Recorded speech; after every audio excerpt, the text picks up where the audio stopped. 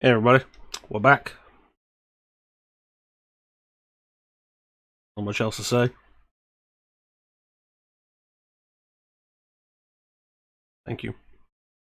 I wanna take you for a ride. I wanna take you for a ride. I wanna take you for a ride. No, we're still here. How's everybody doing? Everybody doing okay? That should be paused. That's fine. Yeah, I'll look at that again later.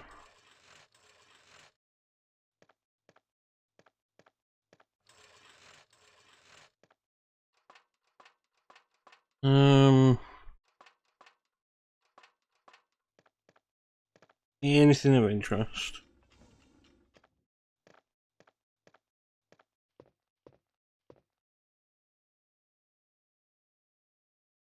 Perestroika.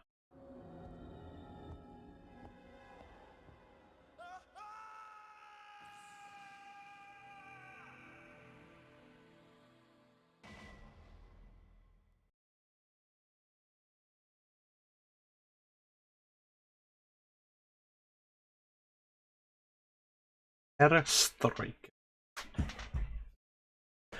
Alright, so it's time to start the Chris run of RE1. A lot of people always go for Jill, because Jill's considered the easier mode, which I think says quite a bit about the way Resident Evil plays, because Chris can take more damage than Jill, but Jill gets 2 extra inventory slots, and that makes her the easy mode.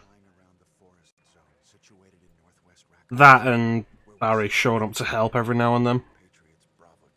I suppose Rebecca's kind of a big thing with Chris, isn't she? There's a lot of protecting Rebecca. Bizarre murder cases have recently occurred in Raccoon City. There are outlandish reports of families being attacked by a group of about 10 people. Victims were apparently eaten. Bravo team went to the hideout of the group and disappeared. Look, Chris.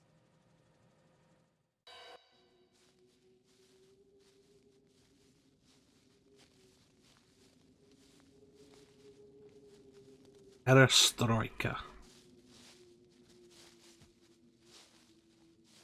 It was Bravo team's helicopter. Nobody was in it. But strangely, most of the equipment was still there. However, we soon discovered why. Because they were dead. Pictured off screen, Bravo team's helicopter.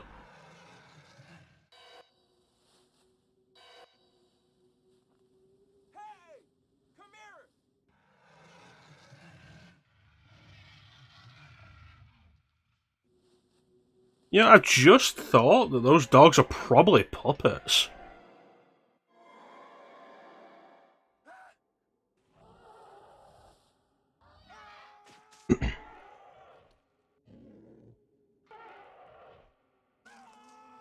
Yeah, those dogs are probably puppets. Why is that taking me almost 30 years to think of? God damn.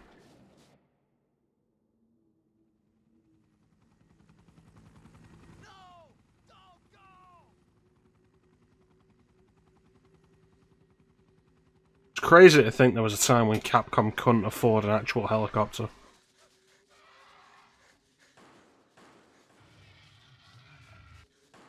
Let's say that, I mean, this is the first game of a new series.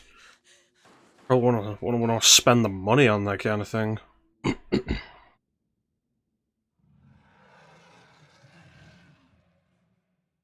are only 3 STARS members left now.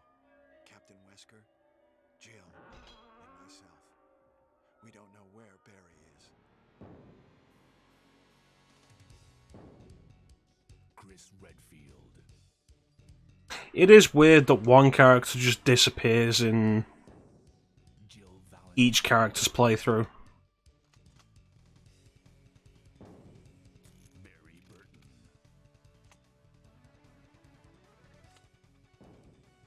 Rebecca Chambers. It's less noticeable in Jill's campaign because, like, who's Rebecca? Doesn't matter. Like, the opening has, like, Chris, Jill, Barry, and Wesker. And it's like, oh, Chris is missing. Where did he go? But you find him at the end. But in Chris's scenario, it's just like, Barry's gone. And we never find him.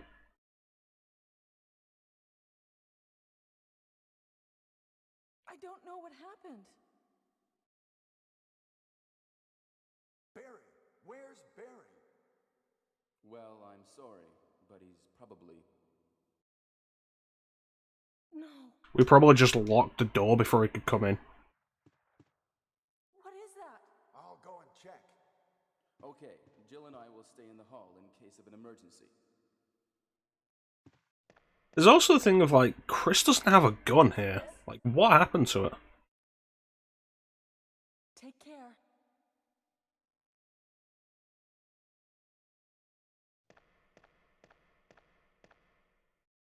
And now to play as that one character they keep bringing back who is the least interesting character in the series. Yes, Chris just has a knife. No blood here.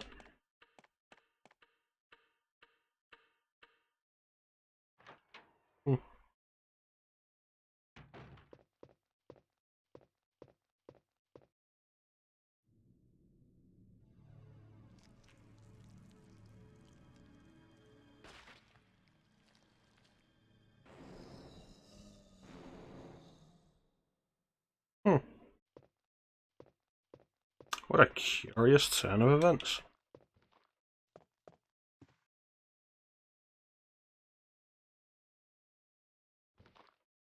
Didn't want to press that again.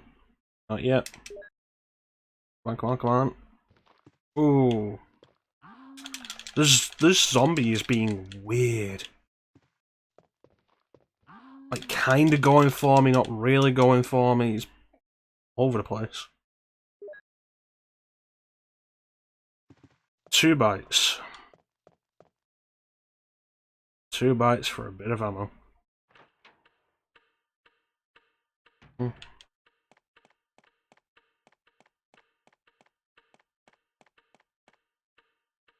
I found a Zambambo. Zabombi.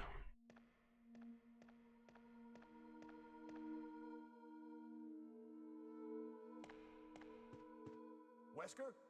See, this at least makes more sense than Jill's campaign of like, oh yeah, Chris just shows up in the prison. With this, it's like, oh, where are Jill and Wesker? Well, presumably Wesker knocked Jill out and then threw her in the prison. To Jill and Wesker.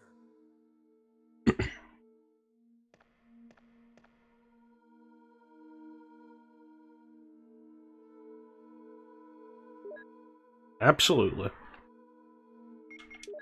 So the Chris playthrough is different from the Jill playthrough immediately. Because we don't get the lockpick, which means we need to find the sword key.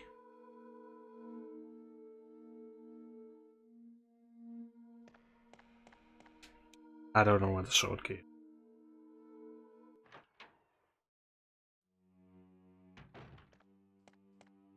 Alright. Let's do the exploration. Get that map.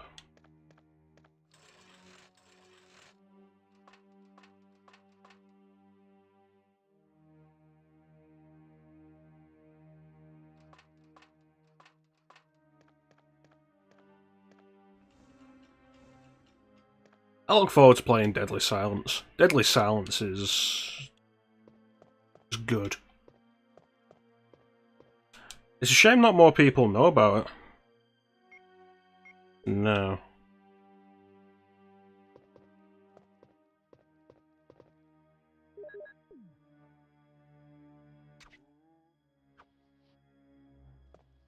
There we go. Bastard would have got me by the legs if I hadn't done that to make him move. Okay, so we can't just go through this door now because it's locked with a sword.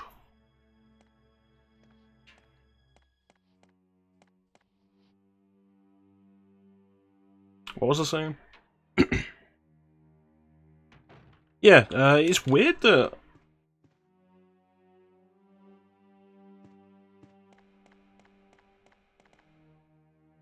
Weird that not a lot of people know about Deadly Silence.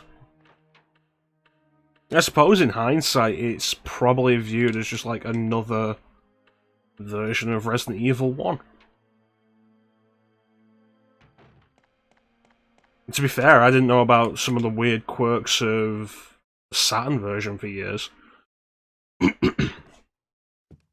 good friend Bane, who is moderator of the stream, is the one who told me about the second Tyrant in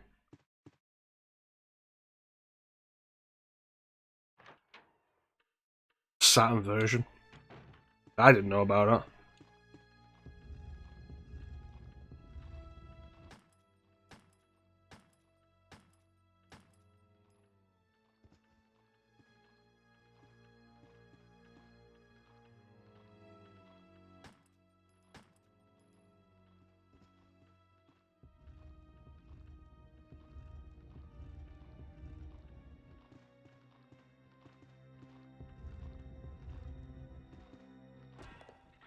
These zombies are deceptively quick compared to zombies in later games in the series. Like, RE3 had the zombies that would go turbo, as it's referred to. But, like, the standard movement was slower than this.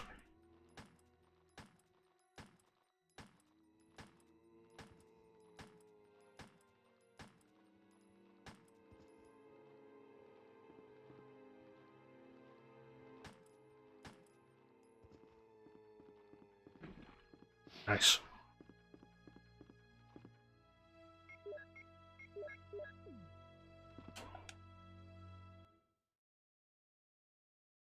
I always hate that stairway.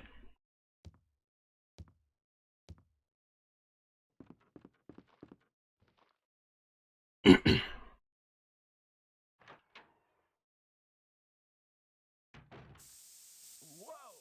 What is it? What? Oh! Oh no! Sorry, I didn't mean to do that. You must be from the Bravo team. You're terrible at your job. You must be from the Bravo team. Chambers. I'm a newcomer.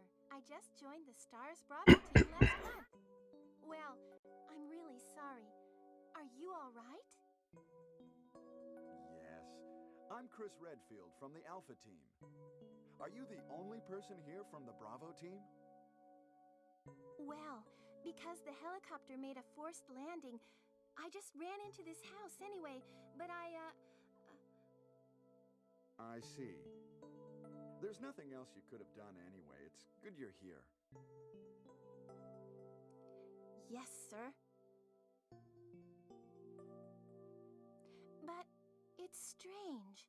I serviced the helicopter recently, but something went wrong with the engine. It was such a short flight.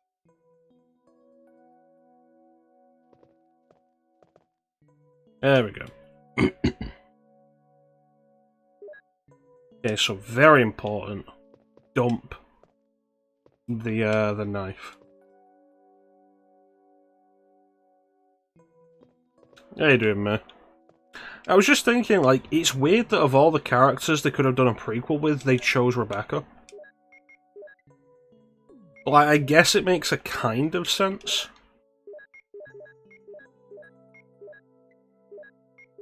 Because Rebecca's the only member of Bravo team that survives. So I was like, okay, you're gonna play as a character who you know doesn't survive, then it's all a foregone conclusion. A lot of people wouldn't be happy with that. I wonder if everybody is...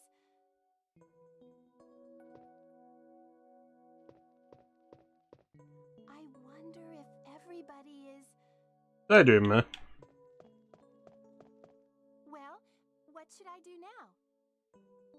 If you go out to search for the other members, how about letting me come with you?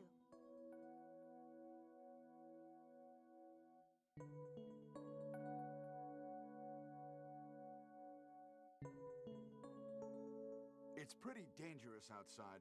Let me take care of it. I mean, to be fair, at no point would Rebecca have to mention Billy Cohen. A lot of chemicals in this room. Like, she could very easily bring up the events of Zero without mentioning Billy Cohen.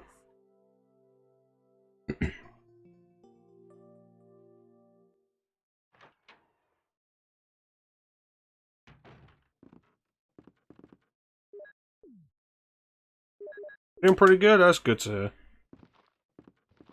Ah, you bastard. That's an orange caution.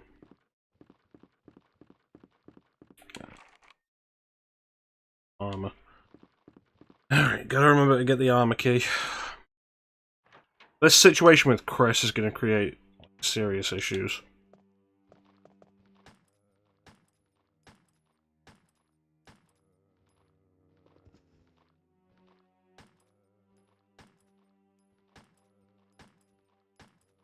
Ten shots. He ain't fucking dead yet. 11 shots for one zombie. God damn.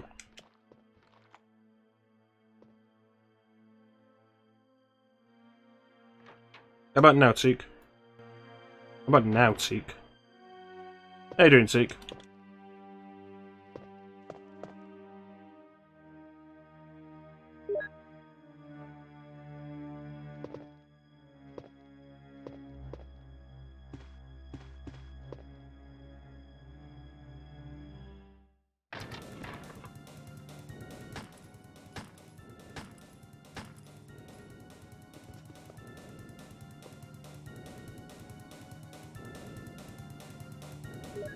Yes. Drained and numb. Good or bad? Later, bitch.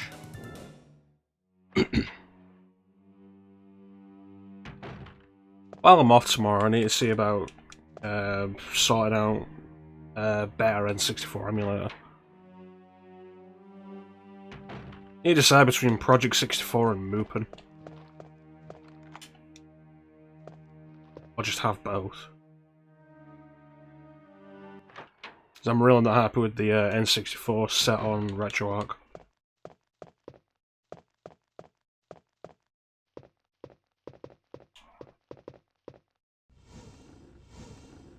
Oh, that's concerning. Is that just bad timing, or they're deliberately avoiding you?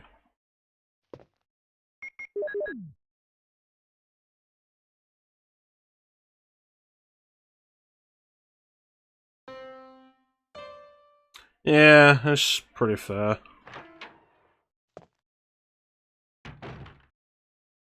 I need to It's get me, Chris. something for Saturn emulation.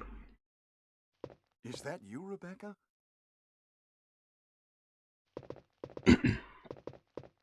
Probably be a good job to do tomorrow It's as well the while I'm Moonlight off. Sonata.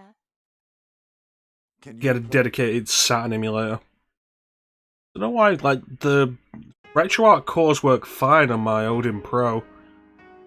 But, like, every time I try and do Saturn emulation on my PC through RetroArch, it just crashes.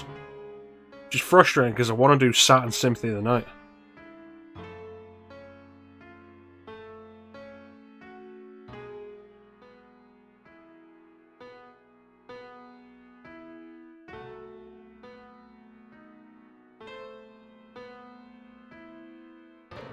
Wait, what is that?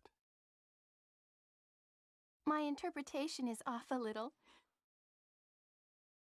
Chris, may I practice for a while? That's fair. See? Just relax and play. Should have, All Chris. right.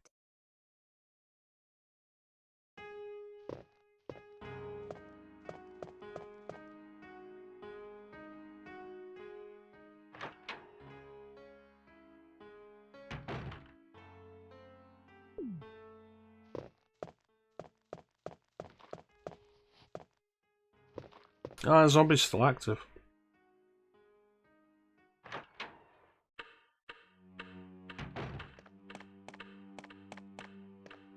I wonder if you'll be able to hear the sounds now.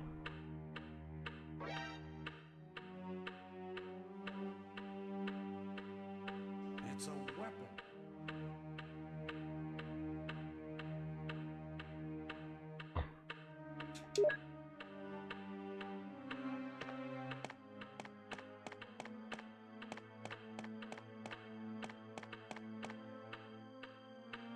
Well, yeah. I need to figure out why they're so low.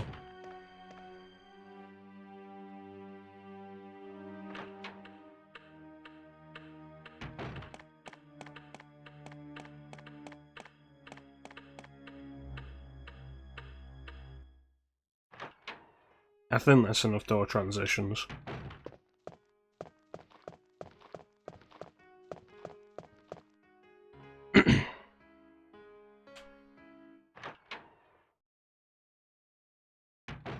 Chris! Streamlabs chatbot. It's a specific thing that they have available on it. A little uncomfortable. You like it?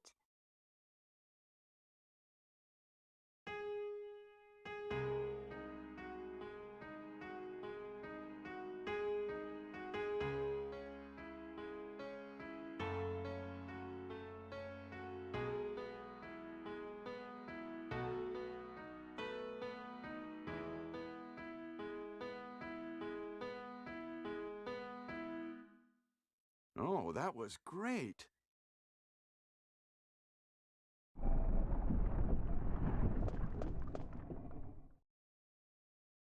What is that? You know, that's a fair point, Seek. It might be. Let me unhide that. Yeah, presumably.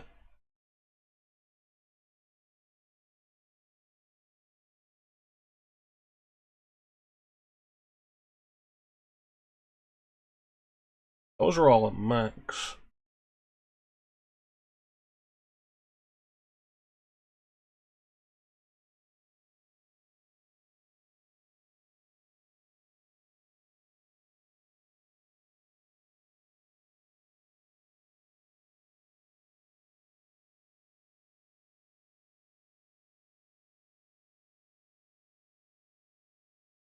Hey, how you doing, Osmo? It's a weapon.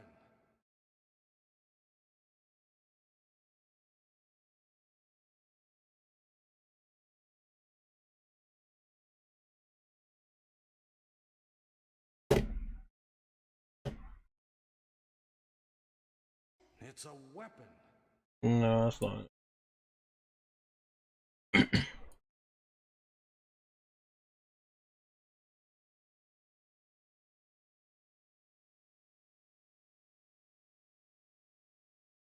Work it out off stream.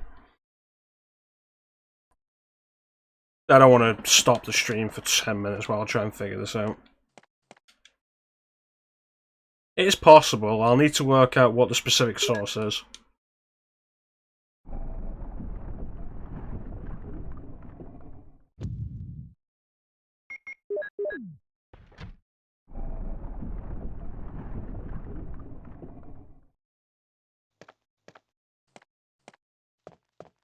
Chris, are you all right? Oh, see ya.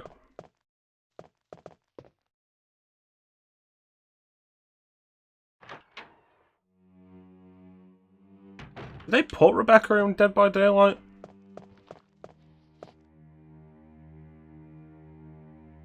I don't really play multiplayer, so I'm not up to date with it.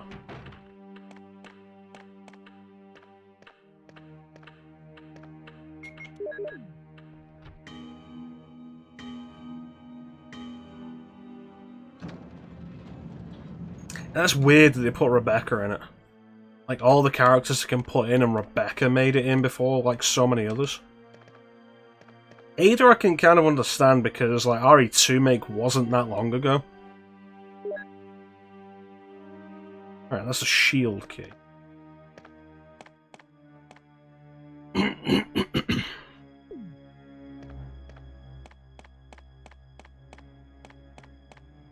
Wesker makes sense just because, like, Wesker.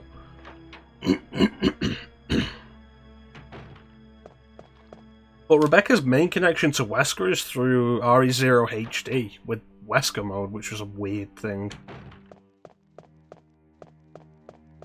There's going to be a lot of back and forth in this playthrough.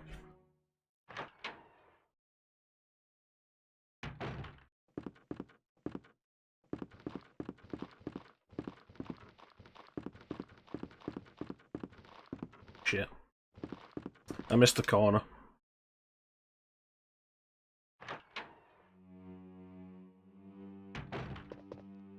Skins.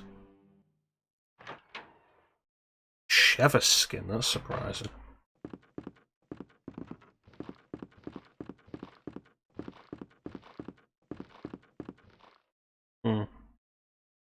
See, what did you think of a Saturn version of RE1 when you played it? Like, just play it. Fucking hell, Rebecca, how did you get here before me? Ah, Chris! This room is fully equipped with medical supplies. I can treat you, except for your major injury. Would you like me to? Yes, I am in orange caution.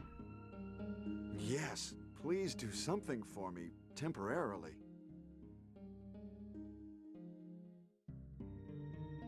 I need to do Max Payne 2 on stream.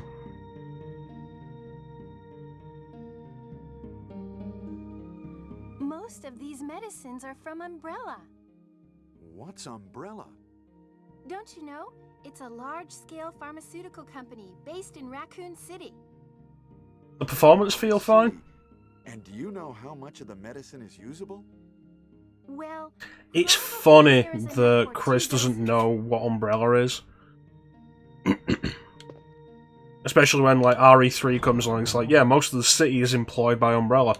And Chris is just like, doy, I don't know what Umbrella is.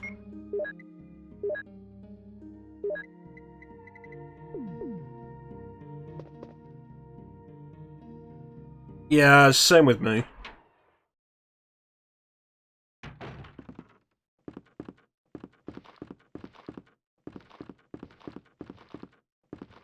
Which is a shame, like, if I still had the interest, it'd be great to sit down with OG RE1 and, like, go through the different versions. Because, like, between OG, Director's Cut, DualShock, Saturn, and Deadly Silence, and then you count, like, the extra modes they have, like, a range mode is such a cool idea, and no other Resident Evil game has that. RE2 has a mode it calls a range mode, but it's a fucking weird mode that doesn't really do anything.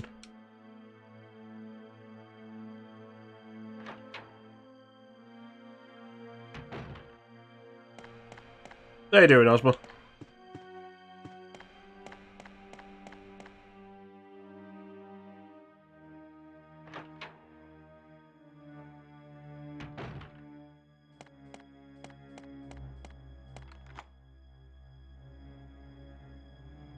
Awesome.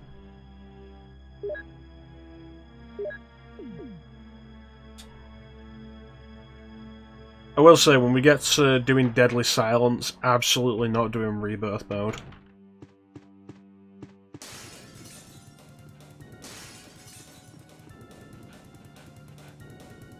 Because I have streamed Deadly Silence before, though I didn't finish it. We did Deadly Silence for, like, the length of a stream. And we did Rebirth mode to show it off. And it's frustrating just how often you'll go through a door and you have to do the knife minigame.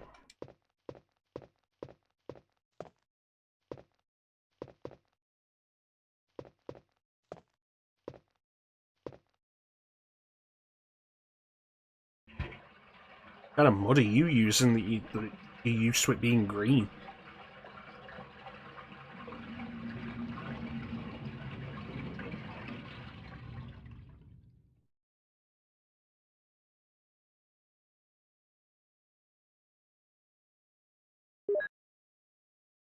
Hmm.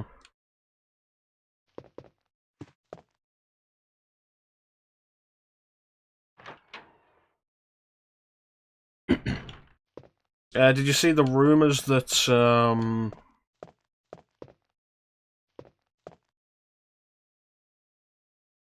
there's going to be a Metal Gear Solid Trilogy remaster.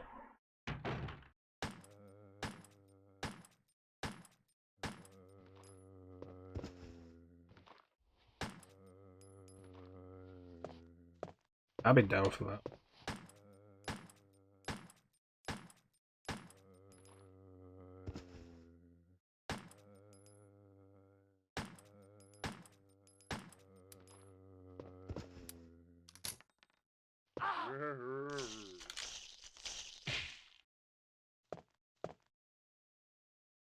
And the big problem was just like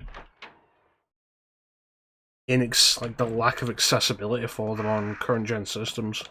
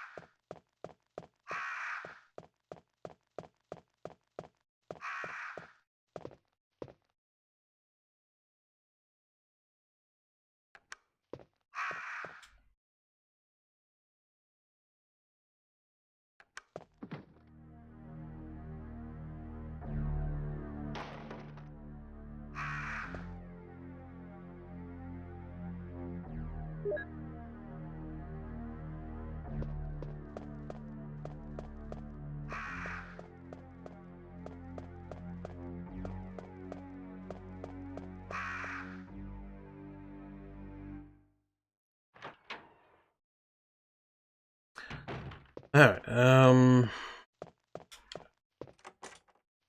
there we go.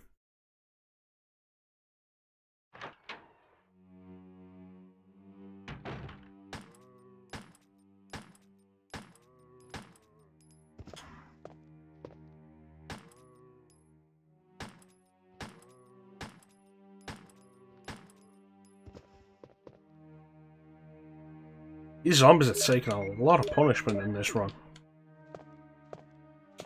God damn. That's a regret doing the Chris run.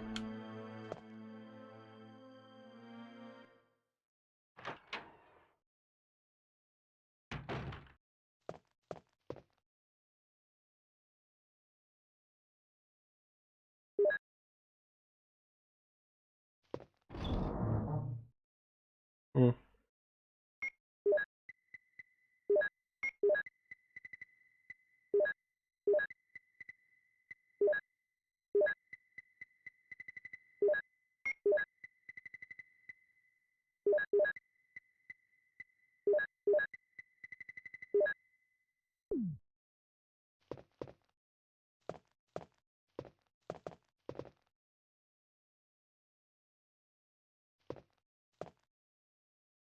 Hmm. Anyway. Yeah, it's probably like a lot of old games at this point, just accessibility.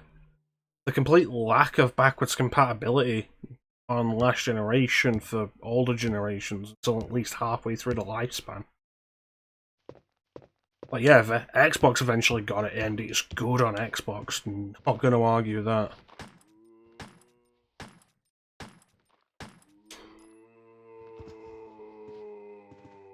Good. And so it's like, hey, PlayStation 2 classics.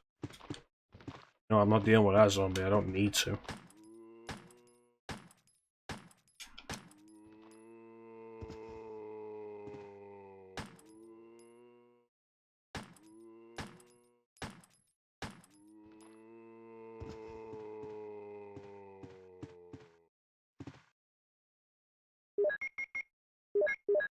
God damn.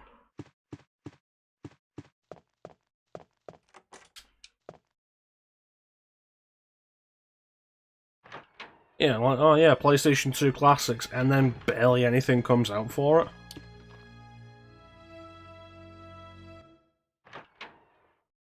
And now PS5's like, hey, you want to play all those excellent PS1 games again? Subscription. And it's like, no. But a lot of people don't have the option, the know-how, like, the ability to use an emulator or set one up. Because let's be fair, emulation setup isn't as simple as we make it look. Every now and then I'll still get fucked off with an emulator not working the way it's supposed to, and I have no idea why.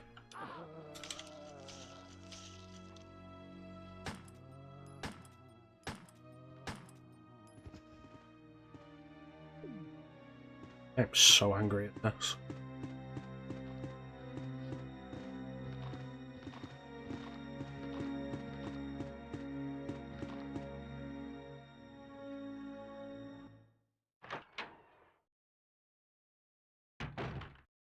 So for a lot of people, the only option they really have is stuff like PlayStation Plus Premium or Nintendo Switch Online or the Virtual Console. That's another small key, isn't it?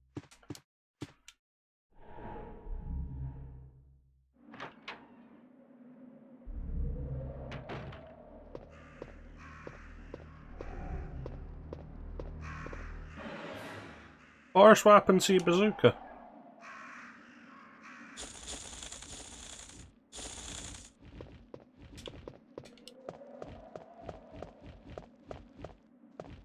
Didn't get anything for it here.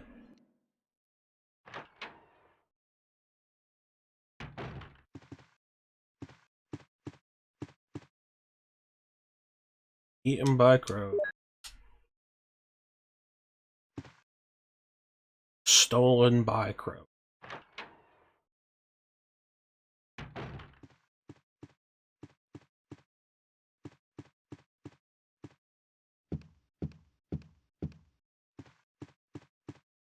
I'm missing the armor key. Chemicals. Alright, no, I know where I'm going.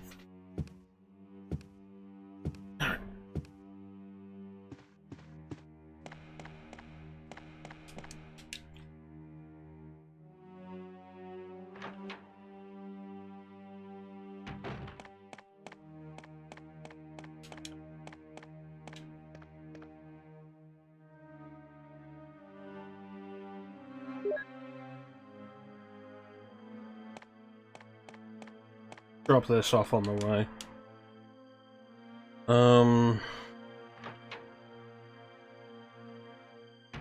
Yeah, I just want people to be able to play video games. But game companies just seem to have such a big thing against re-releasing stuff. I saw news earlier this week, it was really hopeful and shit. Of like, oh yeah, no, Konami's prepping to re-release Silent Hill on PC.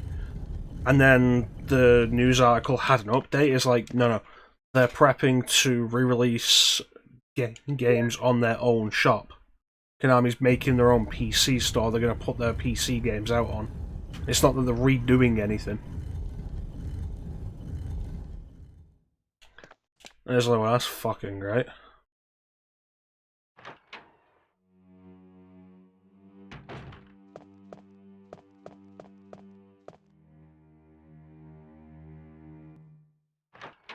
Like, people got so hyped when MGS1 was released on Good Old Games.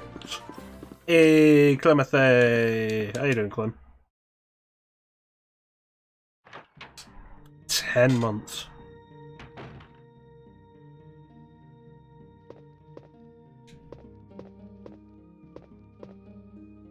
But like, Are you all right? Want me to treat it? the MGS version that was released on when again? Hey, how you doing, Flame?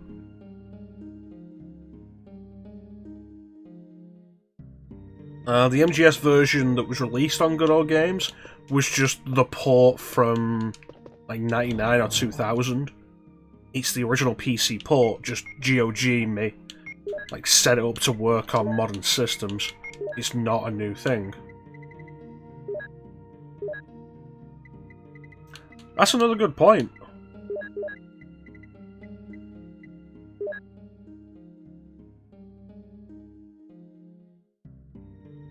It's like, oh yeah, no, Capcom has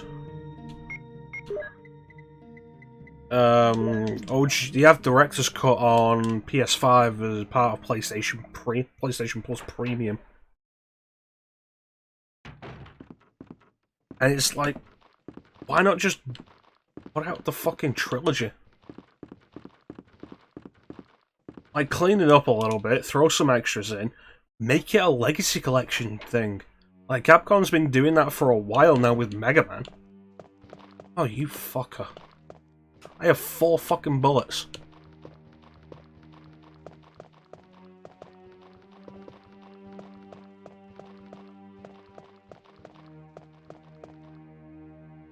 Like, Capcom's been doing it for a while with the Legacy Collections for Mega Man. Like, do it with some of your other series, Capcom. Do it with RE1. Do it with, like, RE. PS1 emulation is simple as hell. We're doing it right now. Hell, do it with the Dreamcast versions. Although, you know, based on the Mega Man Legacy Collections, if they do put out the Resident Evil trilogy on modern systems as part of a collection, it'll probably just be the basic PS1 versions. Director's Cut, DualShock, and Director's Cut 1, DualShock 2, and just 3.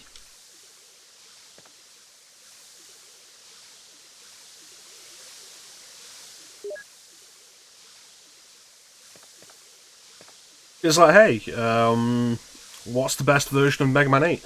The Saturn port. What's the version of Mega Man 8 on the Legacy Collection, the PlayStation version? Easier to deal with.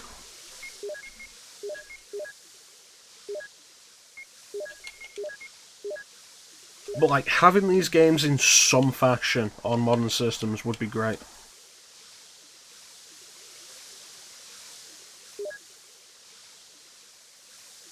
Especially if it's a way to play them without having to pay a subscription fee. Code Veronica in there, throw Survivor in there, like...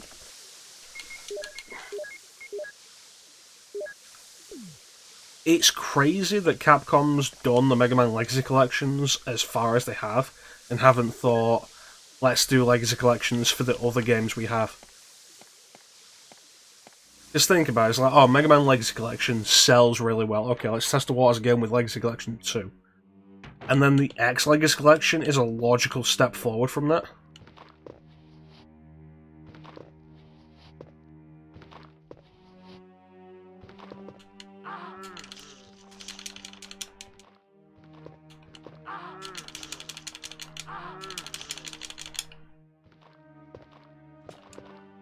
I miss RE2.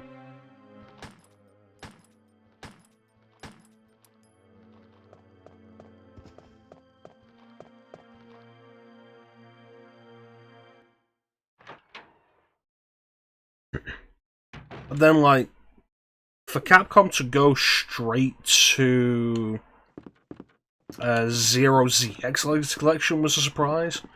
Like, without turning around and saying Resident Evil Legacy Collection, or Onimusha Legacy Collection, or Beautiful Joe Legacy Collection.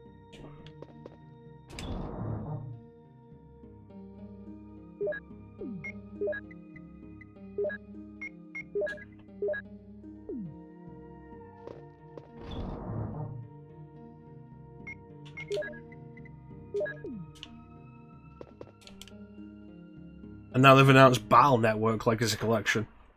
And it's like, wow.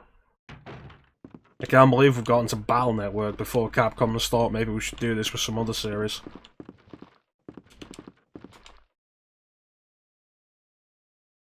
I can't believe we've gotten to Battle Network before Capcom's done the Game Boy games. I already did that, didn't I? I went past what I wanted to do.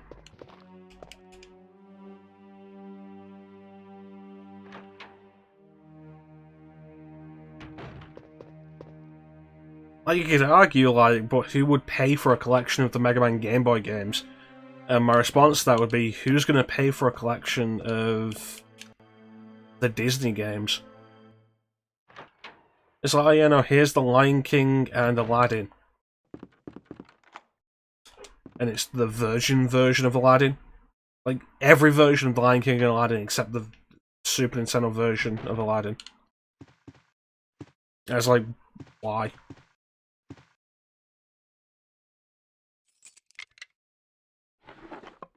If they would have just put, like, the Mega Drive versions of both on there, and then charged less for it, it wouldn't have made any difference to how much appeal it would have. Fucking finally, goddamn. These zombies have been so goddamn tanky.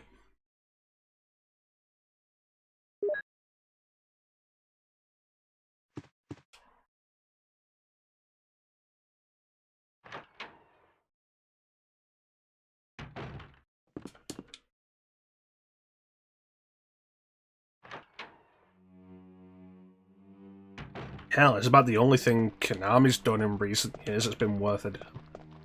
The collections of their old games, and I wish they'd just do more of them. Like, yeah, no, I'll outright buy fucking collections of old Konami games, I don't care.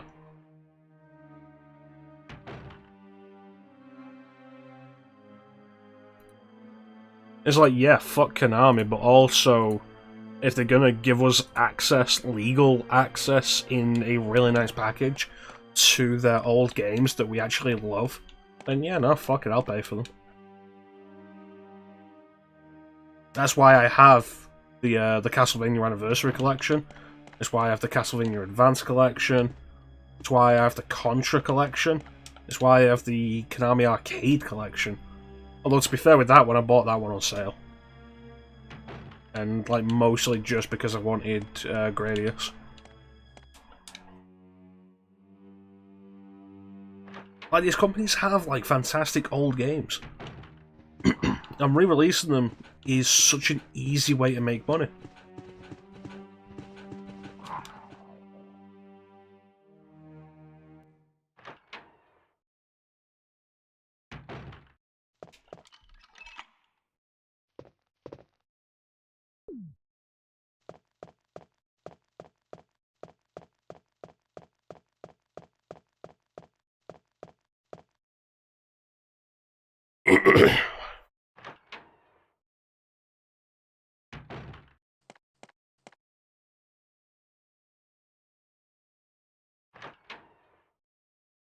I mean, Sega's one of the best examples of it. Look at how often Sega re-releases Sonic 1. And people still eat it up and, like, buy the hell out of it.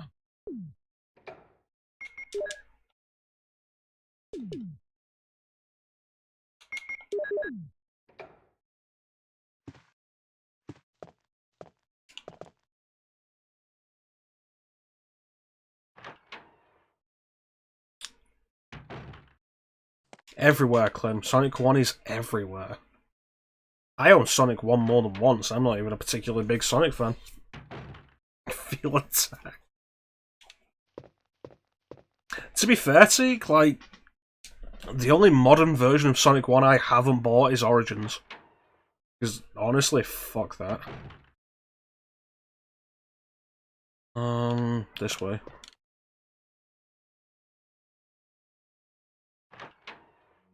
It's like I have the Ultimate Mega Drive collection on PS3. I might have gotten rid of that.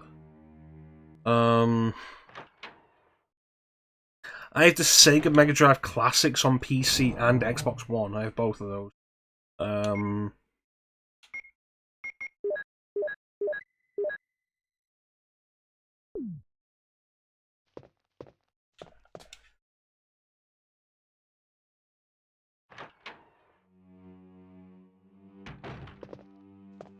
I have Sonic 1 and Sonic 2 on Sega Ages for Switch. I bought Sonic 1 and 2 on Android when I got my Odin Pro. It was like, oh yeah, no, I've got an Android device with buttons.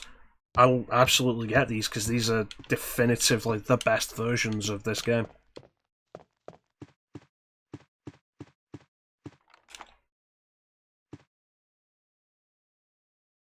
So yeah, like with the exception of Origins. The fucking damn zombies. Yeah, with the exception of Origins, I've bought like every modern release of Sonic 1. And 2. Well, just counting the Android version, I can play it on my Odin Pro, my phone, my Retro Pocket 2 Plus that's in my bag.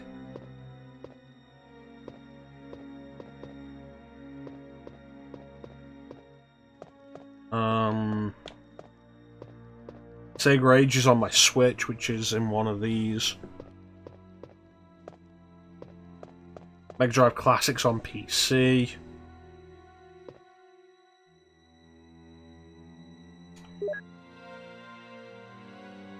Like, you like what you like. And, like, buy these games again, support them, it's fine.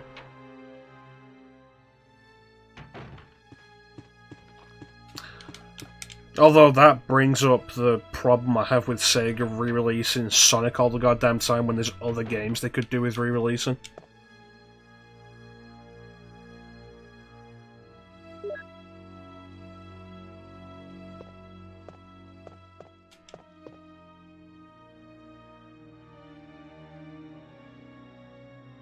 Do I ever need the lighter?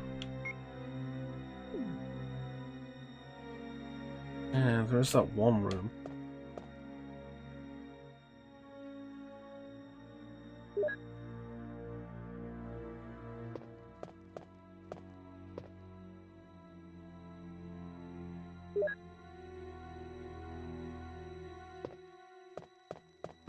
In OG, I don't think so.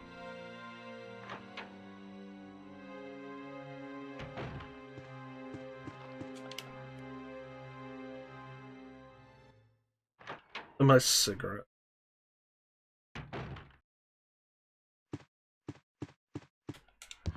I feel like I've lost track of what we were saying. What were we talking about? Oh, the lighter. Yeah, okay. I don't do cigarettes, I do cigars. It's something Sina got me onto, so every now and then I'll do cigars.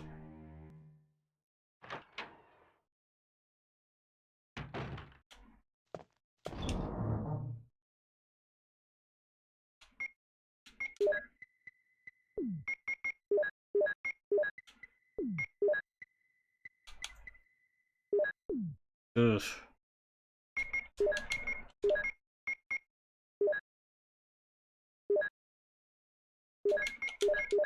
I have smoked cigars and the marijuana.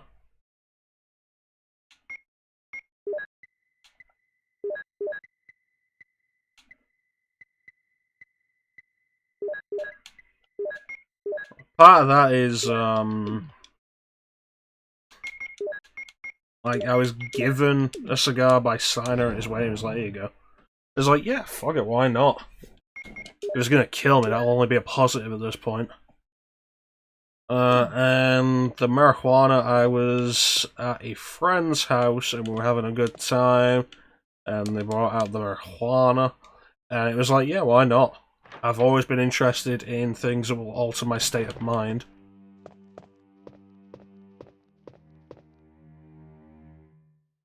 I think it's worth experiencing, but that's just, like I say, my whole thing of wanting to experience things that will alter my state of mind. I'd love to try acid at some point. But again, that's just because it'll alter the state of mind.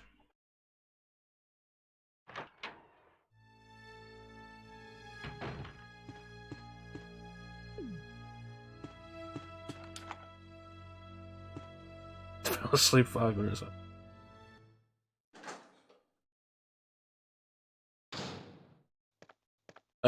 But I don't even know if I got high from the marijuana, because we were also drinking a lot.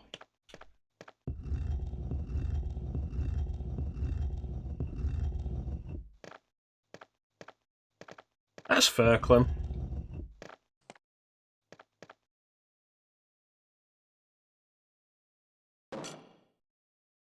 Part of it for me at this point is also to experience new things. If I don't like them, fine, fair enough, but at least I've tried it. And I'll be okay with that.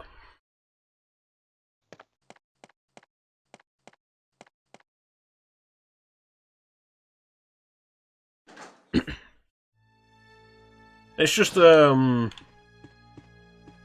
new mindset I entered into last year.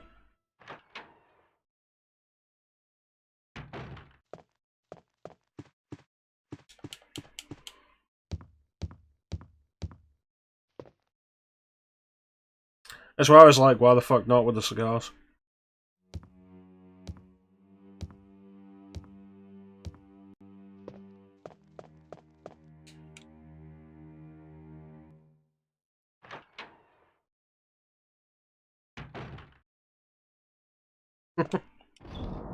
Again, like, I'd be like, yeah, I'd be interested. But for fuck's sake, make them taste better.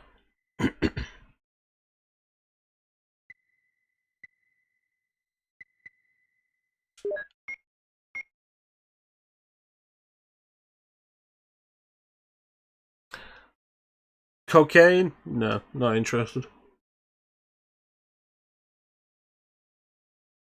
Actually, it's got one here.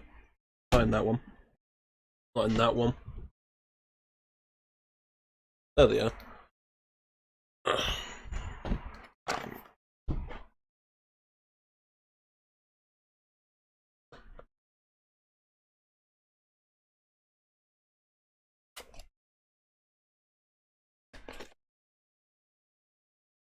Snips.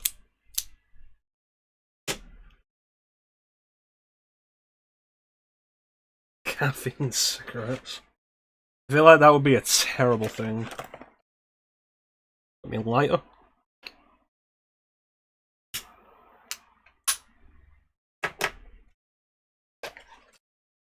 And I have 2 cigars right here. And honestly, I was debating it for the Metal Gear Solid 3 playthrough. Because Big Boss smokes cigars, not cigarettes. So I was looking into like Twitch's rules on that, and it's like, it's not banned, but it's frowned upon to smoke on stream.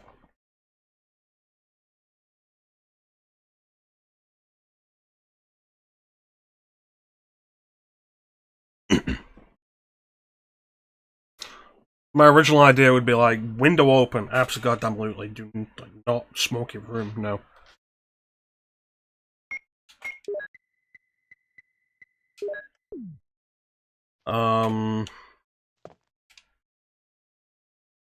At some point during the MGS3 playthrough, just have a lit cigar. But, like, Twitch frowns upon it. Hmm. So they're just there for special occasions.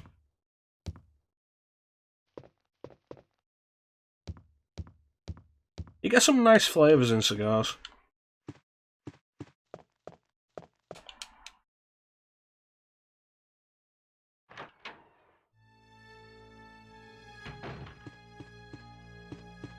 Like, actually going in and experimenting with some of the different kinds of cigars, can absolutely see why they're a recreational thing every now and then. Because there's some nice flavours. I hope Richard's dead. Oh, fantastic.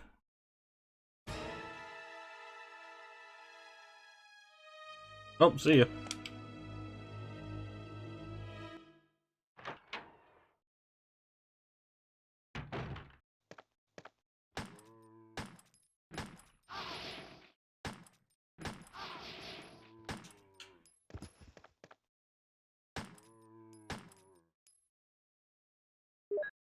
Mhm.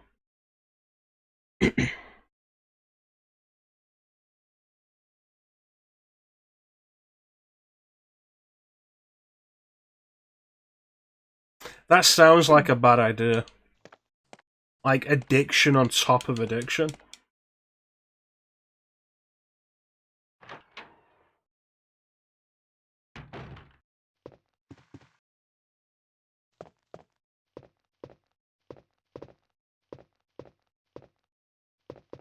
Research inventory. I mean, you're not wrong. The cool lighting up thing. I don't know, maybe we'll make it like a point reward during MGS3.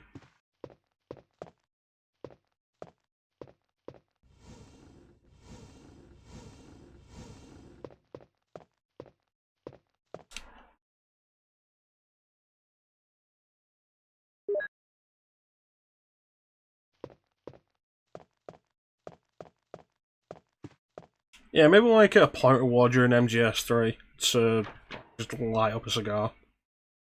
I have to make sure I have an ashtray available.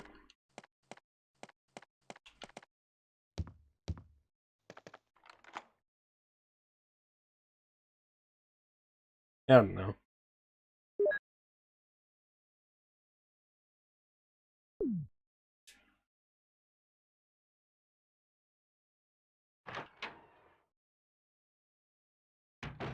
I hope we don't get got.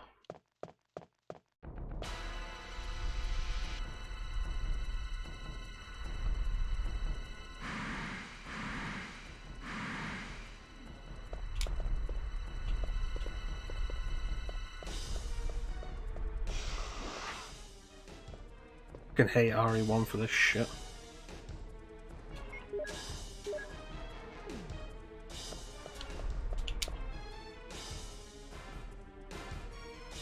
Always getting caught on the goddamn snake. Like, that's why you're such a pain to deal with, because he catches you on his goddamn body.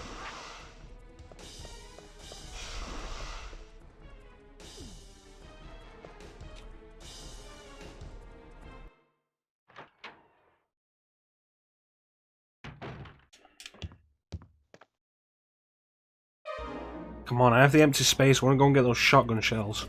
Poisoned? Damn it, give me serum.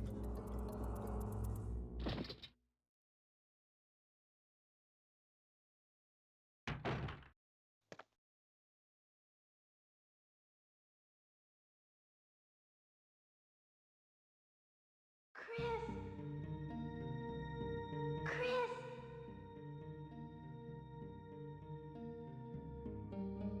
Weird that that was subtitled. Also, how did Rebecca get us here? Yeah, like I say, it seems frowned upon, but not against the TOS. Yeah. What happened? You were bitten by a poisonous snake. Are you okay? My head is killing me. I think you'll be alright, because I gave you a shot. Somebody in Dead by Stay Daylight, out of apparently. trouble. You saved my life. I owe you one.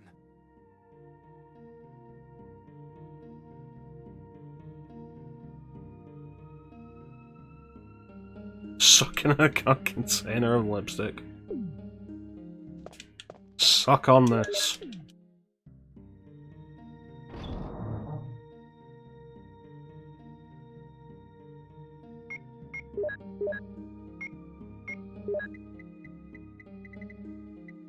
That is all 4 crests. Armor key can go here because it doesn't matter anymore.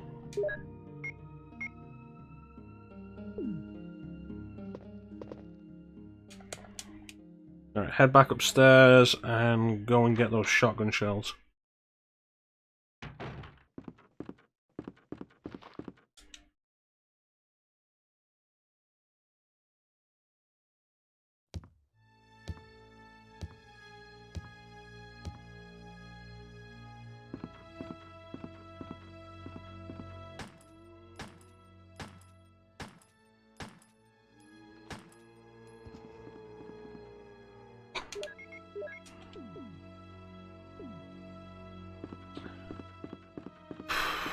At this point, like, I have confirmed that I'm going to end up doing MGS5, but it's largely, why is the fucking camera blurry at this point?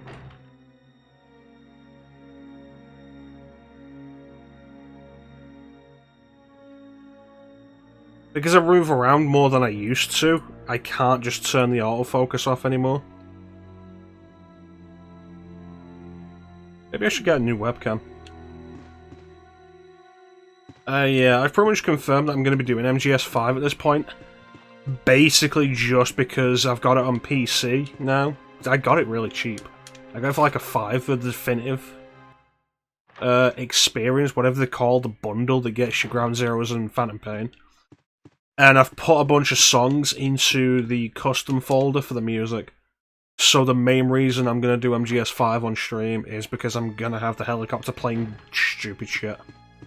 And it's going to amuse me. That's the entire reason.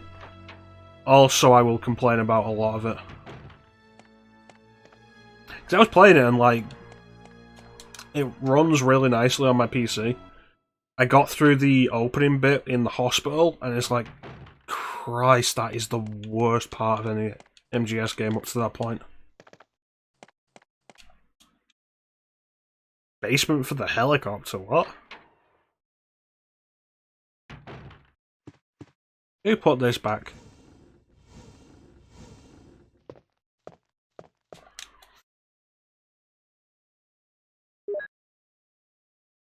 And, like, I said this in the Discord, and nobody reacted to it, which disappoints me. But, like, for a series that is so focused on being a movie-like experience, the cinematography in the opening entire section of MGS5, like the hospital bit, the cinematography in is absolutely garbage. Some of the worst shit I've ever seen.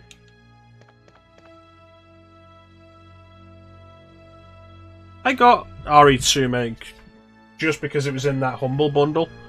And it was like, okay, so there's like 3-4 games here that I don't have on PC. And it'll cost me like 20 quid to get them all. So that's why I got it, because I was on the fence about picking up RE2 make, RE3 make, and RE7 on PC. But I got it. So mods could be fun. Yeah, pretty much. We'll get to it, meh. But I honestly cannot promise you when. Because we did MGS2 a while ago and I've still not gotten to 3.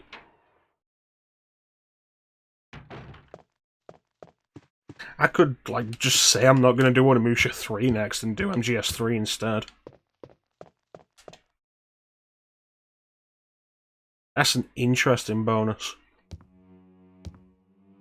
Like, a big part of my issue, though, with, like, mods will be cool for RE2 make, but I'm not that interested in actually replaying RE2 make.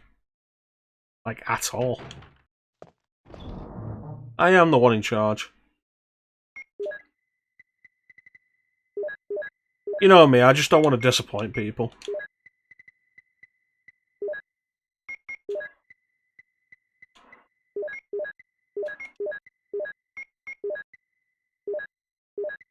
Not saying it's a bad game, I'm just saying I don't really enjoy it.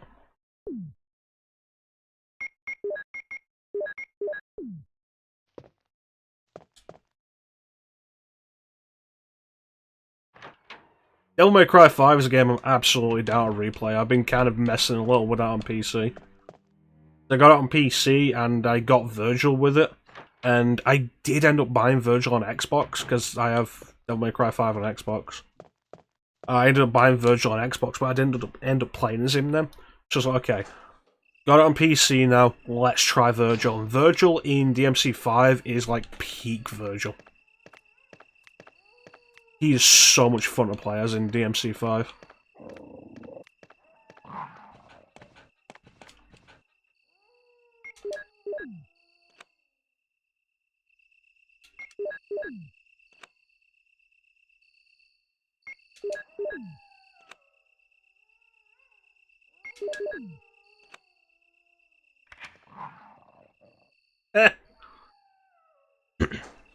Yeah, he was added as DLC. And, like, Virgil in Devil May Cry 3 Special Edition was a novelty. Virgil in Devil May Cry 4 Special Edition was cool. Virgil in Devil May Cry 5, absolutely fantastic to play as. Love it. He is so goddamn fast.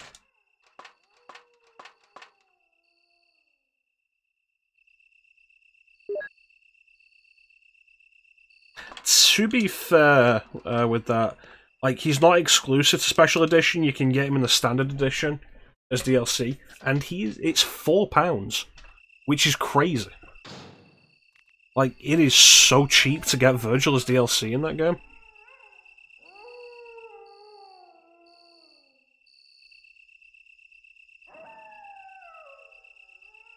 But PC doesn't get the Special Edition.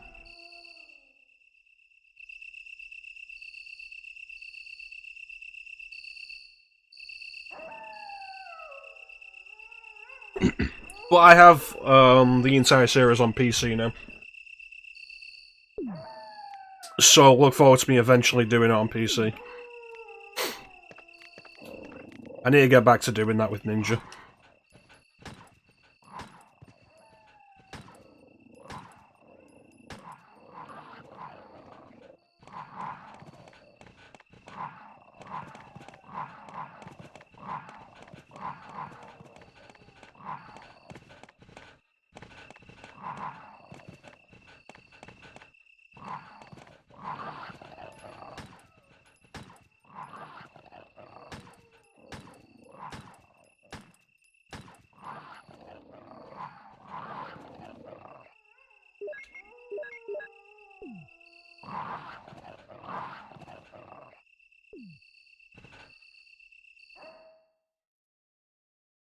This game has been so unkind to me today.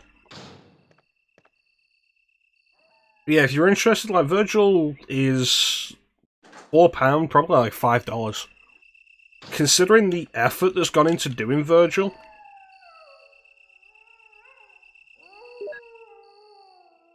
like, yeah, they've brought back most of the moveset again. Yeah. But, like, they've tweaked it, they've refined it, they've put the animations... The animation was probably already there. The most expensive part was probably the new battle song. It's like, Virgil gets his own battle theme in Devil May Cry 5. Which I'm pretty sure we've all heard at this point. Bury the Light. Because, to be fair, it is fucking awesome.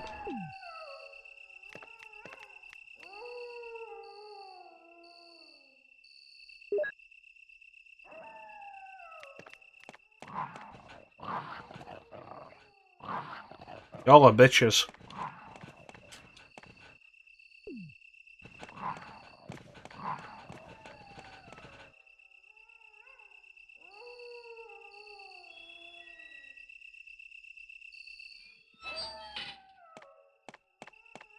Yeah,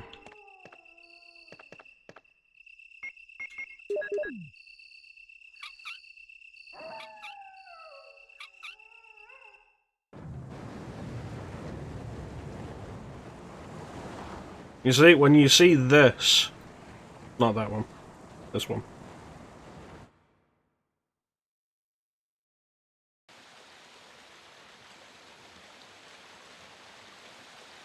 When you see that, that's actually a real thing.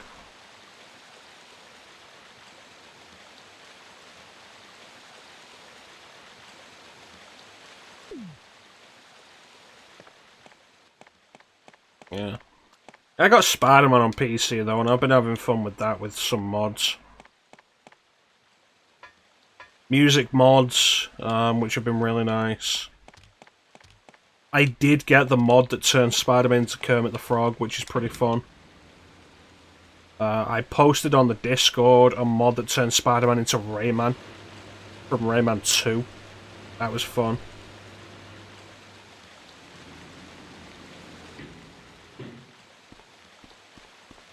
But I'm probably gonna redo that stream anyway. I did Spider-Man a while back. That was when I took a break from Digital Devil Saga. And I did Spider-Man on PS4. And I could do with redoing that, because it wasn't a great stream. And I never did the DLC for it. It's not even because I don't have it, because I have the DLC on PS4, because I loved that game. I was like, more? Yeah.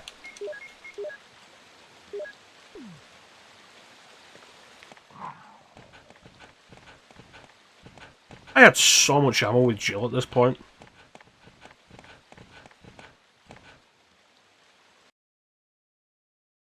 But PC version comes with all DLC though. And I'll finally get around to doing Miles Morales, because I still haven't bought that.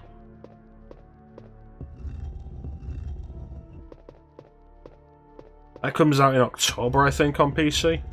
So I'll definitely be picking that up.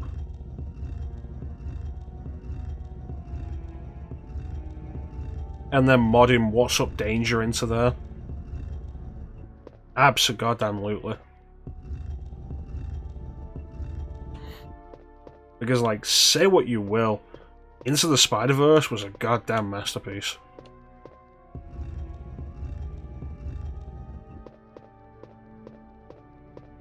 I was saying this the other day.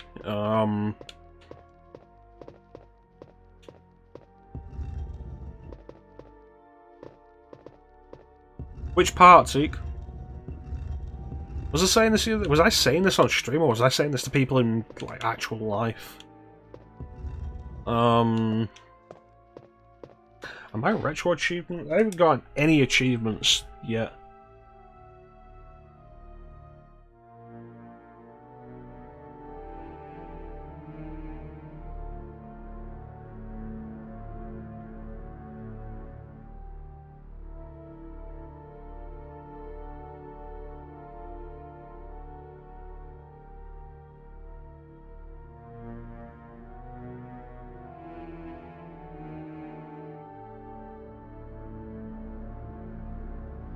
Yes, absolutely. Absolutely down for that. I love What's Up Danger as a song.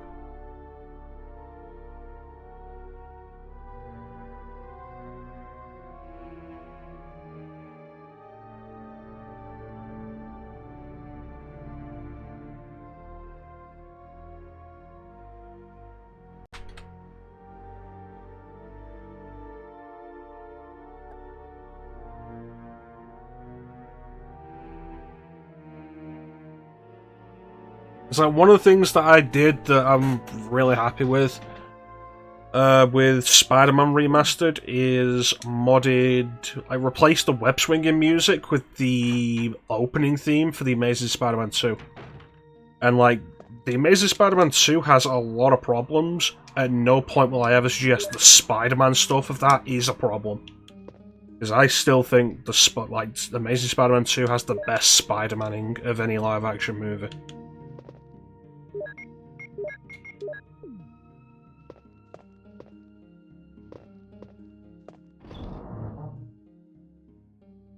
None of the Marvel movies have matched that. Don't at me.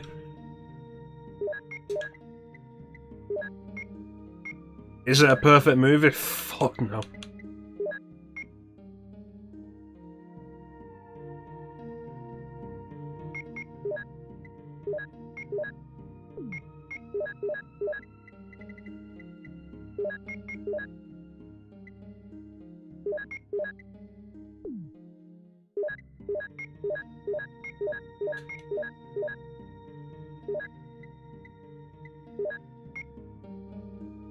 Yeah, I'll do. Is The Amazing Spider-Man 2 a perfect movie? No, not by any stretch of the word. But when it's actually doing the Spider-Man stuff, it's the best of any of them. Like, the composition of the scenes, the designs, the cinematography, the music, the actual choreography is absolute peak. And the MCU has not matched it. Now, that was the thing I noticed going back and rewatching some of the fights from the first Amazing Spider-Man. The choreography is damn good and very unique.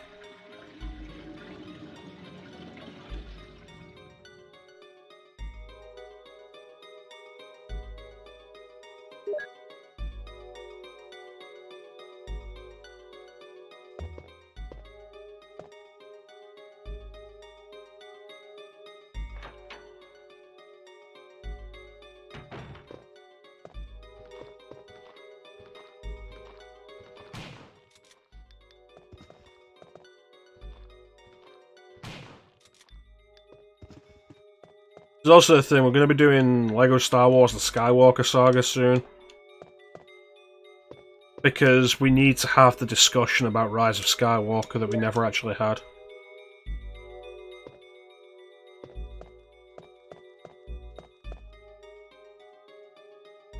And like a proper discussion about the positives and negatives of The Last Jedi. But also mostly just because the Skywalker Saga looks like fun. And I've got it and I want to play it. And I want to share that with you guys. And like, seriously, it should have online multiplayer and it's a major disappointment that it doesn't. We're not doing this again. Come around the table at me, you fucking coward. There it is.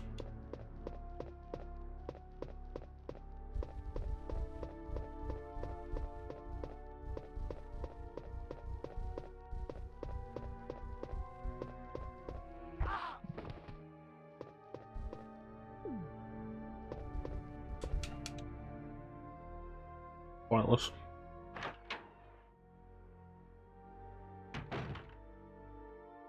Yeah, it'll be good to just have fun with Star Wars.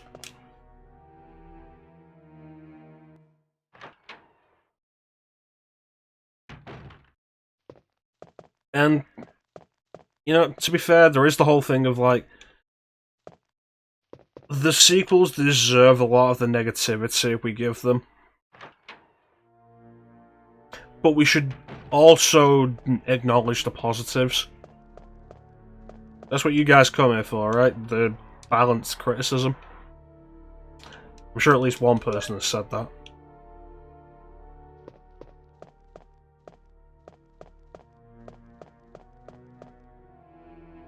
Because as much as I will absolutely criticize The Last Jedi, because it is a bad movie that decided, hey, middle point of a trilogy, let's not do anything with it. It also did have good ideas.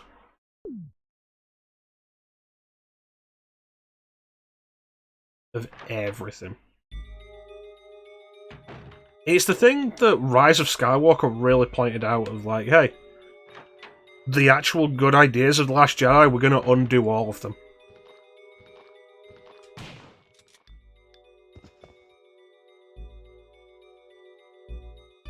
Like Rey being nobody. Undo that.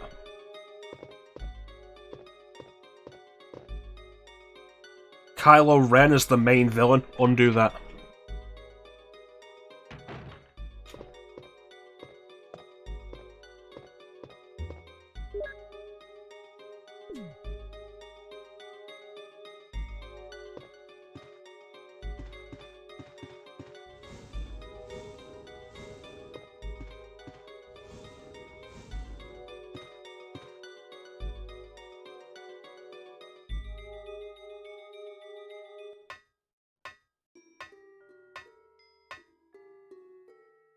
I felt Rise of Skywalker was a cowardly mess.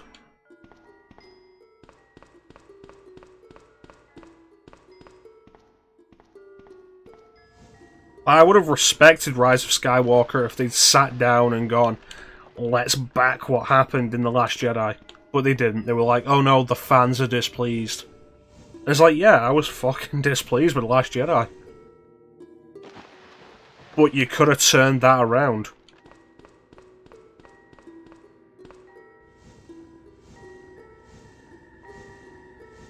Could have done something with it, and they chose not to. I don't think it was.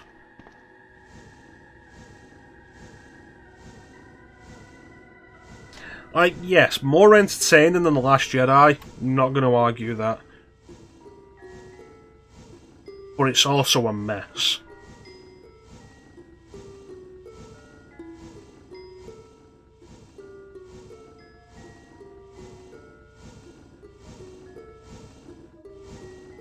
And there are various factors of it that were just poorly designed from the get-go. Like, oh yeah, no, let's have important story content for this movie as a limited time event in Fortnite.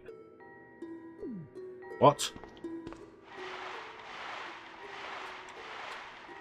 That's not even, oh, that's dumb because I dislike Fortnite.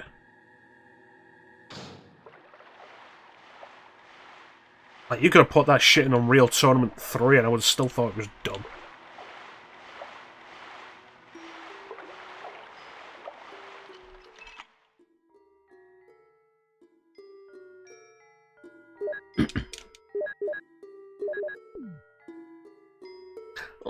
I've said before, like, The Force Awakens is fine.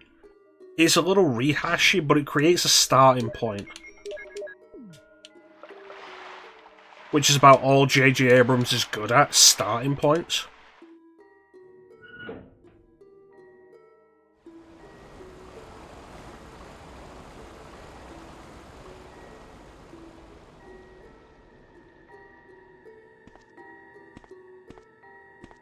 I will blame everybody for what a mess it is.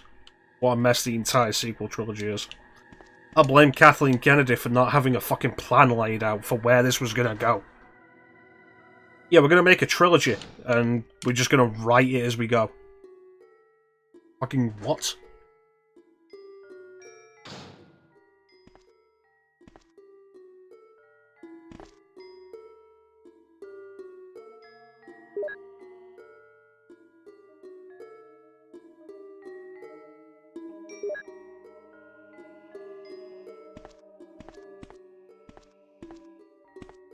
The excuse for that as well. It's like, oh, it's not as though we have decades of books and comics to draw on.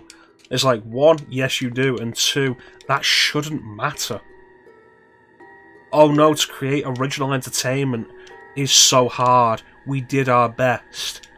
Like, cool. Look at every other series.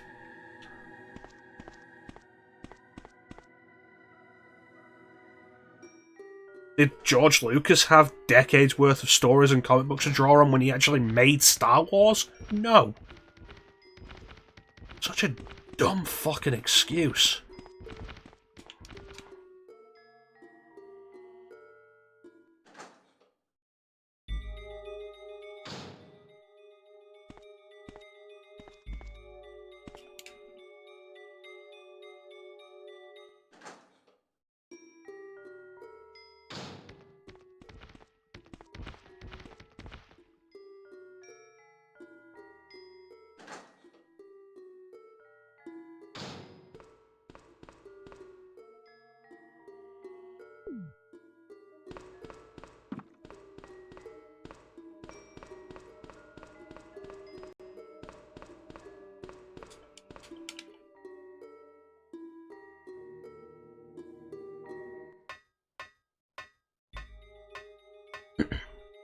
Like, seriously, you're making stories. And you're complaining that the reason it wasn't good was because you had nothing to copy from?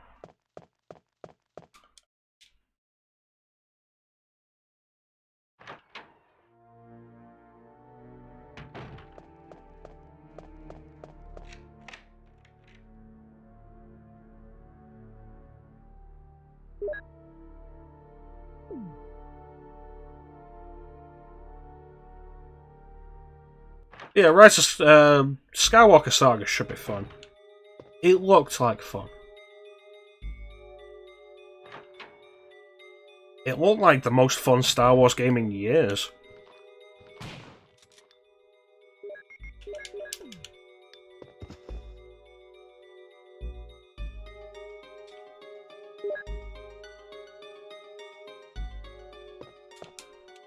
I'm always down for fun Star Wars.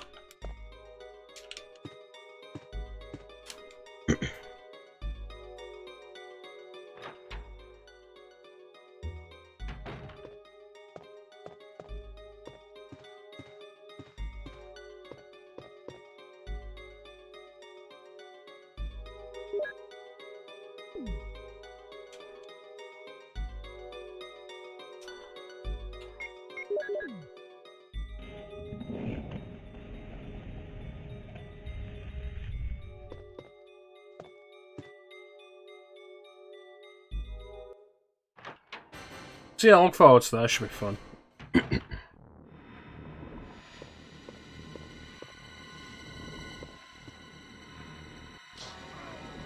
It's good work, Chris, just walking right up to it.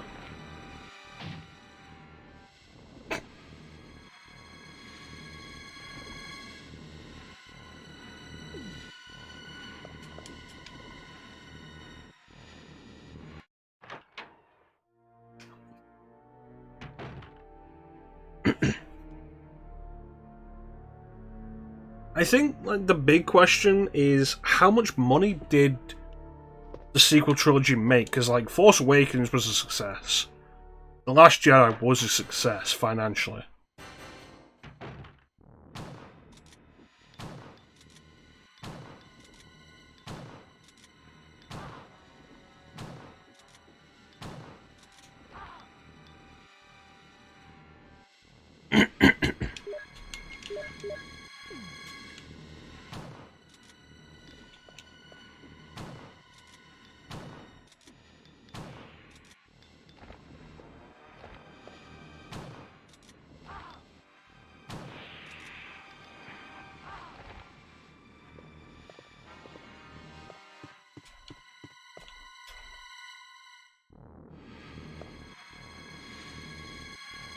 Isn't it? Because like they've had the Disney Plus series. Obi-Wan finished not that long ago. They have a bunch coming out, don't they, for it? The Andor series that I don't care about, the Ahsoka series that I don't care about.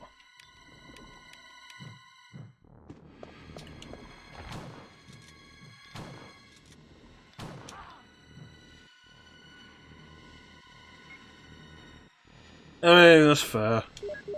If we're going to talk specifically about the sequels, yeah. But it made them the money at the time. If anything was gonna happen to them, it would have happened after Solo happened. Because let's be fair, Solo was a combination of people not caring about the premise.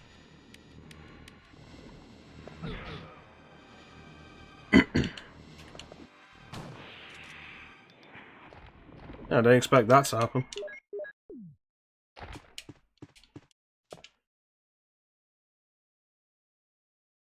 Thank you, Flame. Solo was a combination of people not caring about the premise, and also people being done with Star Wars after The Last Jedi. Just didn't even use V-Jolt. Used a lot of shotgun ammo though, and that's probably going to bite me in the arse later.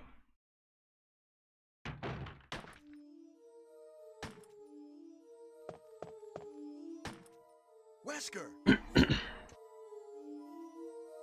Chris, you're alive. My words exactly.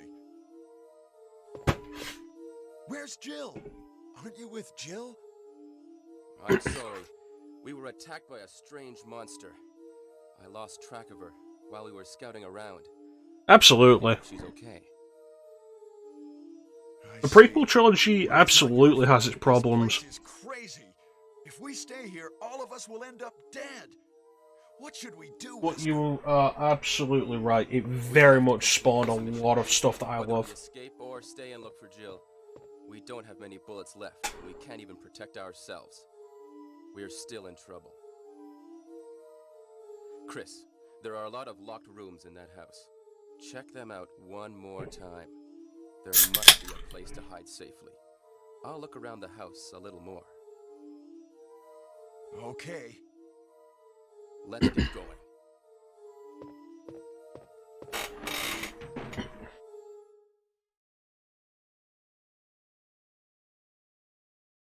I remember saying once when I was playing...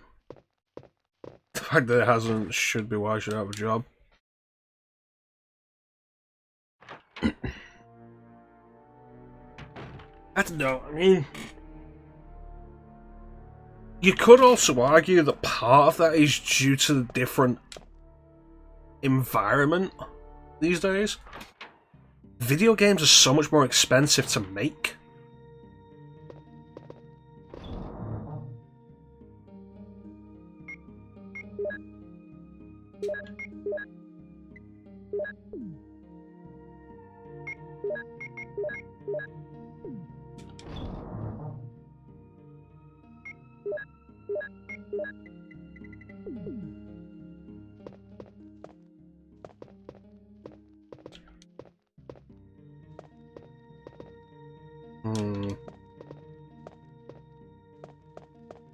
What is with this game and having no ink ribbons around typewriters?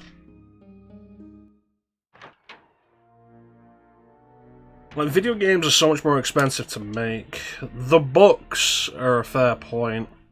But I feel like people just got really burnt out with a lot of the stuff that Disney did after they bought Star Wars. Because a lot of the books that came out around that period were just not very good. So that as a concept may have slowed down itself with no involvement from anybody else.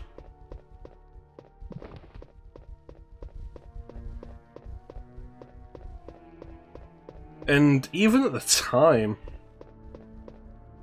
like, while the sequel trilogy was happening and was still popular,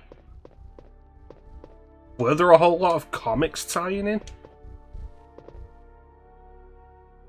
The only thing I can recall that happened along any of those lines was Star Wars Resistance, the animated TV show that was cancelled after one season, which, like, lives up to your point, but is, like, only one example.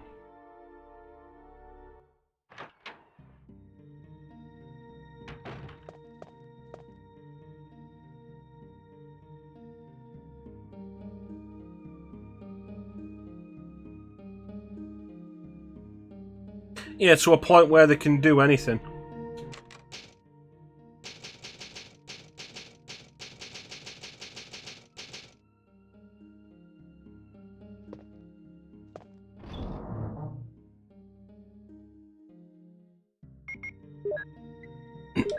Because it's so far removed from everything that it doesn't matter.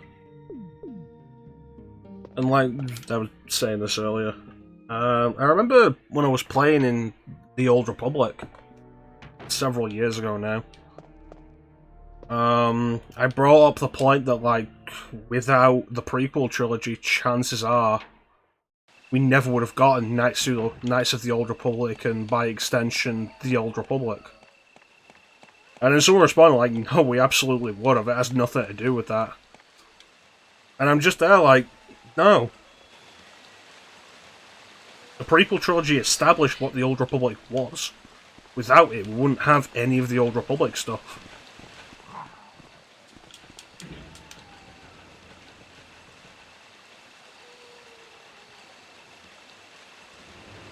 It's weird that they, after they retconned everything away, that they focus so heavily on stuff happening between the events of the original trilogy.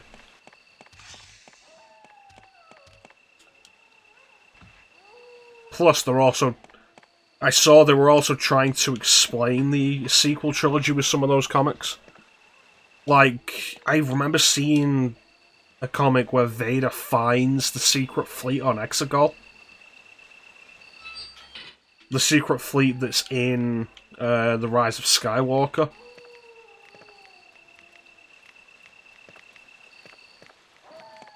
And thus knew about the Emperor's plans following his own death.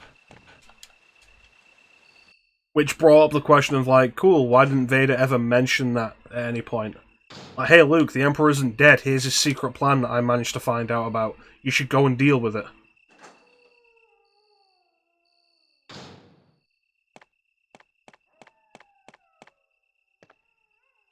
What?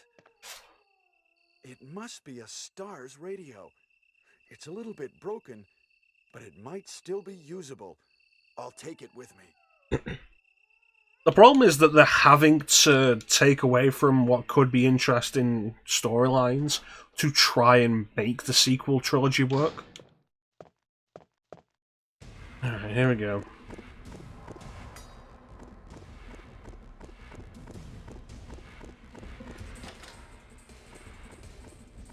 Really wish I had the bazooka.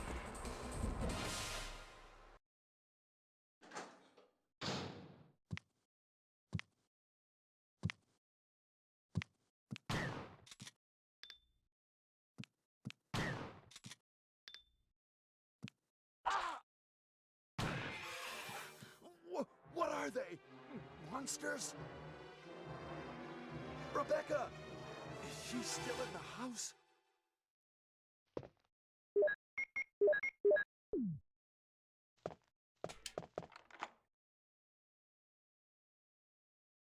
Hmm.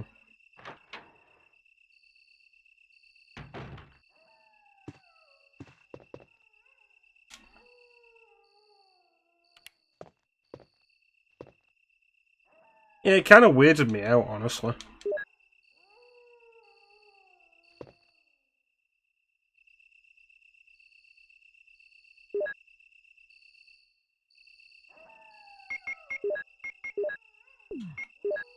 It's probably based on a set of circumstances that I've managed to activate it accidentally. Because Rebecca didn't come to the guardhouse to help us with V-Jolt. That's probably what it is. So we don't know where Rebecca is.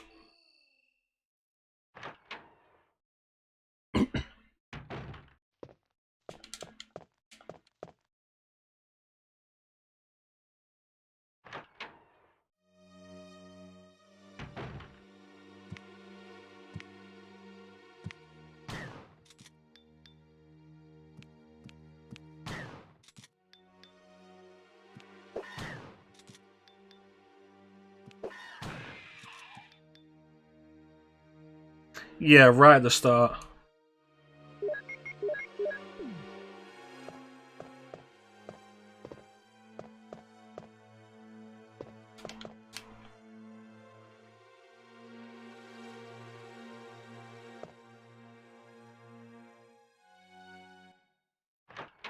Hmm. It'll definitely be helpful if I can save her.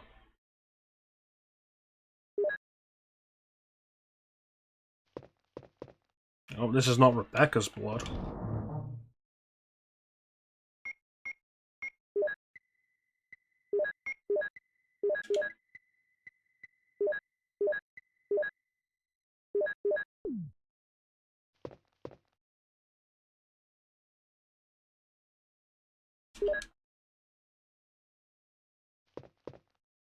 Seriously, shotgun ammo is gonna be a problem here. I used way too much of it on the plant.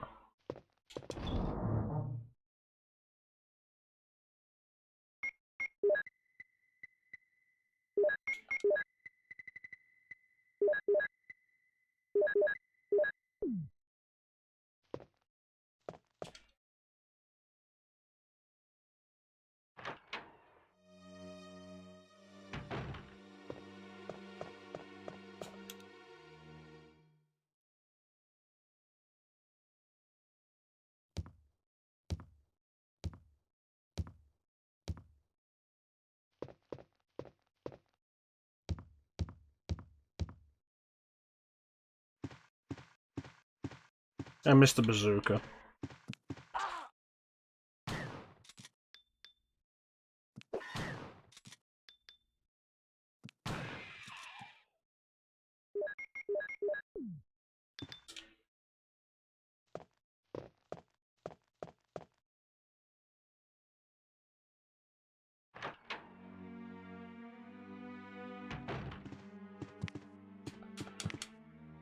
Rebecca, you in here? Are you dead?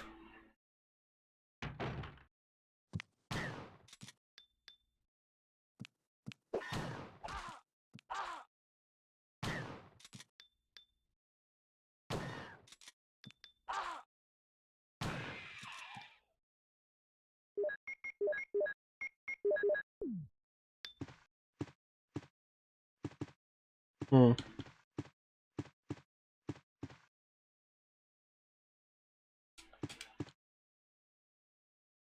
Hmm.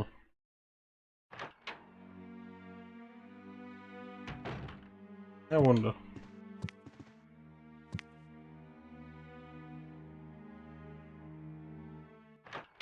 Nothing else to do but continue the game and hope I have enough ammo for fucking yawn. 18 shotgun rounds minus what it'll take to take out this hunter. Ain't looking likely.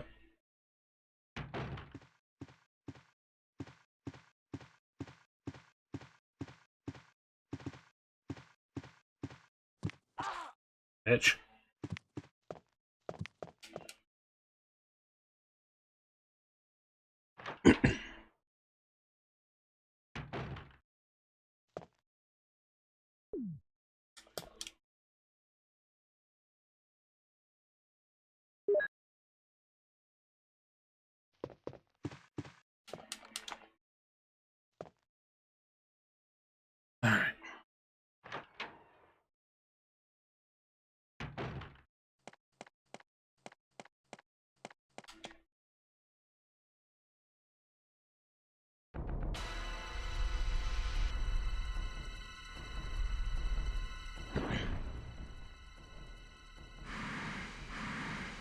I didn't get a healing item.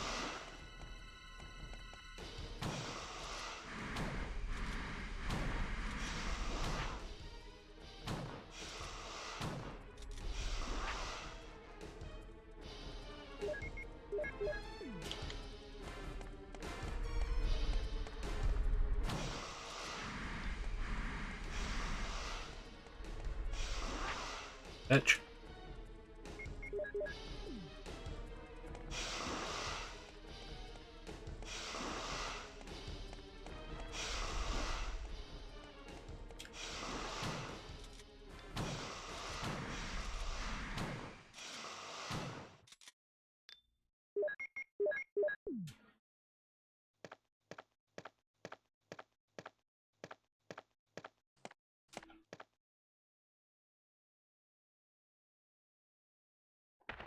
Who needs a rope?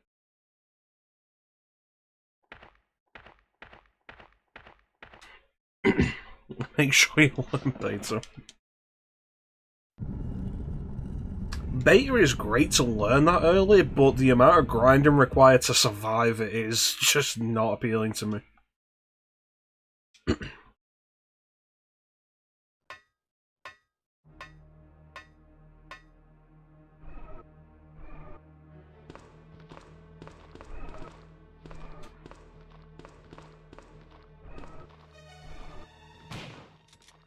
Worth it.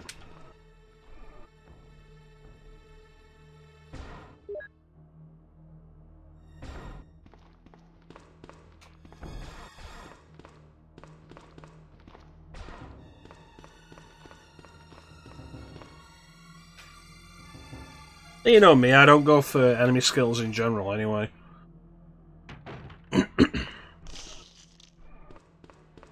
That's fair, it's still useful at that point.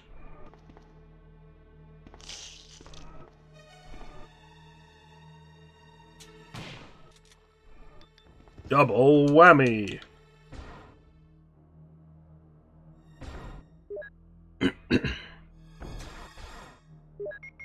Going back with the buggy though, like, that's how you're supposed to get great gospel. Like, ugh. Good luck finding that.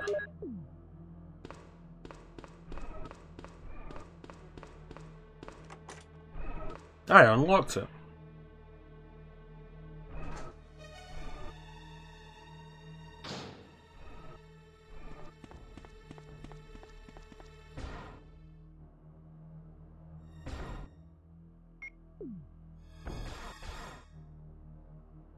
It's like, it's the same thing with, stealing. Like, you've just gotta know what has the good stuff. And it's something I appreciate about FF9, being able to check what items enemies have.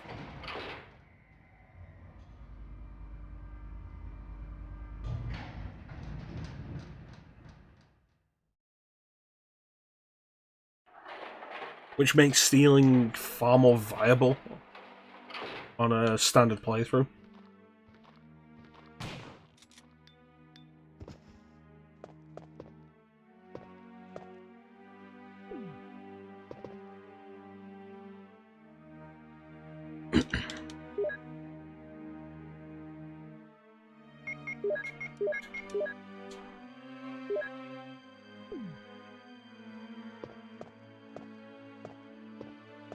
That guy doesn't matter.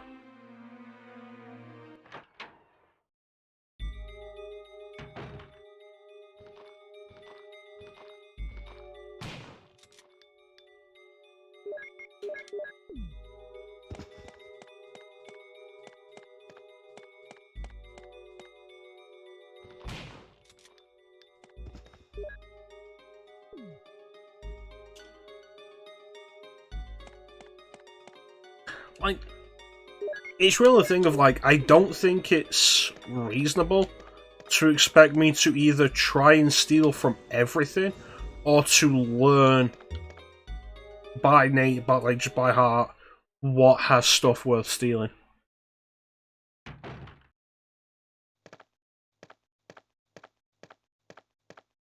So I just don't do it. 9's the exception, but 9's only really because of Zidane.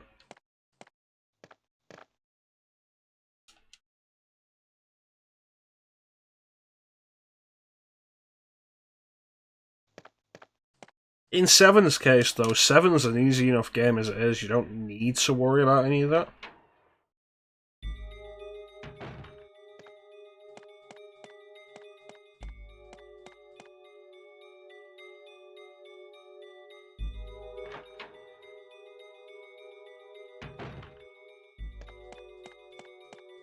You know what could be a fun idea at some point, Clem? FF7 race stream.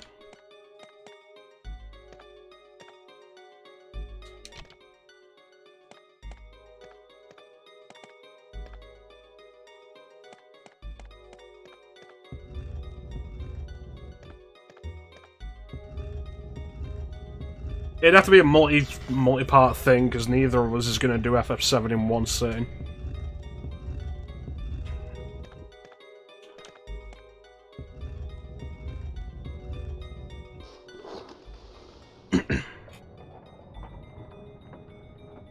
Yeah, like a co-op stream, but like with both of our games on the screen, and like who finishes the game first. I think it could be a neat thought.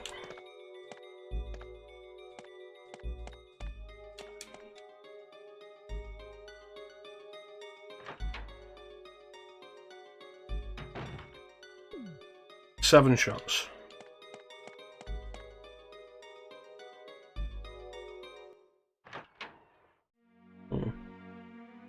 It's like a thing like Chance and I are planning on doing SMT4 together. Like Chance is going to be playing that alongside me. Ooh, more shotgun ammo. No, I don't have room for the battery.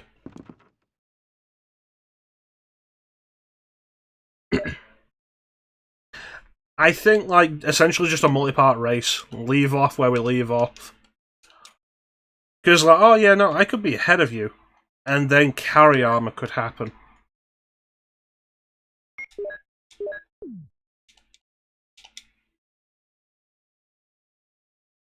But you are right, it's a risky idea. Because, like, unless the race is close, it's boring. Because, like, GDQ races were always one of my favourite things to watch at GDQ. But more so, it was definitely with stuff like A Link to the Past races. Because those games could end up so close. I watched a Mirror's Edge race, though. A Mirror's Edge speedrun race. And one guy got ahead very early and stayed ahead the entire playthrough. And it was really boring because of that.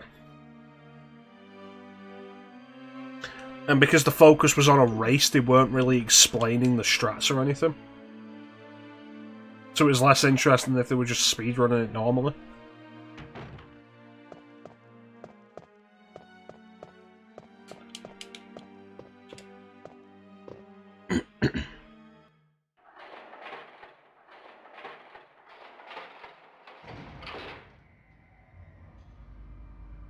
Oh, that reminds me.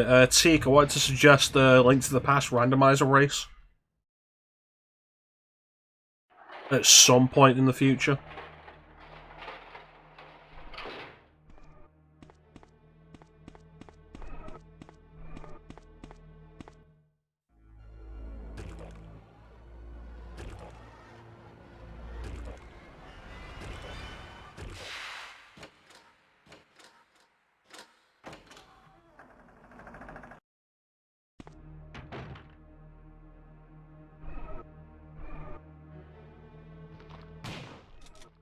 Although that's an idea that is really entirely down to you because I don't know how well versed you are in A Link to the Past.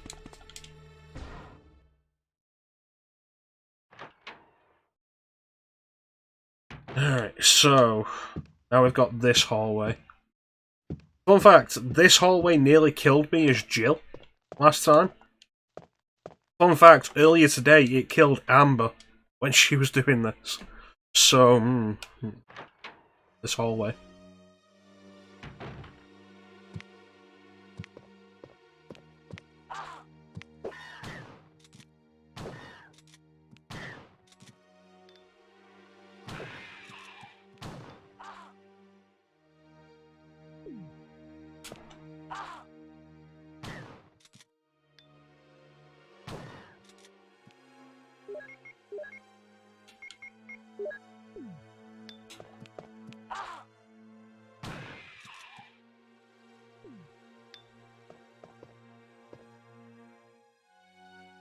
The yellow gem's upstairs somewhere, isn't it?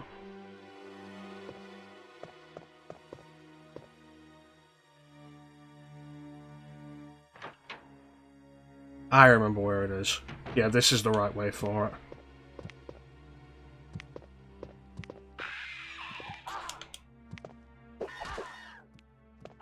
Nope. No. No.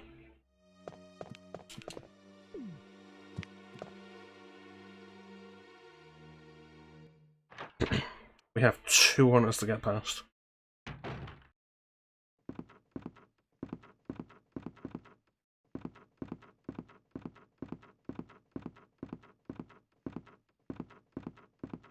What?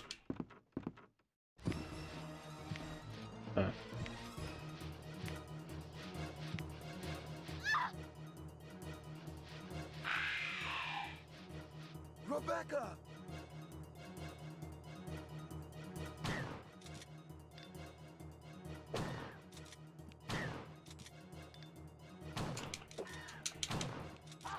No.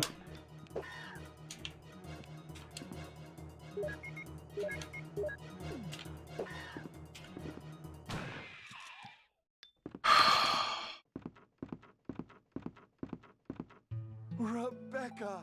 Fucking. Chris! Thank God you're safe. I'm sorry that you were worried about me. We are in great danger. We must organize a search for the others and get the hell out of here. Understood? Yes, sir! Okay, I'll go first. Proceed with your own judgment. All right? Can you do it? Yes, I can! Good luck.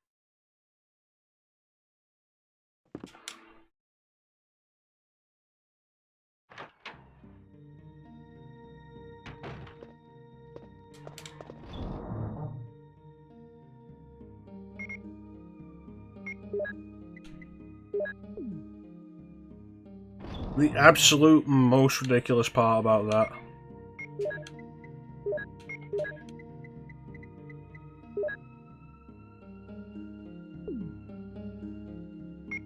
It's like, okay, we just barely saved Rebecca. Right. Can you go off on your own? What? Why are we sending her alone?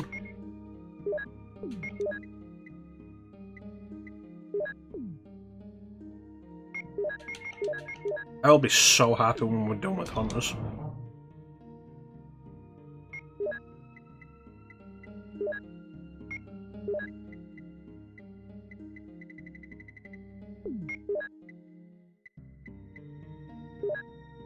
We're in great danger.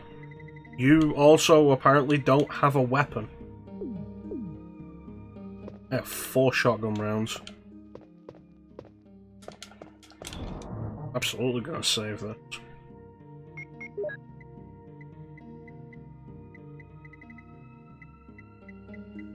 You go that way. I'm going home.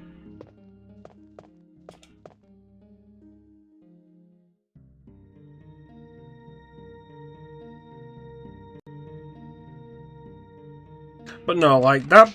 You bring up the point, though, Clem, like, you feel like that was in the study. I was expecting it to be in the study, that's why I went into the study. It's definitely something I like about RE1, the variety of situations you can find stuff in. I feel like Remake doesn't do that as well as this does.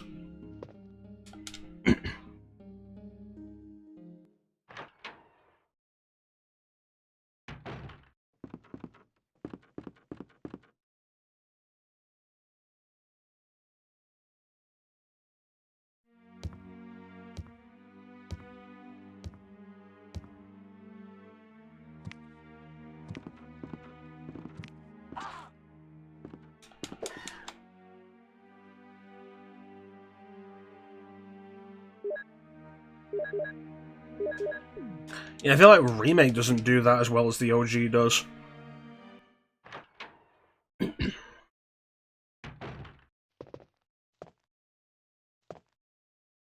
The light is already on in Chris's scenario.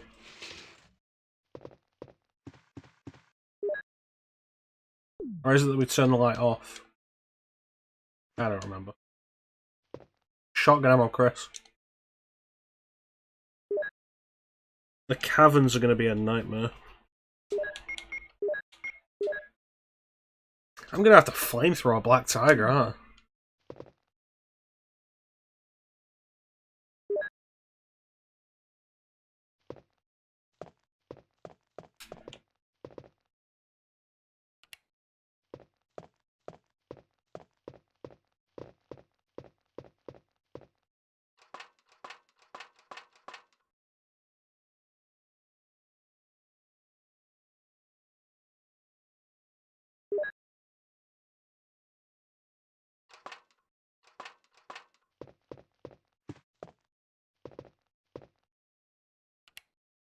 So always leave things how you found them.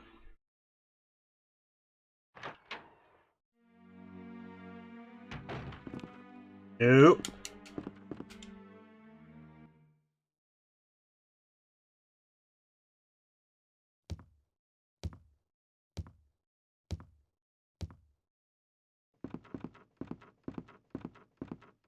I guess the benefit of that cutscene happening there is that hunters haven't spawned in this room.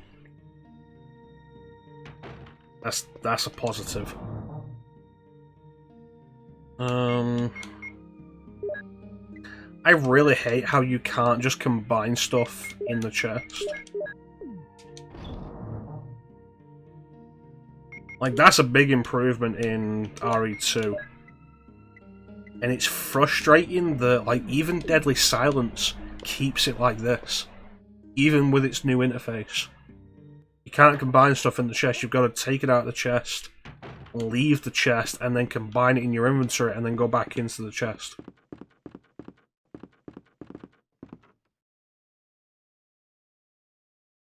Two hunters here, this is going to be an issue. Damn away, you bitch.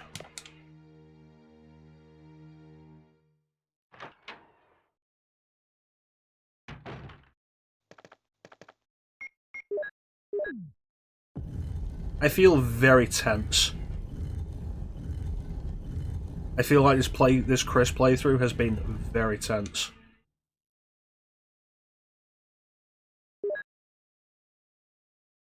Like, once we get to the lab, we should be okay.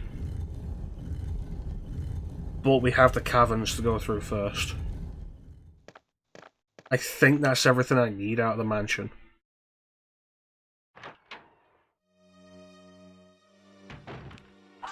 Would you fuck off?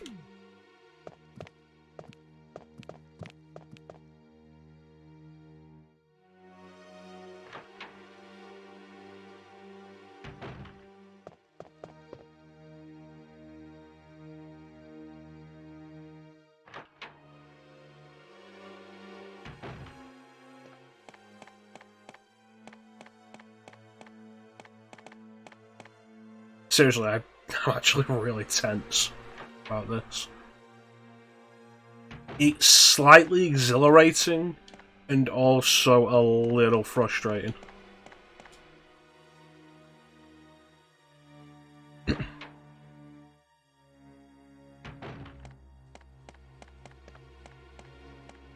Fucking Hunter's gonna slide out of that corridor, I know it is.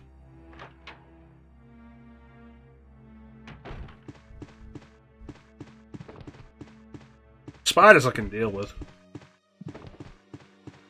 Because they're slow. Stupid.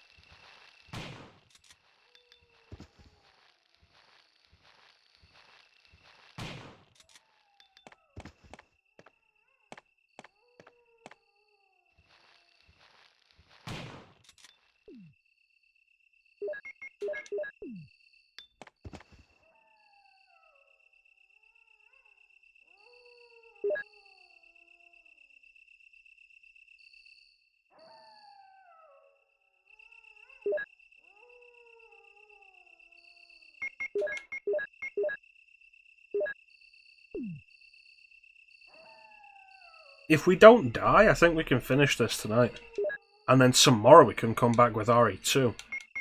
The one that I actually know well enough to, like, do in a single sitting.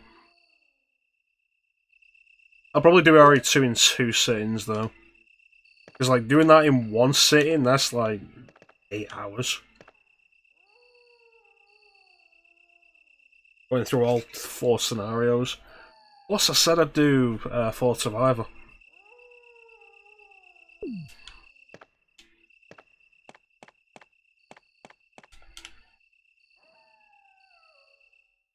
RE3 is not going to be a problem. It might be a problem, might be a bit of a problem.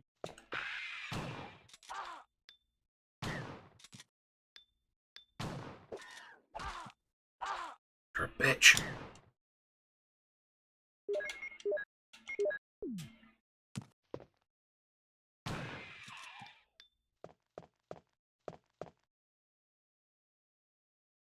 Yeah, RE3, like, I can do RE3. I've done RE3 enough times on stream. But it will still kill me every now and then. Like, it's just a difficult game.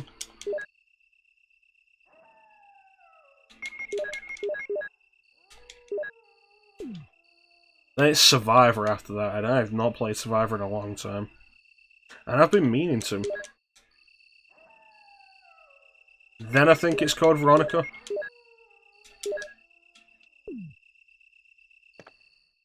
I need to get the release list up.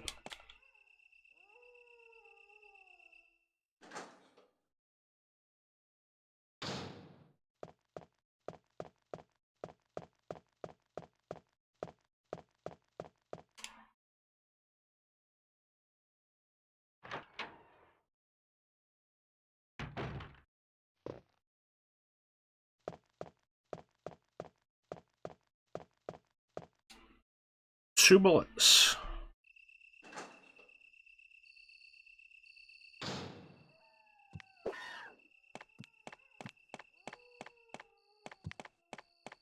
Fuck you.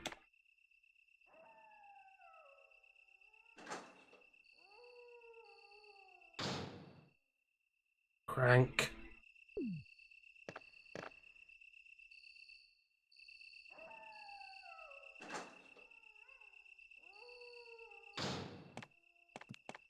Fuck you.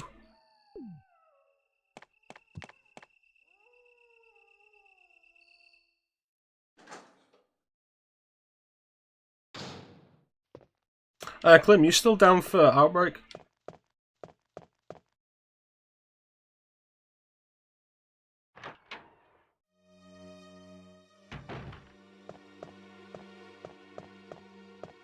I got some peeps for Outbreak. Star said he's down for Outbreak. He's down to join us for Outbreak.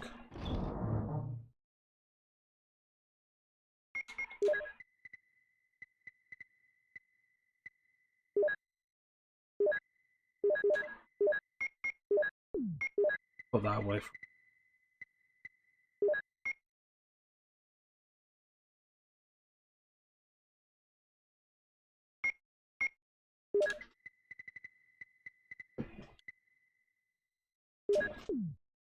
Oh no, we'll work out the day.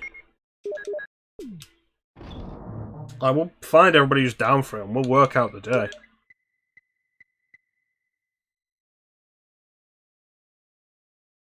The pistol's essentially worthless against the hunters. But I am absolutely not breaking into the Magnum for them.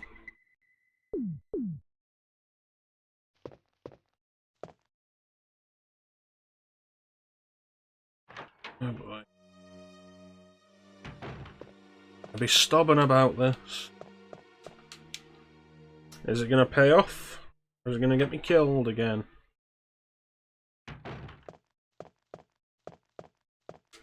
To be fair, I'm actually very happy that I did Jill without dying. I expected hunters to get me. Get it, you little bitch.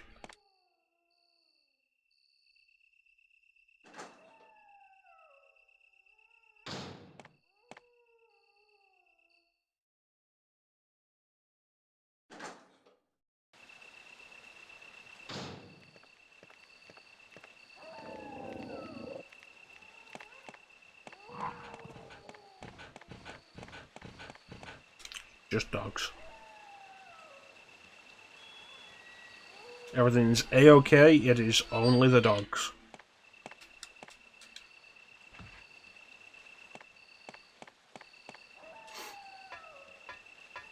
Yeah, once we get past this, is there anything I'm particularly worried about? Outbreak could be messy. But, like, doing that multiplayer will just be fun in itself. Like, that'll be absolutely worth doing just to do it multiplayer.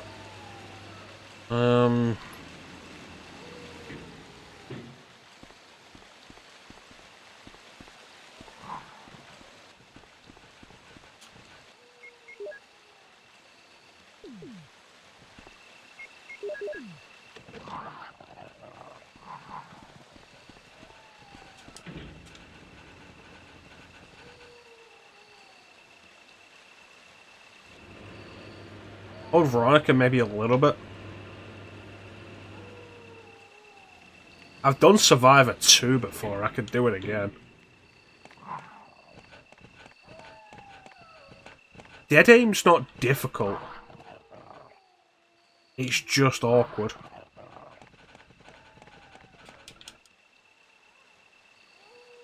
RE4's no trouble.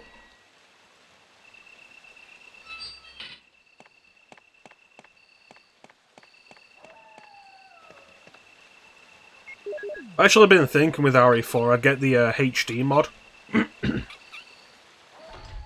It's like, oh yeah, no, what am I going to do with RE4? Maybe I'll do the GameCube original.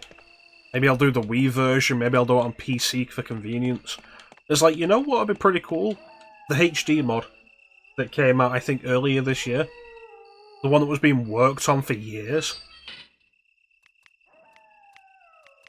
I haven't had a full go through it.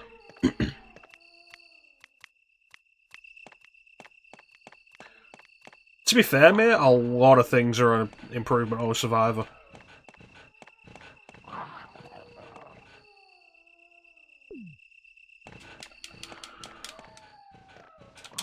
Are we doing this again? If you play with gun con soon.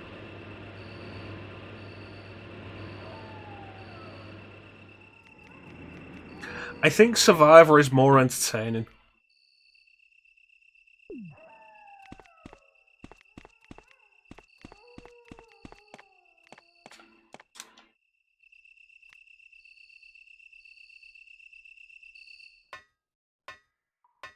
Although with Dead Aim, we also have the problem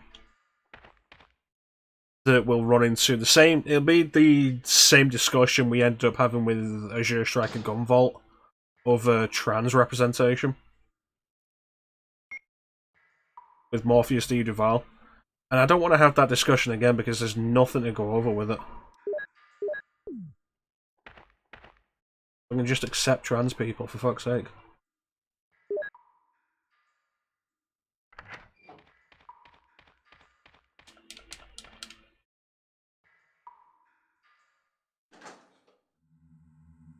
That's something for when we get to it.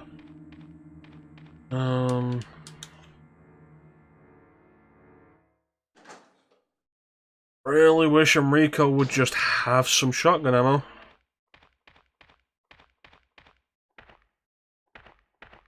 Anyway. Enrico! Don't come any closer, Chris. Wait, what happened? Double crosser! Don't! Hell. Umbrella. Who is it? Is someone there? Oh, that's interesting. Double crosser? What did he mean by that? Alright, give me some ammo. Enrico! I wanted shotgun ammo. So I mentioned this during the Jill playthrough, but like the funny thing here of like you come into this area alone, and it works with Chris as well, so like, oh, who shot Enrico? Go and chase after the footsteps. And there's just a hunter here. Like, that's funny to me.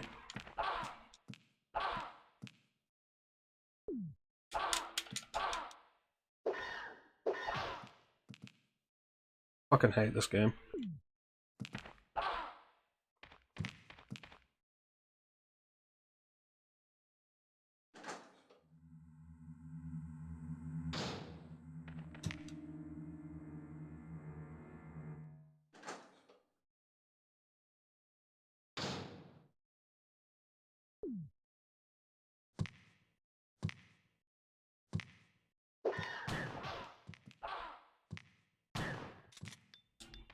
This is gonna be a fucking death, ain't it?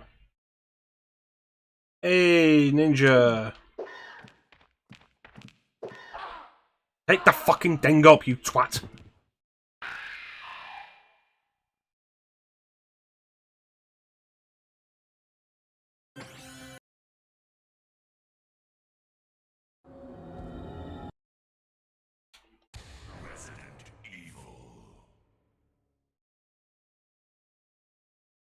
That's designed specifically to fuck you like that.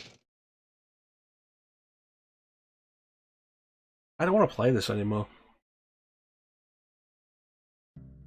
That's a bullshit design decision.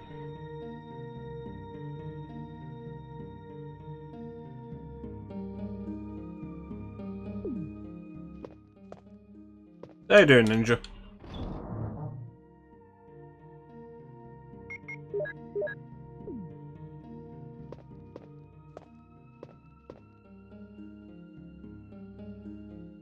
Hunters suck in this game, and it's worse with Chris, who doesn't get a good way of dealing with them. Like with Jill, anything the bazooka will fight on them. Anything the bazooka uses will deal with the hunters. With Chris, it's like, yeah, fucking hope you can hit them enough times with the shotgun.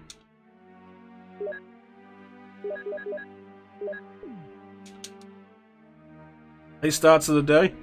Fair enough.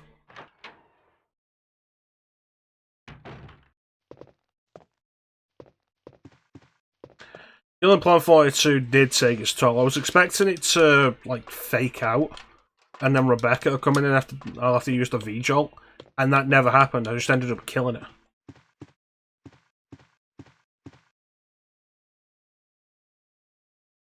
Lickers are a problem with the iframes in RE2 as well, but the difference with Lickers is they can't insta-kill you with their jump attack.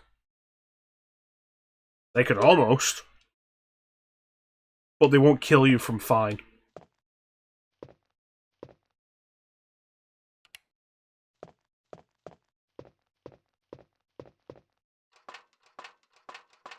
Use the acid rounds, Chrono. Okay, ninja.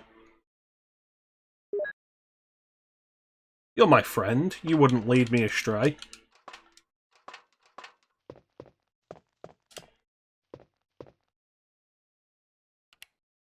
I can't believe that didn't get clipped.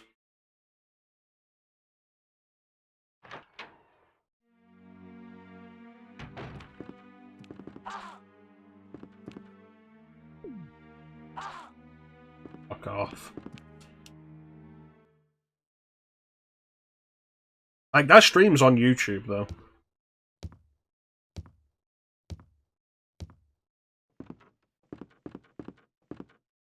If you want to see the stream of me playing Resident Evil 2 on Nintendo 64 with Ninja joining me on the mic, it's on the YouTube archive. Like, absolutely check it out because it was fun. Look forward to when I eventually finally get around to doing Don't Make Cry again, because Ninja and I were doing that together.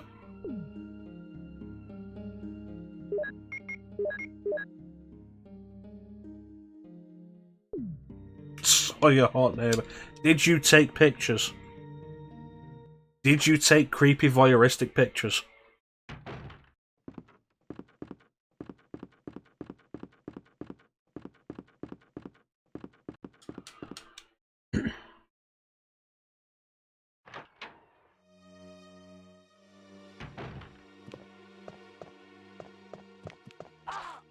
Fuck y'all, motherfuckers.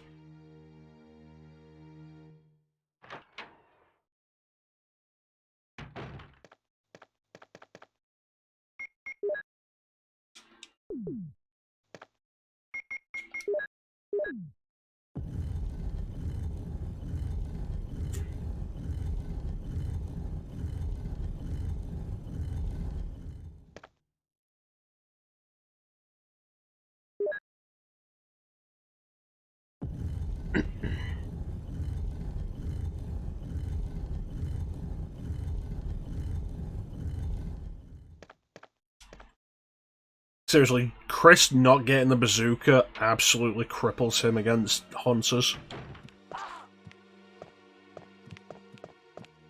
Like, it ain't fair. It's like in RE2 make when Claire gets the grenade launcher and Leon gets the shotgun. It's like the grenade launcher can be effective with taking down the lickers. The shotgun cannot.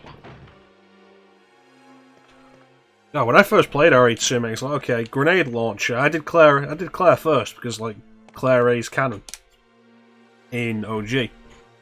It's like, okay, grenade launcher, 2 flame rounds. Cool. Now I get round to doing Leon, and it's like, Leon, shotgun. I died. Cool.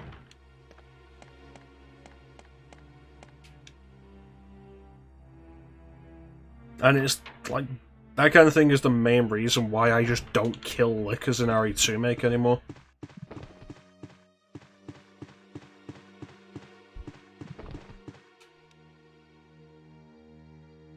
Yeah, look forward to when I eventually bring Ninja back for our Devil May Cry series playthrough, which we were doing.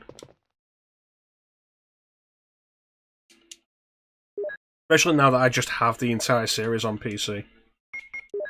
But I'll probably bust out the PS4 for DMC.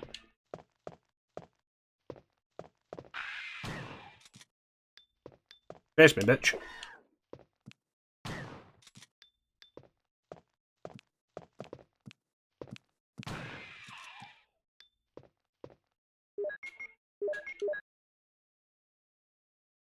Hey.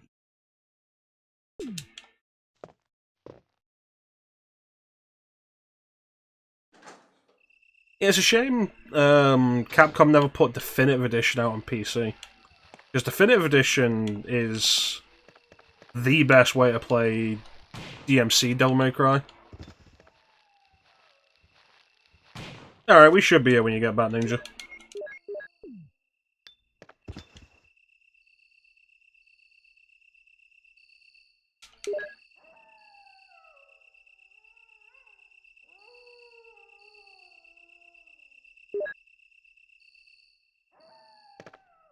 Because, like, DMC's a good game. I'll always defend DMC. But it had issues, and Definitive Edition fixes most of them.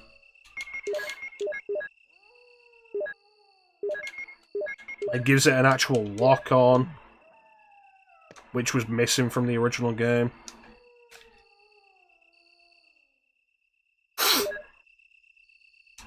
Makes it so the color-coded enemies can be damaged with other weapons. It just doesn't make them... they only flinch when you hit them with the right weapon. Instead of just not doing anything.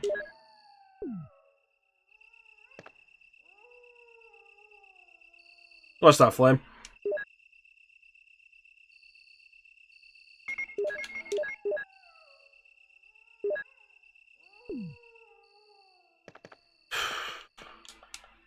I don't know, I mean...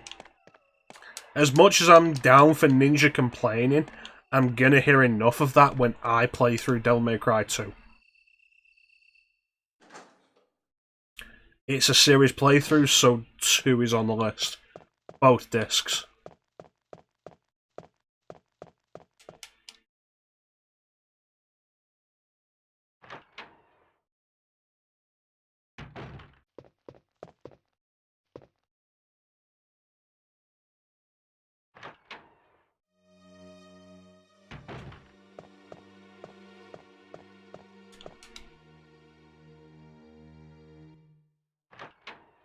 You know, that's a good question to bring up.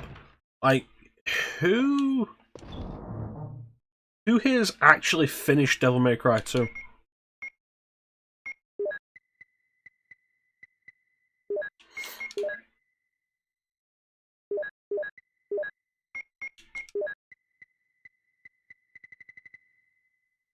Oh, you have actually finished it? You just didn't do it on stream.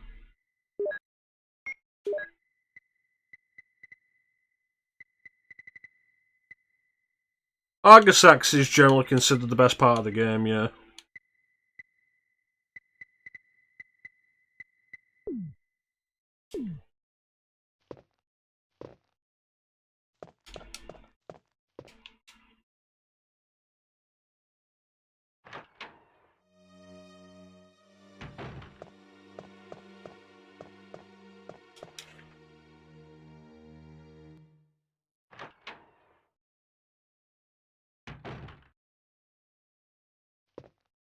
Devil May Cry 2 is an unfortunate game. And it's loaded with good ideas. Ideas that were taken and refined in Devil May Cry 3 and beyond. Like, it's where the modern Devil May Cry control scheme comes from. Would you fuck off? It's like DMC1 had a completely different control scheme. The control scheme we used to started in 2. Bloody Palace started in 2. Shoulder buttons to switch weapons started in 2.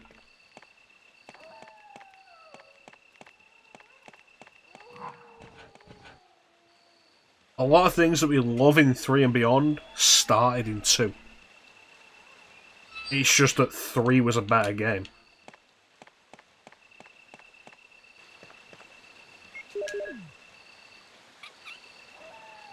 I didn't want to do this.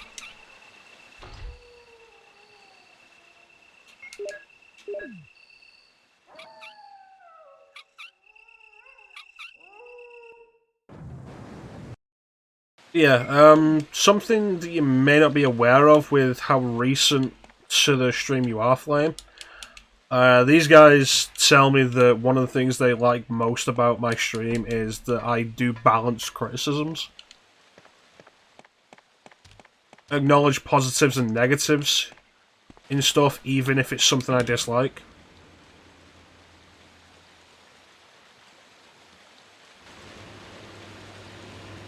Well, congratulations, Teak.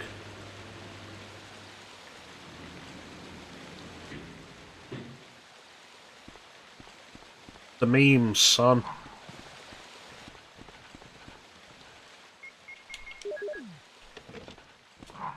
Yeah, eat it, bitch.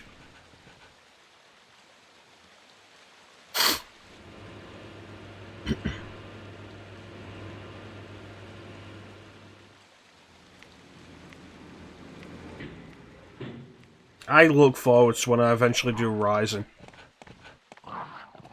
Because, like...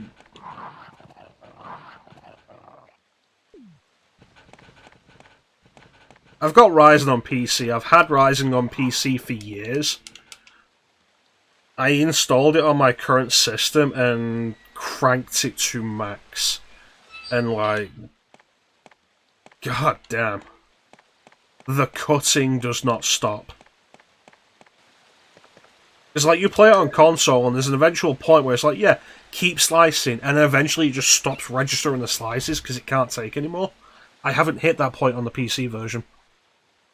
It just keeps going, and it's crazy. It's also just fun.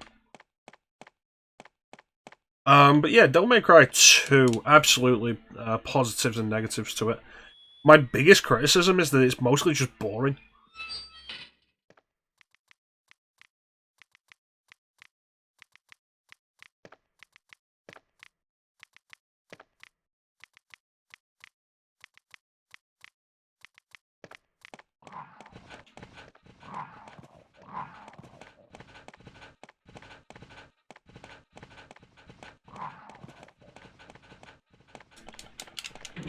That is some primo dodging.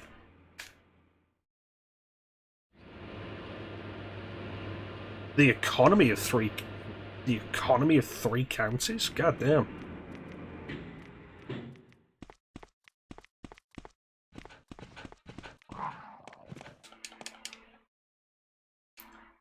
At the end of the day, Teak, you've got to watch out for yourself above all else.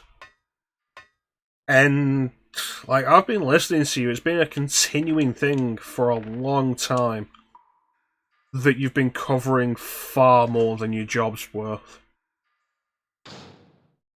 Sooner or later, like, you've got to put yourself first or it will eventually kill you.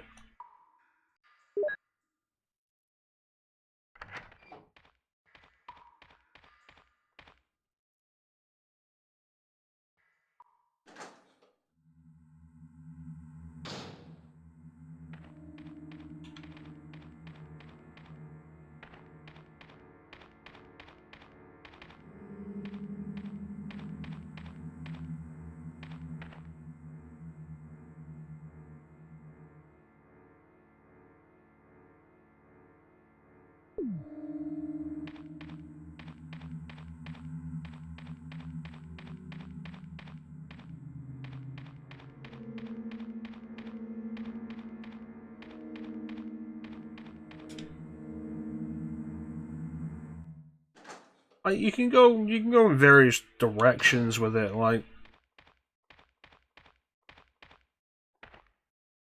at the end of the day, the company wasn't paying you what you were worth, what they were demanding of you. Closer, Chris. Wait, what happened? Double And crosser. if that ends up pushing you away and that causes them to suffer, it's their own fault. Umbrella. Absolutely. 15 years is a long time to be with Who anything. is it? Is someone there? And then just have it end like that. Double crosser? What did he mean by that?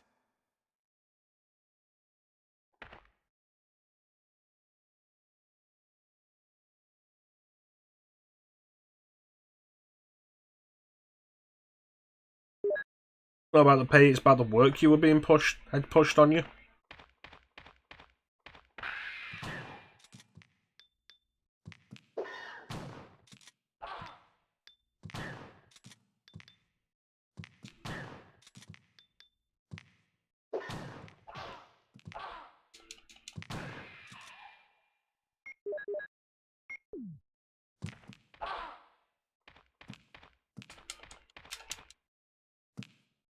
How many times have you come into the stream and said you're covering like 3 other people's jobs?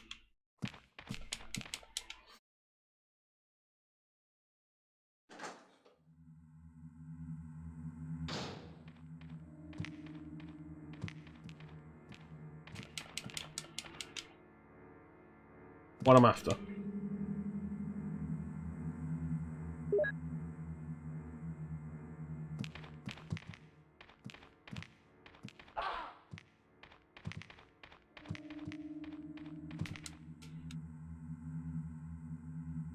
There you go.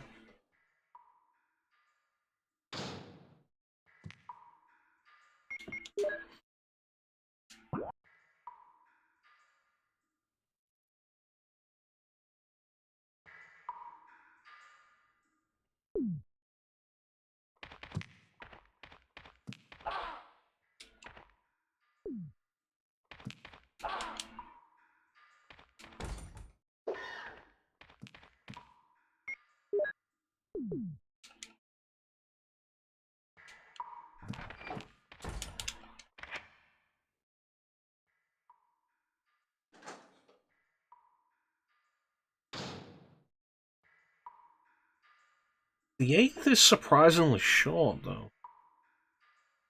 15 years and 7 days notice?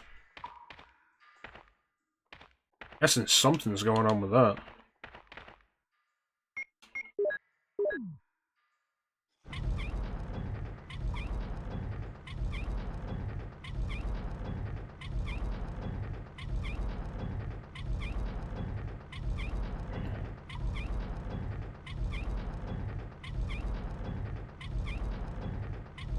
Anyway, I'm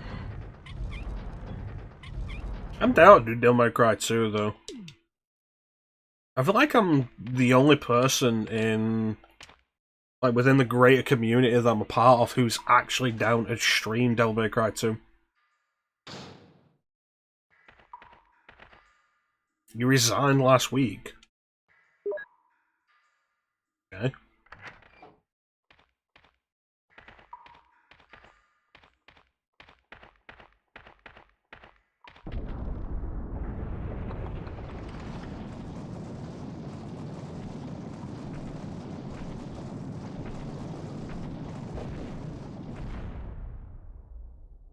I know Ninja doesn't want to stream it.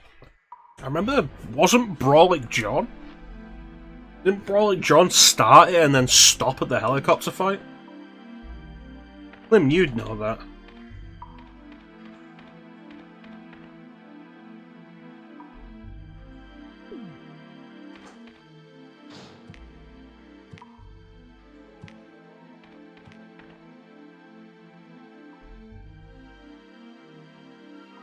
Oh, I need that.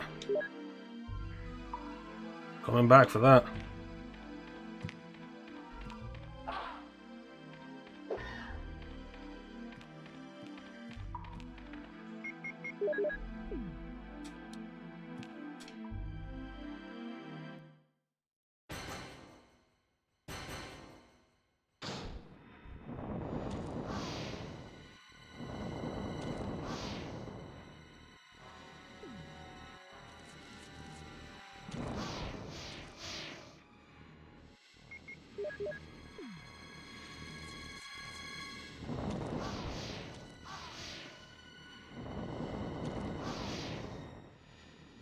This flamethrower is absolute garbage.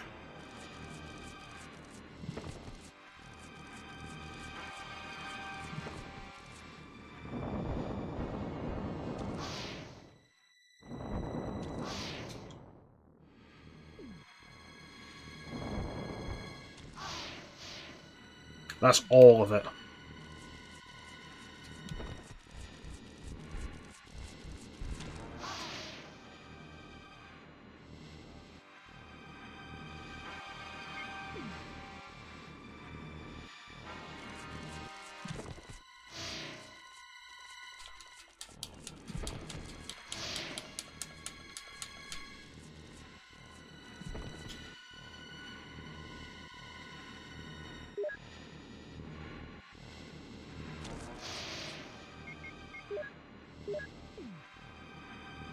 All about to see some shit.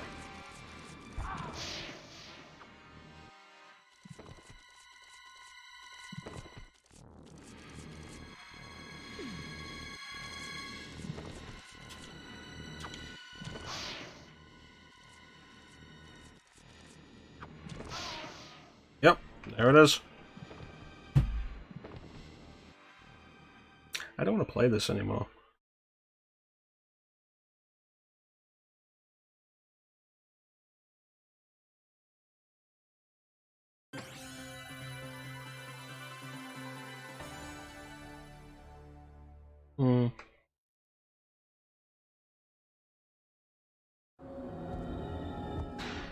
Yeah, what's going on around here?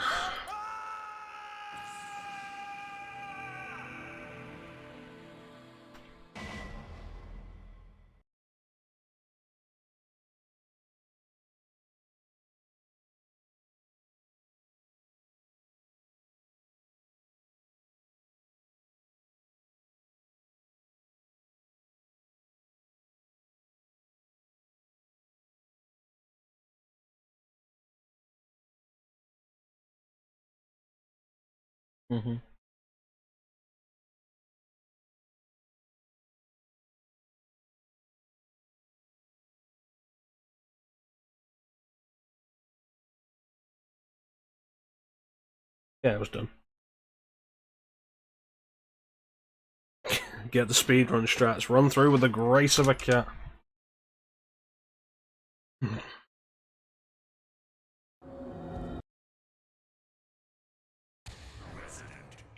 I want to quit this so badly. But I also want to be like a new era of mecha-chrono streams where we just don't quit shit.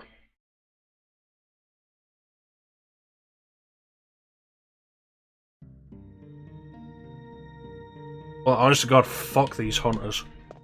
And fuck this ammo situation. And fuck that making Chris more difficult is just about putting more enemies around and making zombies take 11 shots. Like, what?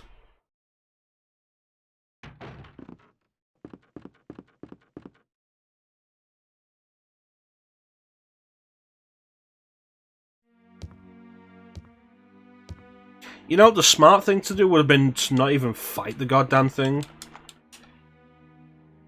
It would have been to just run through, knife the door.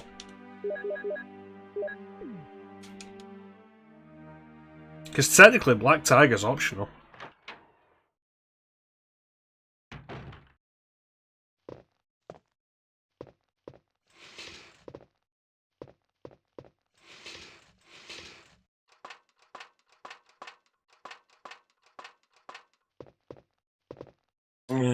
Grab stuff.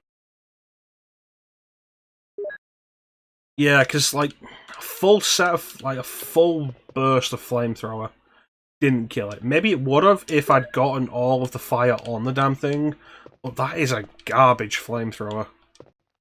And like it makes me think of RE5. RE5's flamethrower during that boss fight with the Ouroboros monster. It's all like, hey, use the flamethrower, and the flamethrower's range is unbelievable. But you can't tell when you're the one using it. You can only see just how bad it is when you see somebody else use it.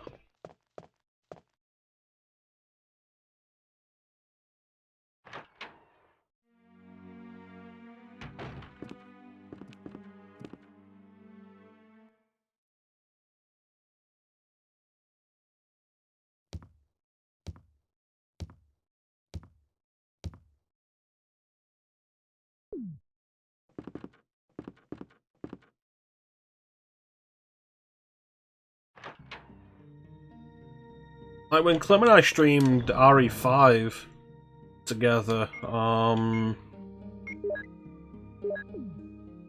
think Clem ended up using it at that point. And like I was able to get a good look and show it on stream just how short the range was.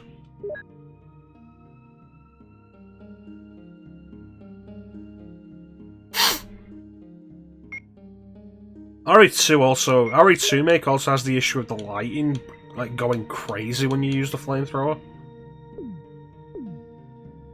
Like, goddamn, that blooms the screen so goddamn bad when you use it.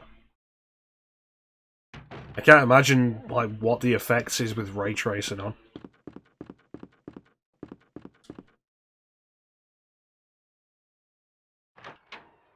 I look forward to Miles Morales.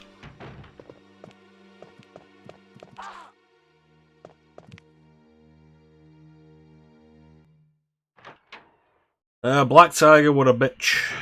Black Tiger with a bitch. That's what happened, Clem.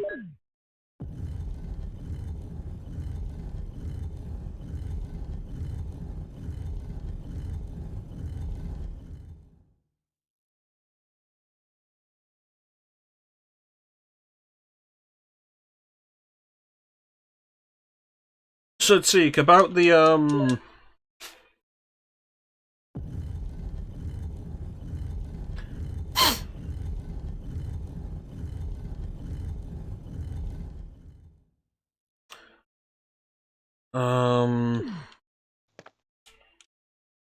Twilight Princess, Wind Waker, ports possibility on Switch. I get it. People didn't support the Wii U. Why should anybody really get anything from that? Again, for me, it comes down to accessibility, having things available. Having more people able to play Twilight Princess HD and Wind Waker HD isn't a bad thing for me. Because otherwise, what's the option? Personally, not all that into Wind Waker. Really enjoyed replaying Twilight Princess. Having them available for people, I think, is absolutely excellent. Let more people experience them.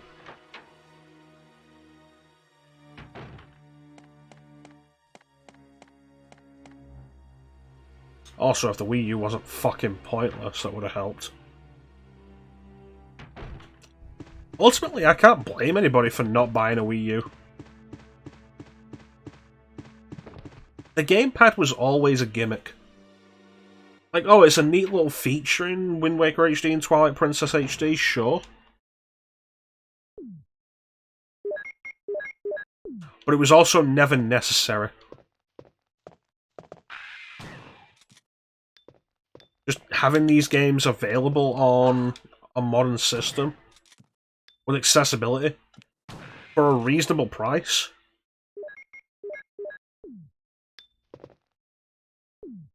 I'm not saying it wasn't convenient. Like, it was, undeniably. But it was never necessary.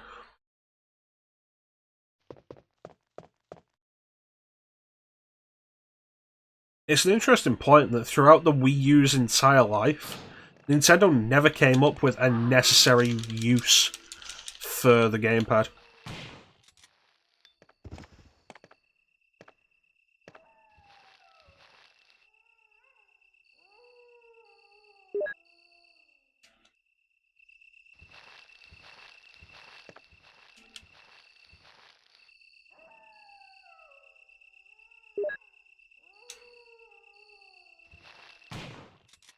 Like, all the other came up with was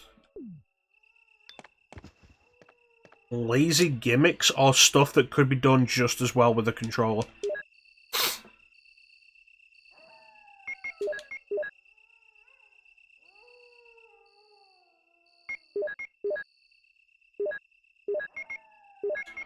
I think it's particularly interesting to note that Mario Maker, yes, but Mario Maker was a weird gimmick to begin with.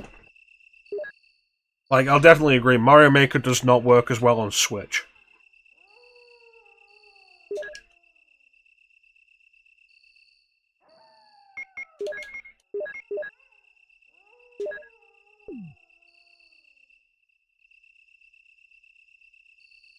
But with that, you run into the problem of Mario Maker is, like, the bit that requires the gamepad is less a game, more a creation tool. Although at that point, we get into semantics over what is a game. Which, like, let's not.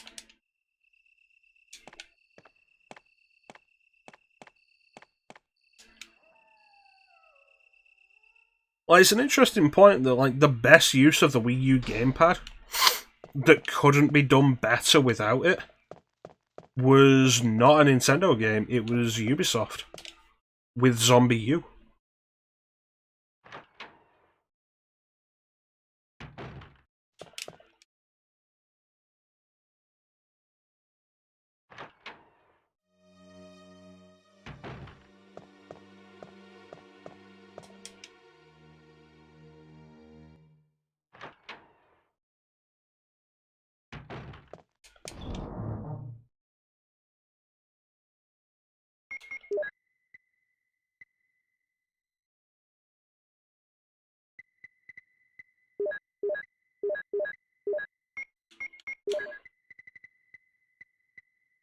I wish Nintendo would make the Switch compatible with the Wii U games. Like, there is no good reason why, like, Virtual Console stuff couldn't have transferred over. Or even just games.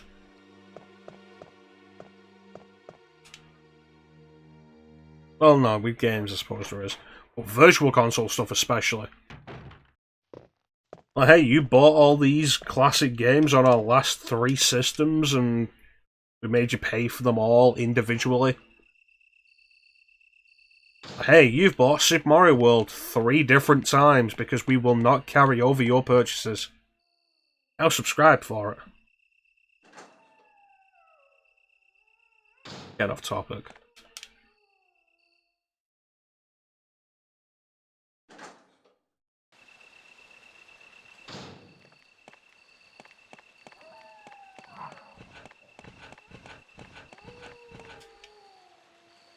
But no, you are right, Seek. Mario Maker is definitely better on Wii U.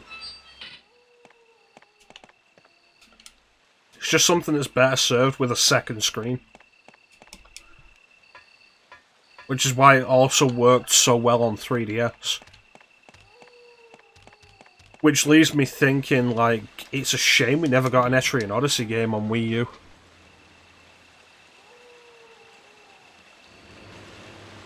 It's a shame that series is dead now.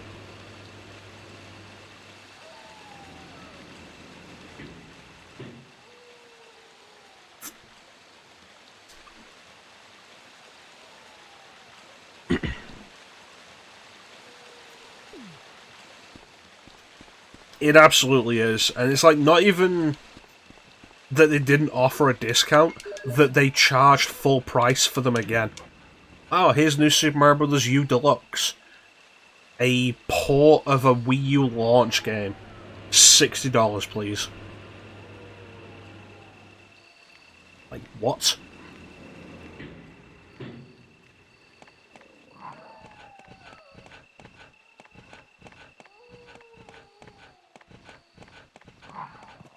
Like, oh, what's the difference? It's in 1080p and you can play as Toadette. You can't even say, oh, but it comes bundled with New Super Luigi U, because the Nintendo Select version of New Super Mario Bros. U came with that. It's the version I have. And because it's Nintendo Select, it cost me £20 brand new.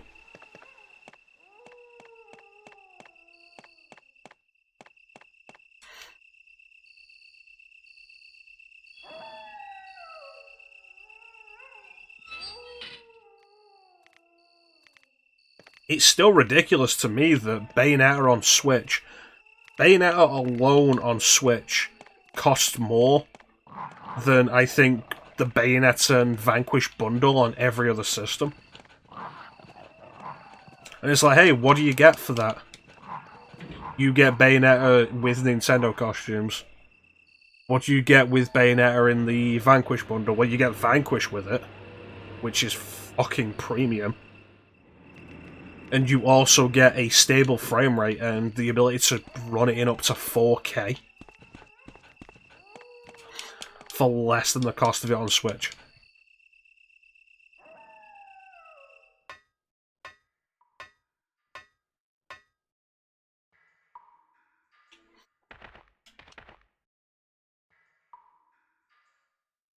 It's particularly frustrating because, like, some of the earlier stuff they did actually had improvements. Like Sonic Lost World in there. Because, like, Mario Kart 8 Deluxe had improvements. It had some of the... It had a few extra characters. It revamped Battle Mode.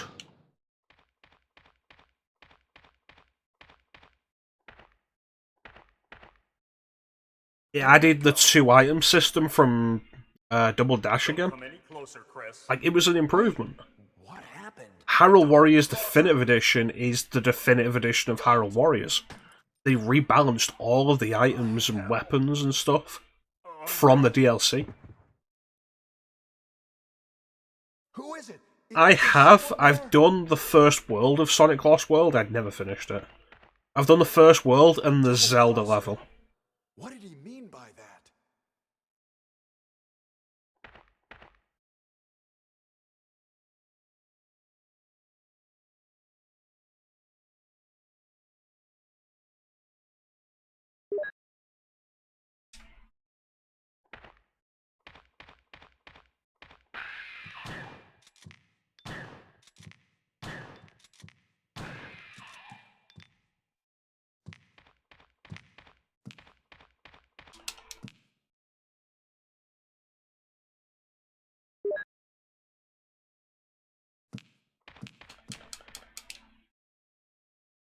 Sonic Lost World is a weird one, though. Like,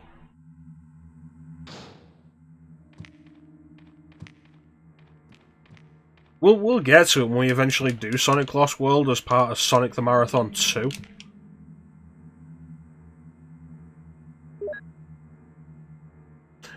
Like, it's weird that they finally, like, they finally got the Unleashed formula refined fairly well in Generations. Like, it was rough in Unleashed. It was rough in Unleashed. Colours was probably a little too heavy on the 2D stuff. It's more refined in Generations. And then the next game, they just went, fuck it. All of that, gone. And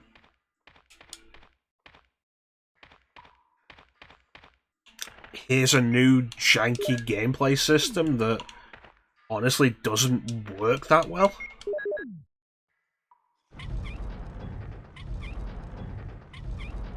And a lot of the time feels more automated than the old stuff did.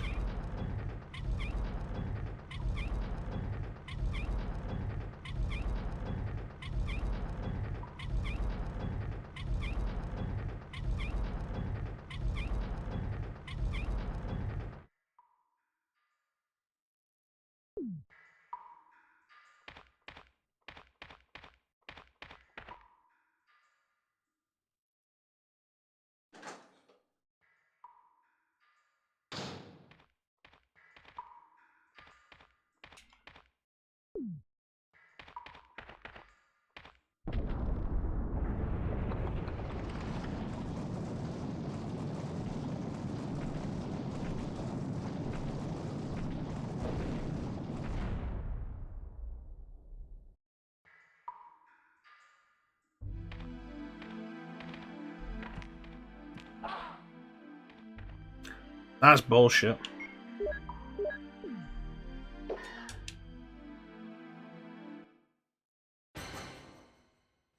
That's interesting because I've never really had a problem with how classic Sonic plays in that game.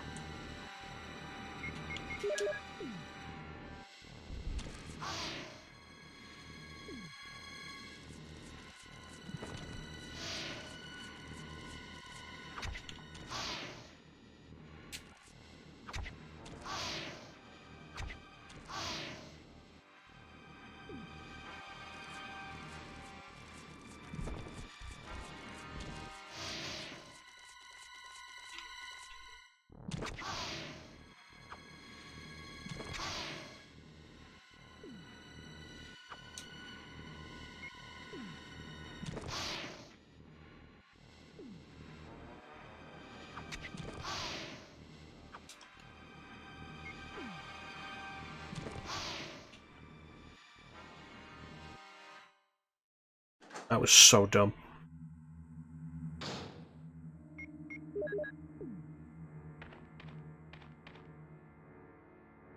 I don't know how to get into the options because it isn't select.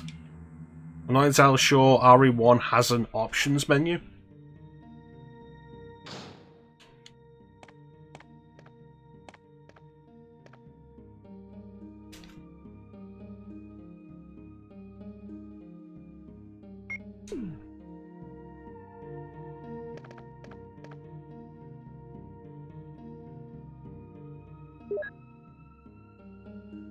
You'd assume so, but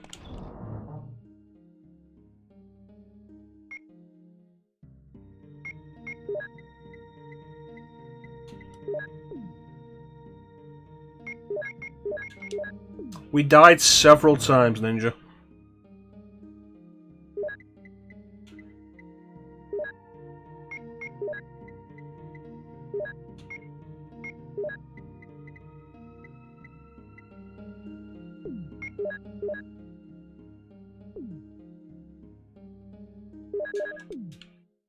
Let's go and get that Magnum ammo.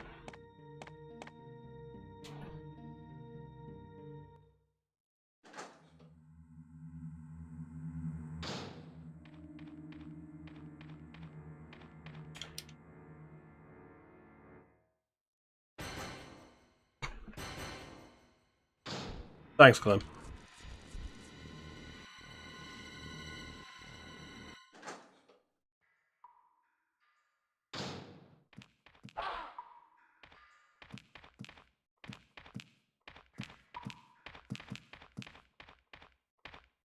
This hunter's bullshit.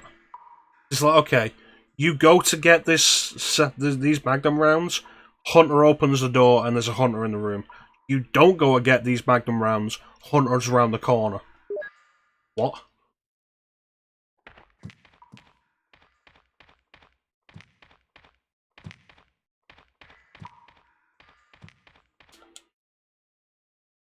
That's told you, Ninja. No.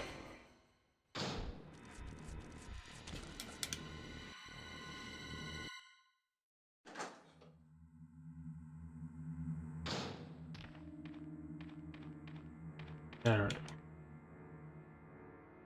I'm gonna do a safety save here, just so we don't have to do that shit again.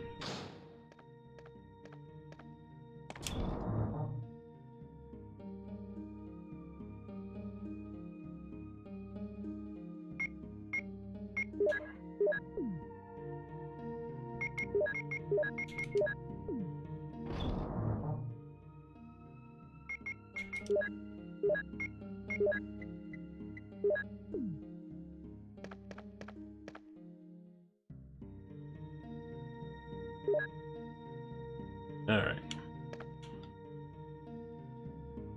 Ideally, I'm gonna finish Crest tonight. I'm gonna go to bed, and then tomorrow we'll do RE2.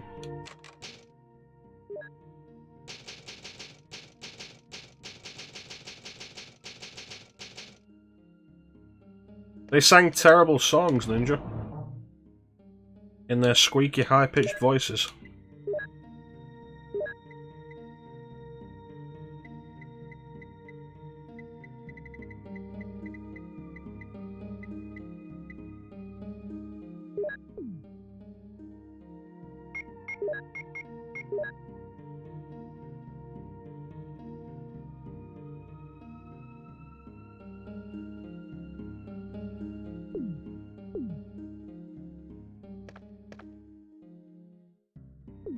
I think that's the right crank. There isn't much of the underground left.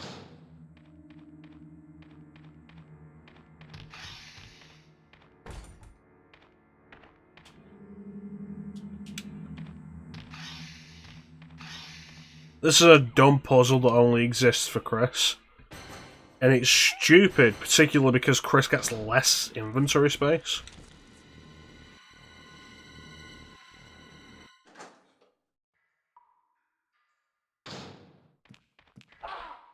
Fuck off with that.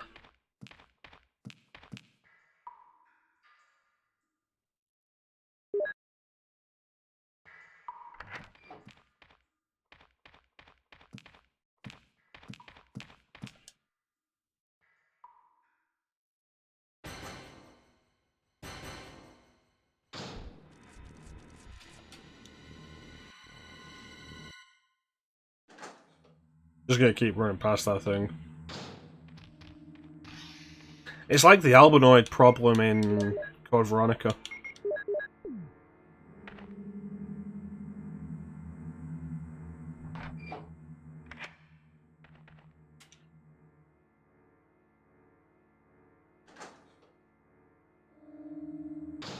To be fair, there's only like 2 spider bosses.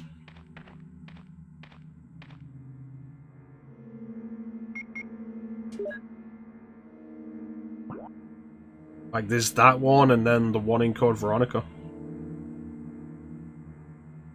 You could argue maybe the giant scorpion in Zero because it's an arachnid, but I'm not going to back you on that argument.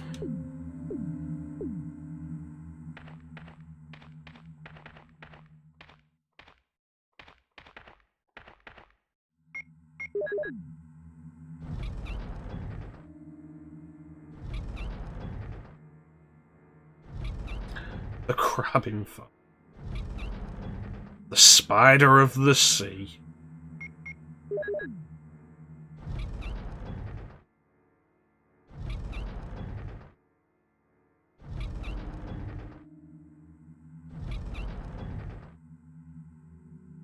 A shame Chance isn't here to regale us with crab facts.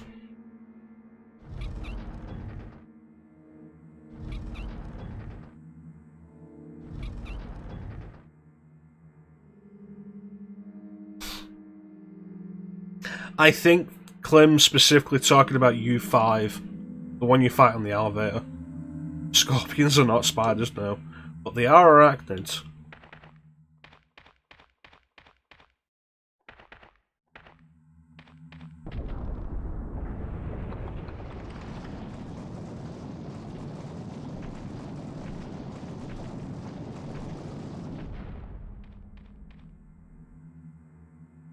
It's like one of the only RE5 boss enemy names that I'm aware of. Mostly because a lot of the RE5 enemy names are hard to pronounce. And the game never says them to tell you how to pronounce them.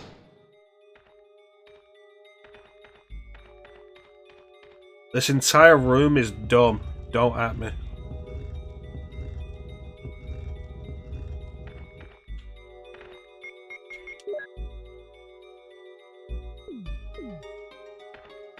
Yeah, the Magini.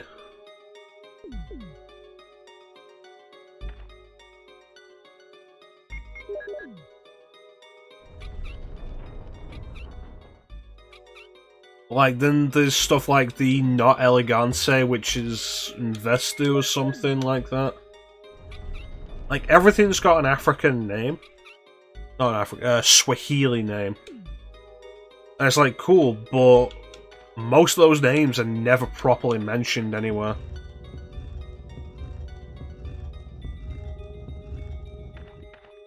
And the ones that are never giving you a proper description of how to pronounce them.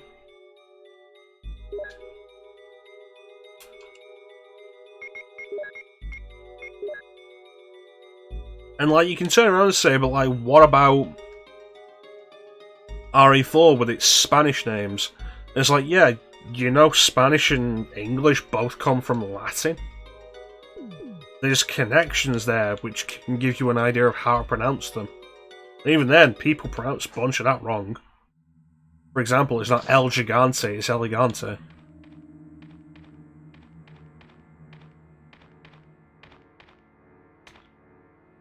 Alright, so I need to go and get the other shit. Really good lore about the tribe, guys, yeah. Fuck y'all, snake motherfuckers.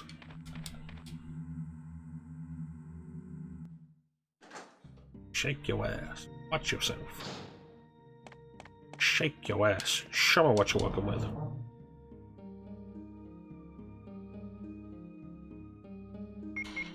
You can go in the bin. You can go in the box. Where'd I put the other one? There it is.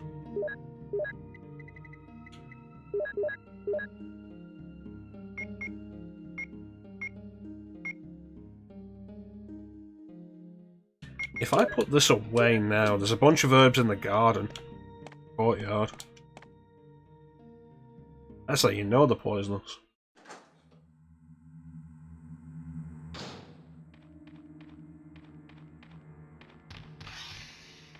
Kat brought up a good point on Monday. When I was doing the Jill playthrough with Richard saying that the snake's poisonous. It's like, nah, it's venomous, son. And then Clem brought up a good counterpoint of like, no, the snake bit him, and then Richard bit the snake, and that's why he's poisoned. Which would make the snake poisonous. It was well played linguistics from Clem.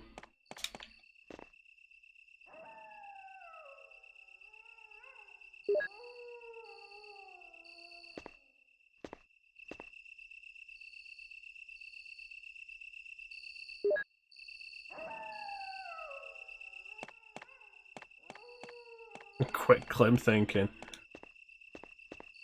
Doesn't happen often, but every now and then Clem will think quickly. Most of the time he just thinks slowly in circles.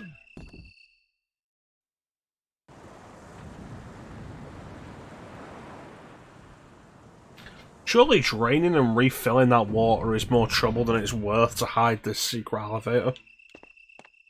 Like, why not just have a locked door?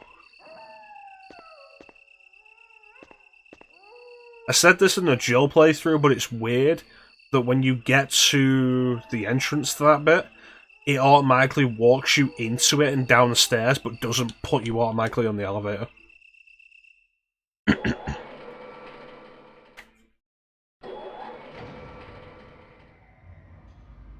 We're going down, down, in and early around. Sugar, we're going down, swinging.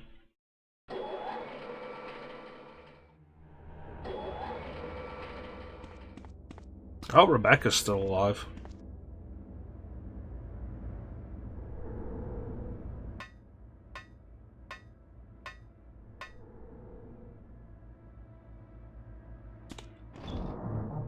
Ninja, have you not been paying attention to the rest of this game? Game's rude as shit.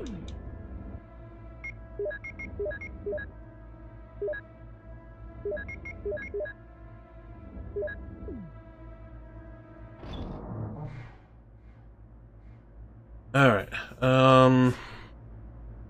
what do I need?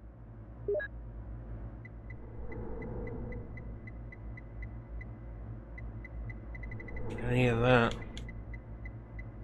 I have like one shotgun bullet and that is it. So those chimeras ain't getting fucked with.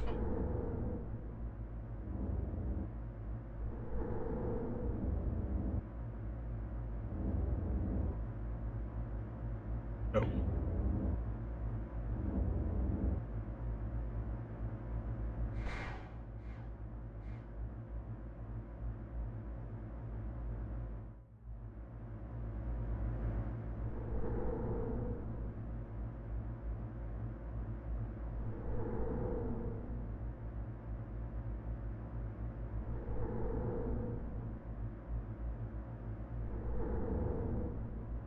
Better be.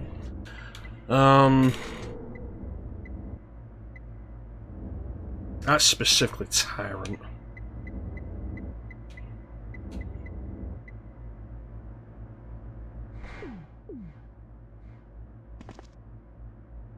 There's only one set of lab codes, John, Ada, and Mole. Codes are easier to remember when they're words.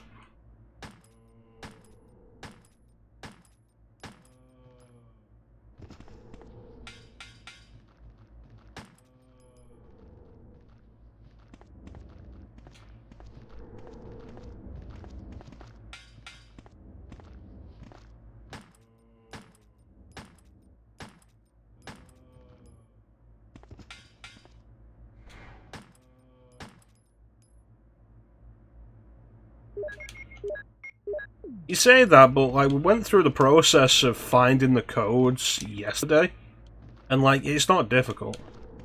Why the fuck didn't auto aim go off?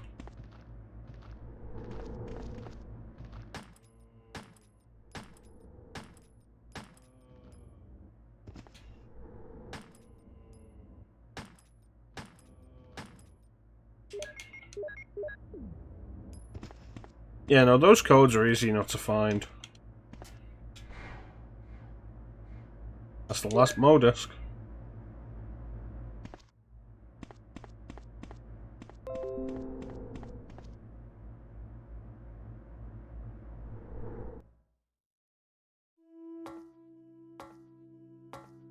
That's the thing, like, I didn't play Remake until, like, maybe 2006.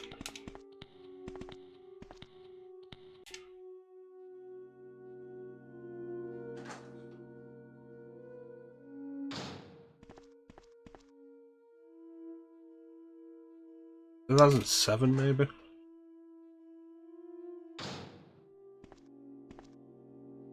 Like, my RE experience was PlayStation, OG PlayStation.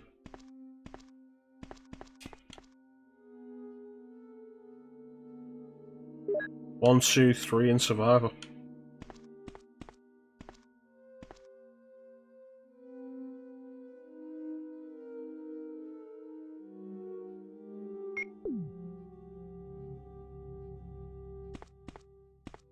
Oh, it's a DualShock Director's Cut.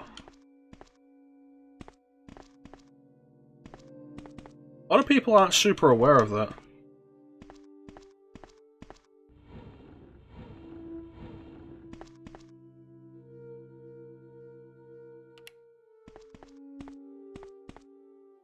Yeah, a lot of people aren't particularly... I should check the file just to make sure that I can do it.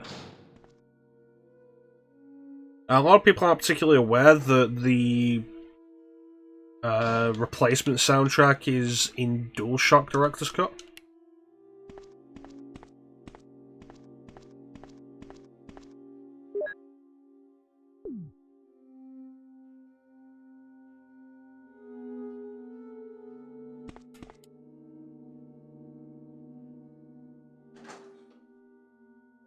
That's fair. I mean, if we get the good ending here, it's going to be mostly accidental.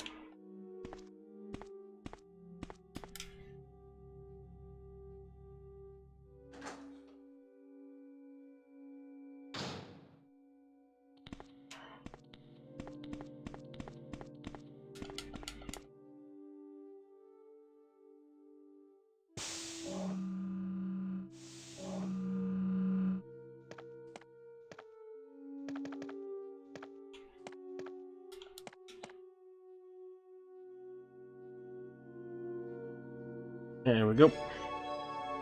I like that they went to the effort of giving Chris and Jill different hand models for this. Because Chris's hands are huge.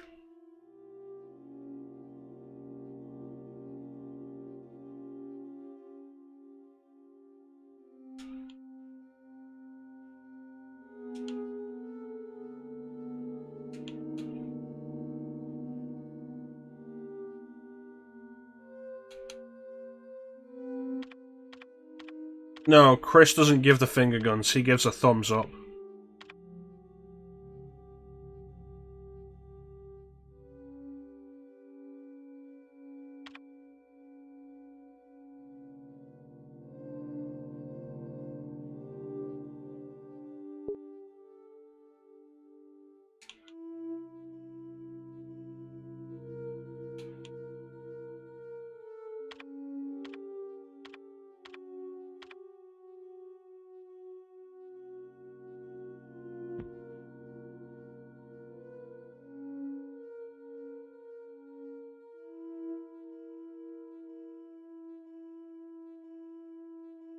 I mean, you're right, but if you also listen to how many times he types the exact number of letters that you're after. Same with Jill.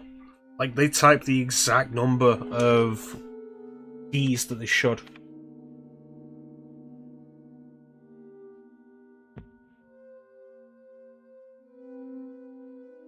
Which I appreciate. It's the detail I appreciate for this time period.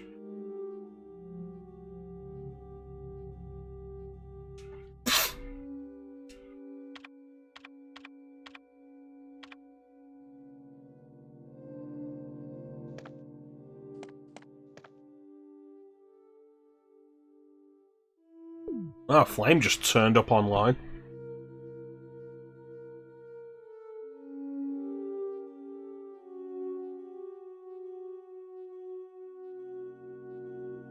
I don't know. Because I've never tried typing in the wrong password.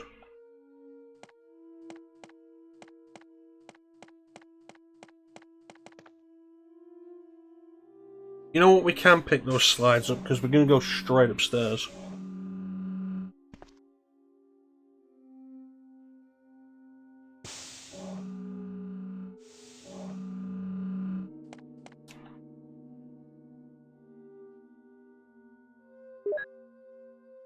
I can feel tiredness hitting me.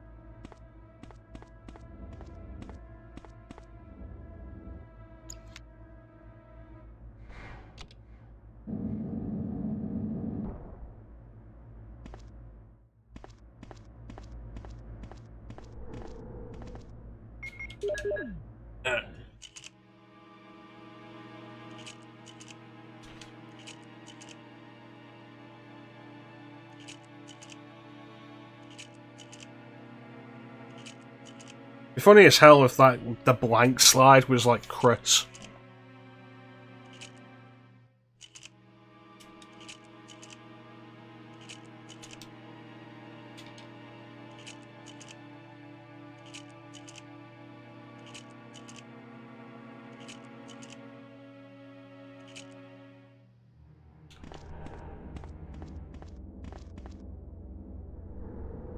Wesker, but he's my friend.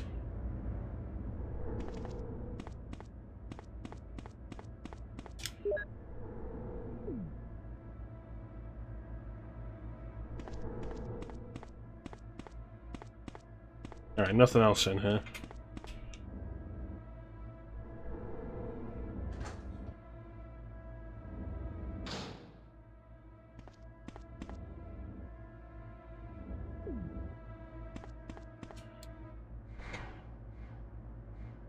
Best friends forever.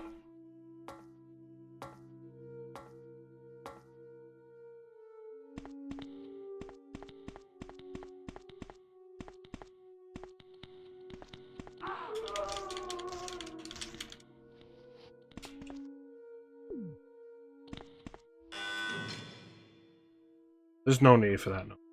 Like, there really isn't.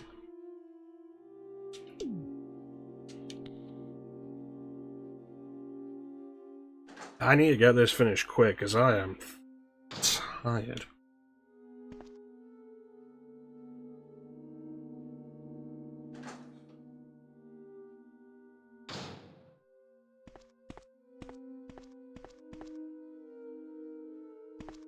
But what's on the operating table, Chris?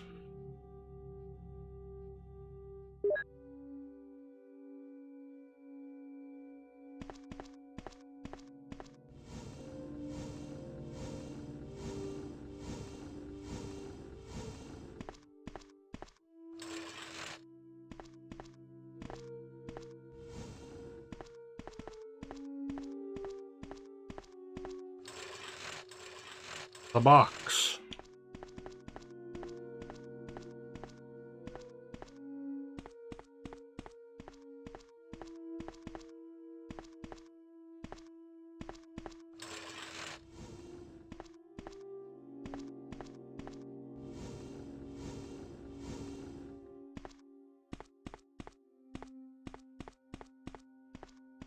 You know, it was a good time in video games when video games stopped having block pushing puzzles.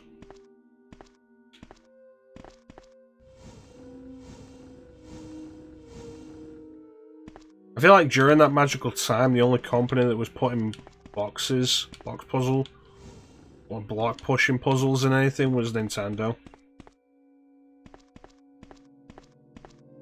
That's why the Wii U failed.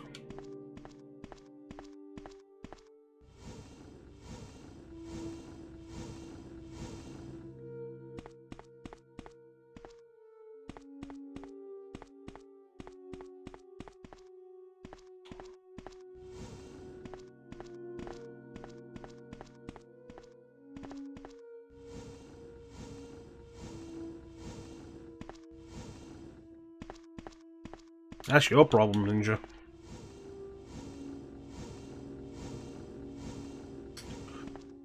That's going to be fun when we eventually get around to actually doing Soul Reaver.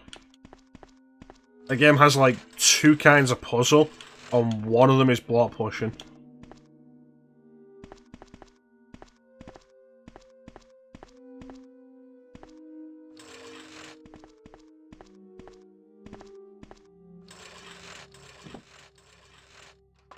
So much block pushing.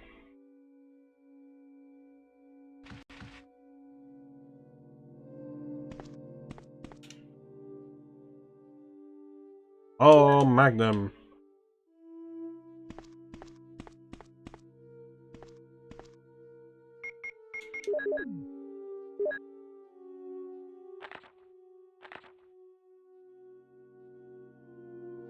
Surely bless you and make your descendants as numerous as the stars in the sky and as the sand on the seashore. Your descendants will take possessions of the cities of their enemies.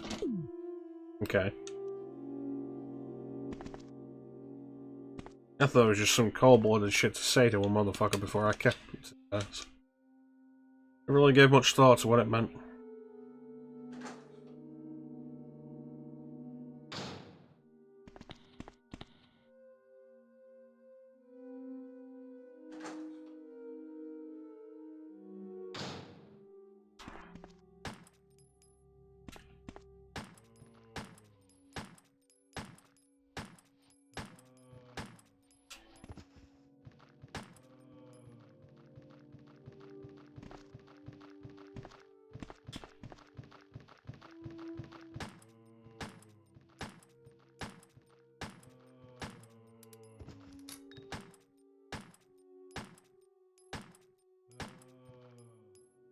That's the problem with being a police officer, Ninja. You gotta fire the warning shot first. Okay, I gotta get power turned on.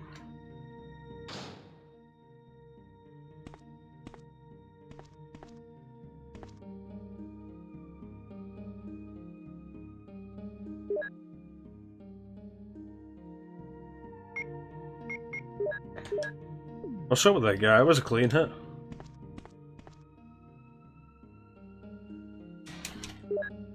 So, we have enough Magnum ammo now that I could probably main it for the rest of the game.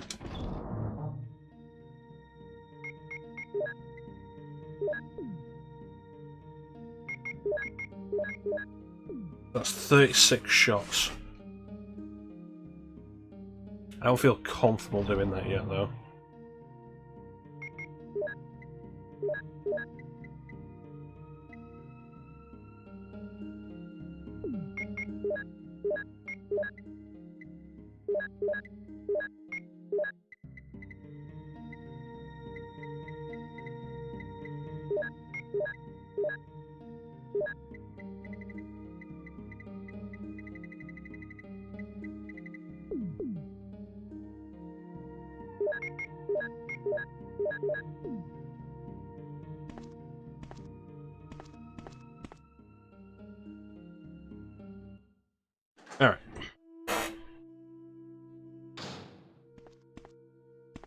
Go ignore the chimeras.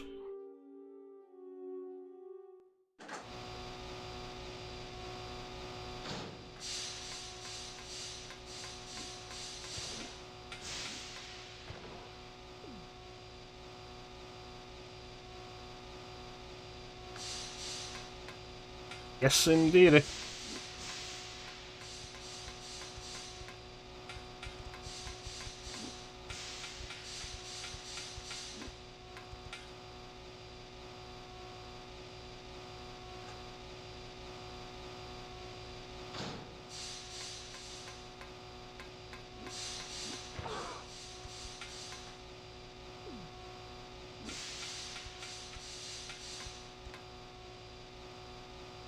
I mean, the chimeras did kind of evolve into... The concept of the chimeras did kind of evolve into the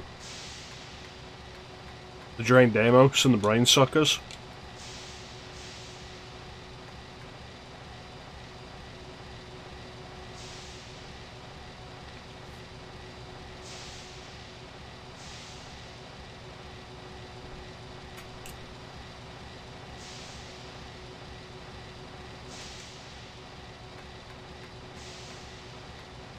Alright, I need to get the Mo disc used in this one.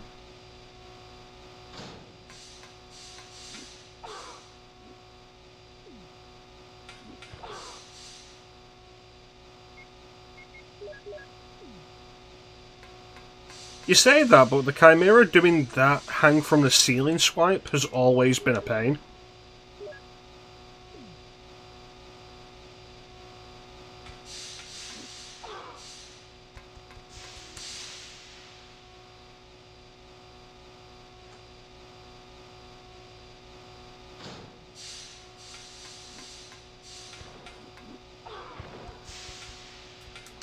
Meanwhile, 9 times out of 10, I'm able to completely avoid the Brain Suckers and Drain Deimos.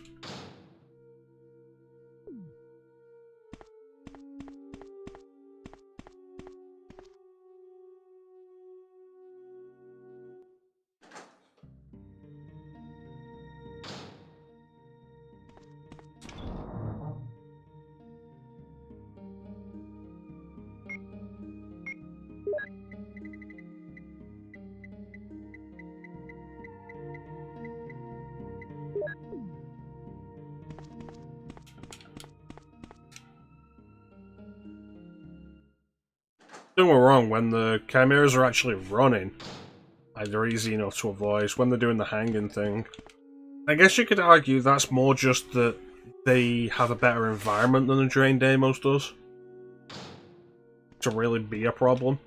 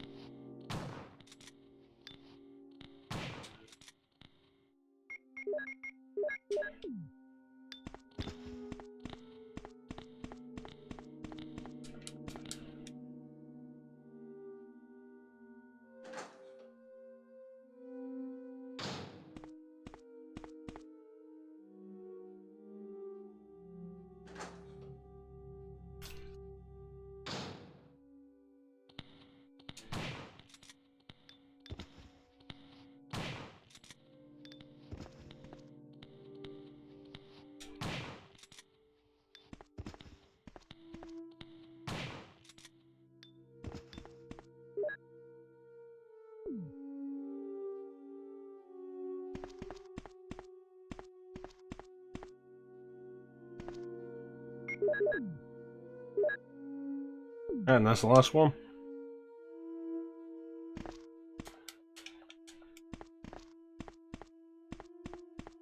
Now we can go and save Jill. Well, then look, get the good ending. Oh, Rebecca's still alive.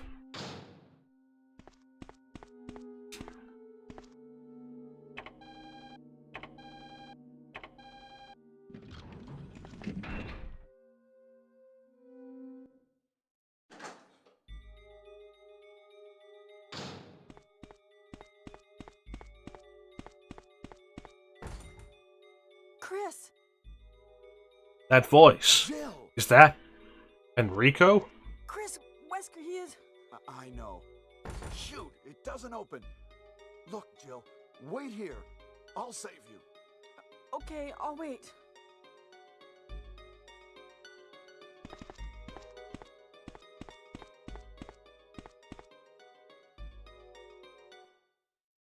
I mean, I suppose it's better that Chris just says to Jill, wait here, rather than Jill asking Chris, can he wait there? Yeah, that's what I'm thinking, Ninja. Because, like, in Jill's campaign, she's like, Chris, can you wait here? It's like, yeah. Not really anywhere else he can go.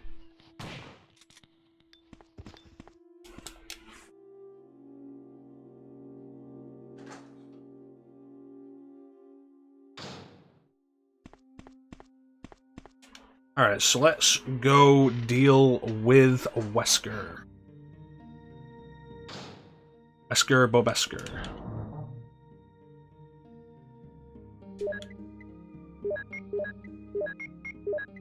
All this ammo.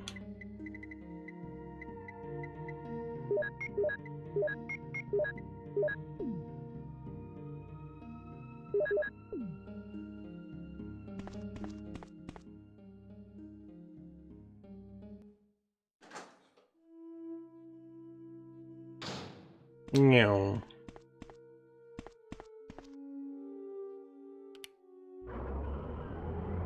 Chris! Rebecca, I'm glad you didn't die to a hunter. Rebecca! Where did you get a gun? I saw you in the garden. I've caught up with you at last. Well, I'm glad you're all right. Don't go out alone. Yes, sir. Don't go about alone after it was his idea for them to split up.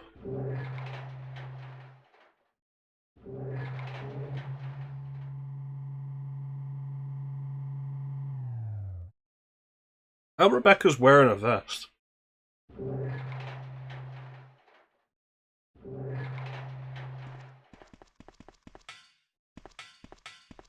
Chris, as my subordinate, you have wonderful talent.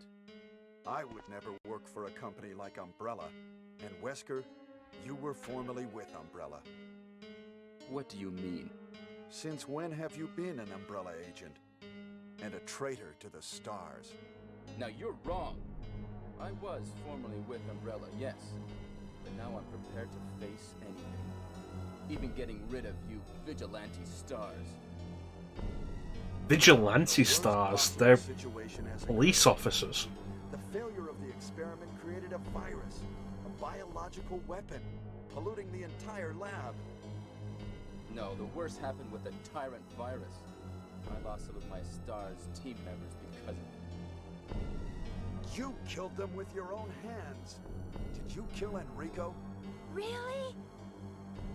Yeah, like this. Rebecca! Don't move. If you do, I'll kill you. To be fair, like, it's less Wesker explaining, more Chris saying, yeah, no, I figured it all out. Which, in the original game, makes Chris a better investigator than Jill did. Because Jill has to have it explained to her.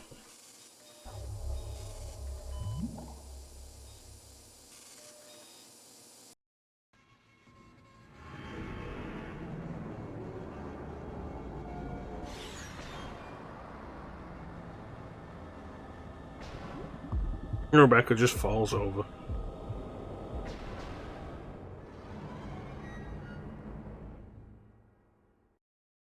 Is this? That's Love right. this bit. This is the ultimate life form. Tyrant. Chris? Stop it.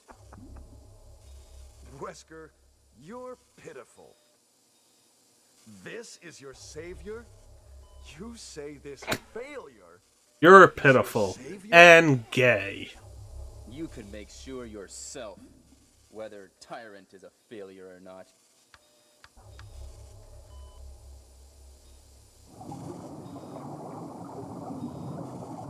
Like, the whole Chris, stop it bit. It's just absolutely fantastic.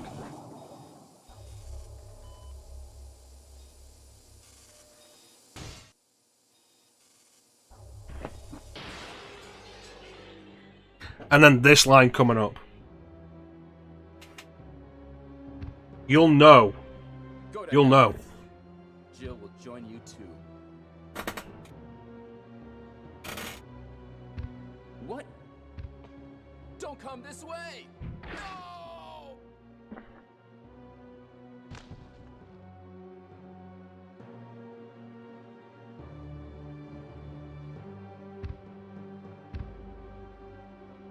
You can't kill me.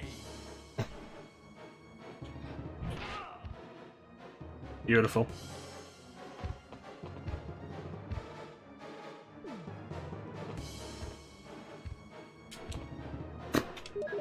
I'm trying to fire my gun and I'm like, why isn't he auto-aiming? It wasn't equipped.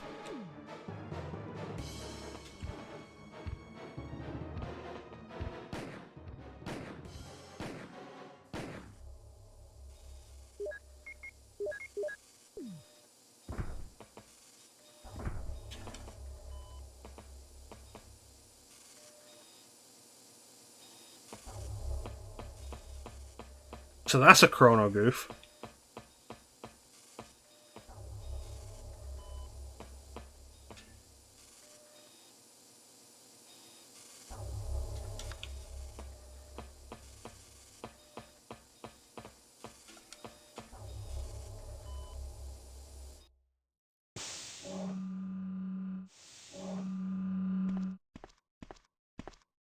Oh, hey, Rebecca.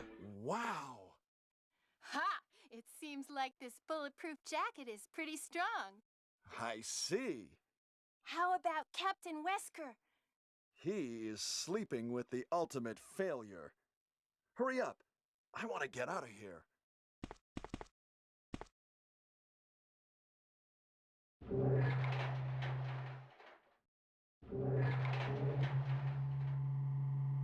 Next chrono goof might be the final fight with the Tyrant.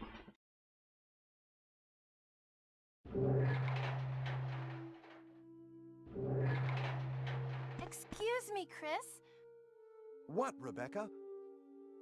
I saw a research file in this lab. It said that a great deal of research on the Tyrant virus exists right here. We should blow this place up. We are already into it over our heads. Rebecca, can you do it? Yes, sir. I'll set off a triggering system for a bomb. Okay. Don't go out Now alone. we have a chance to escape. See you outside the house.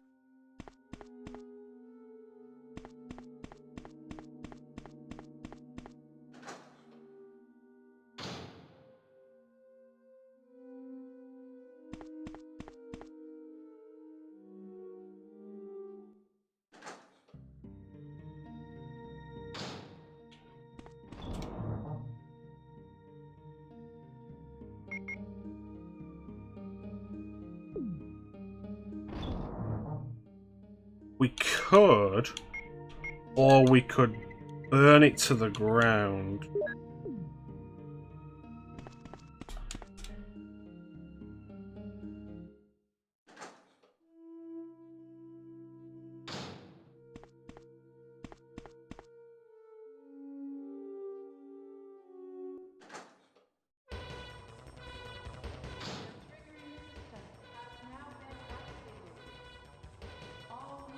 Alright, let's get out of here.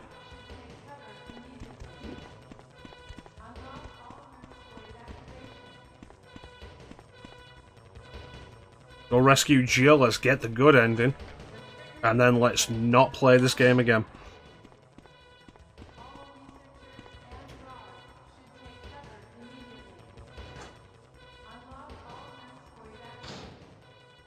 Yeah, I think sooner or later they'll start to believe it, Ninja.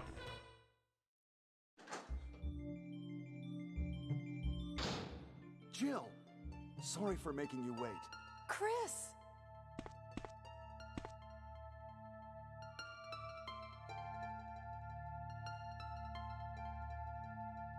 I knew I could trust you. Let's go. There's no need to stay. We never did find out what happened to Barry.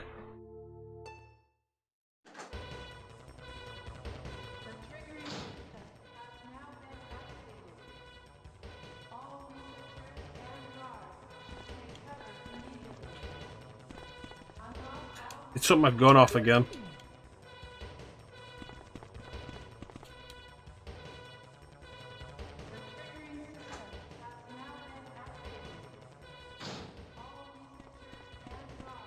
Oh, bye, Jill.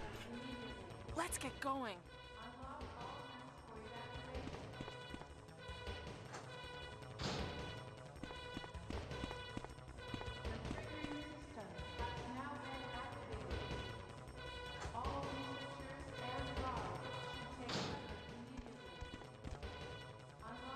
And then we never saw chimeras again. Shooting Jill, you say?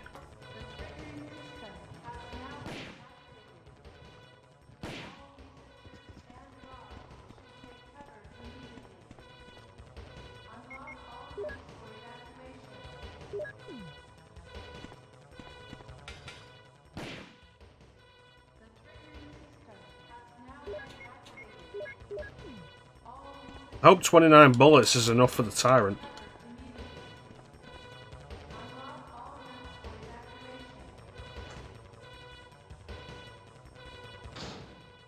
Let's get going.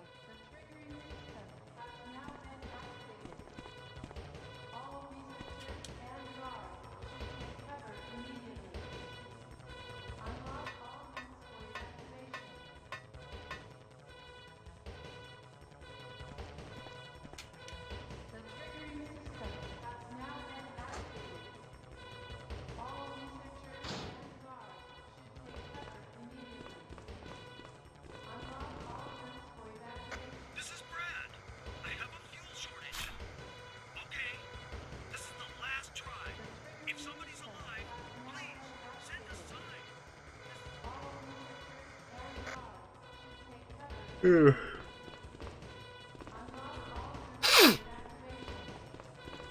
No, you mean the look at those monsters line?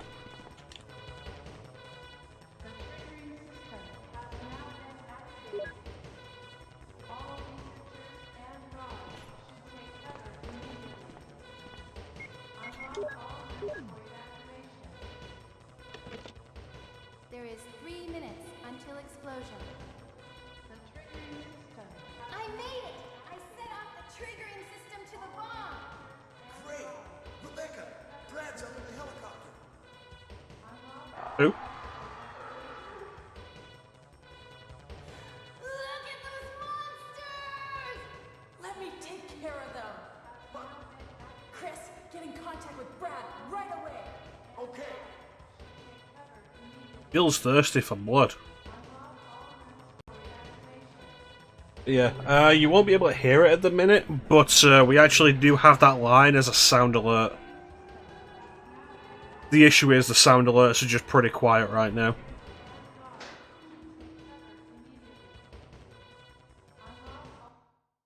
But no, I absolutely agree with you, Ninja. Something I do appreciate in the design of Resident Evil, and it continues into 2 and 3. The battery there, you have to pick up the battery and then use the battery in the elevator before the timer starts, which exists just so you have an inventory space open for the rocket launcher, which is something they do again in 2.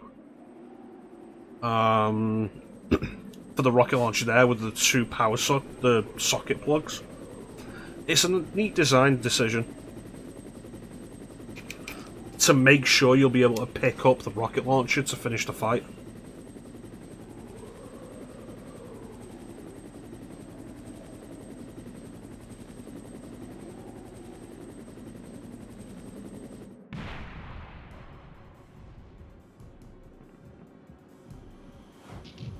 Dude, can't you just use the elevator like everybody else?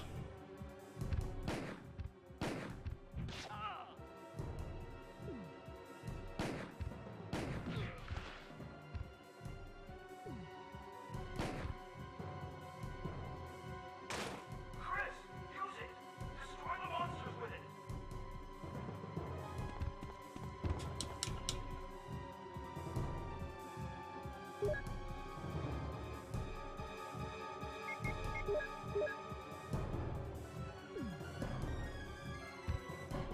You lose, big guy.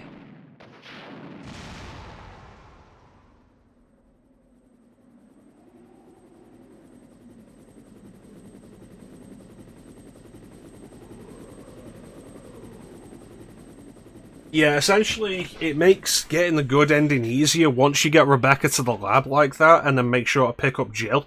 You're done. Like, that's it. Good ending. Sorted. Yeah, Osman. So after all that, that's the good ending. It was a messy run, but, like, getting good ending out of it is at least something.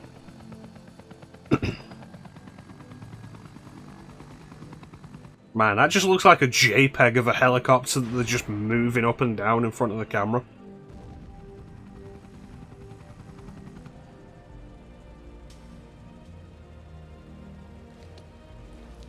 I closed this case completely.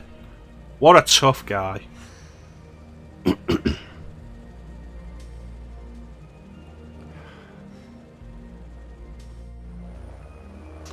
Remember, kids, stay in school, don't do drugs, drink your milk.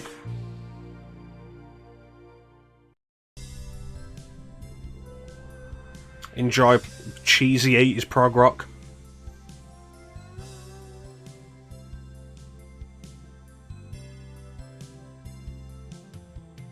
That is part 1 of 10 years of Resident Evil done.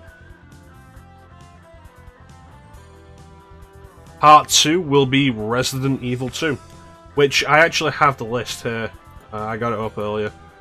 RE2, then Nemesis, then Survivor, then Code Veronica, then Survivor 2 Code Veronica, then Gaiden, then Remake, then Zero, then Dead Aim, then Outbreak File 2, then RE4, then Deadly Silence. In that order.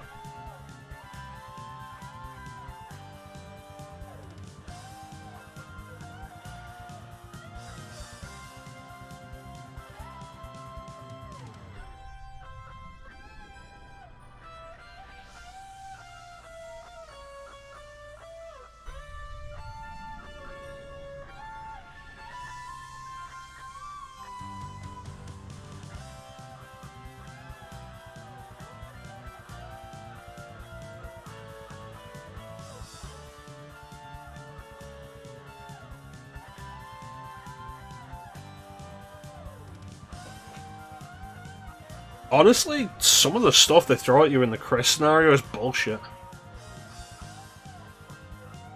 Like zombies taking just a bunch more damage.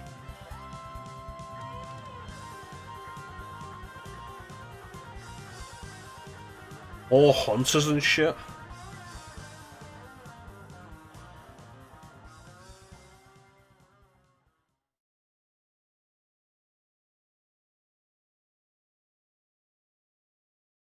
Hey, Kira. How you doing, buddy? That's actually almost an hour less than it took us to do Jill. Jill was just under 4 hours.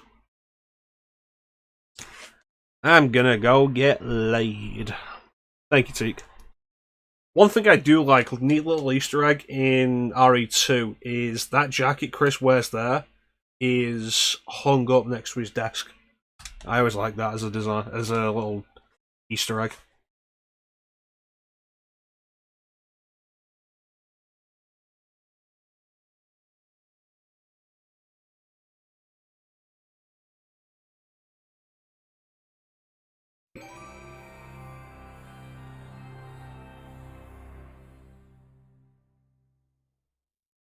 I am tired. Thank you, man.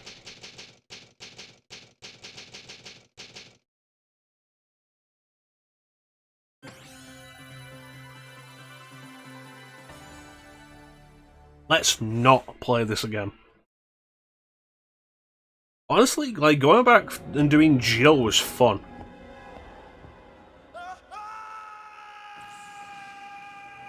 Doing Chris was far less so. But, like, if you've got the option to play OG Resident Evil, go with Deadly Silence. It just has so many quality of life improvements. But we'll get to that. It's going to be what wraps up the 10 years of Resident Evil. But that is going to do it for us for tonight. Sure, excited, do you away.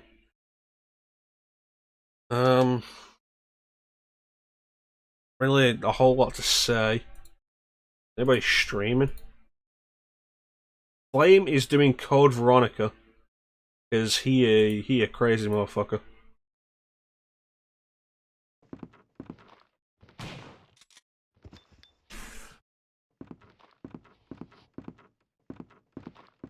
So I want to thank everybody for joining the stream. I always really appreciate the support. Big special thank you to everybody in chat. Chat is always the best part of the stream.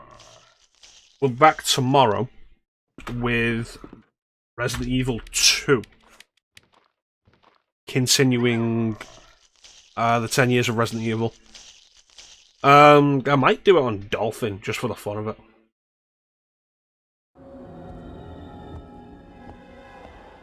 Thank you. Thank you. I did want to quit there several times. Like I said, I want to make this a whole thing of, like, not quitting. Just because something's shit. Does that mean I'm going to go back and finish the stuff that I quit previously? Fuck no, we ain't doing any Alien Isolation.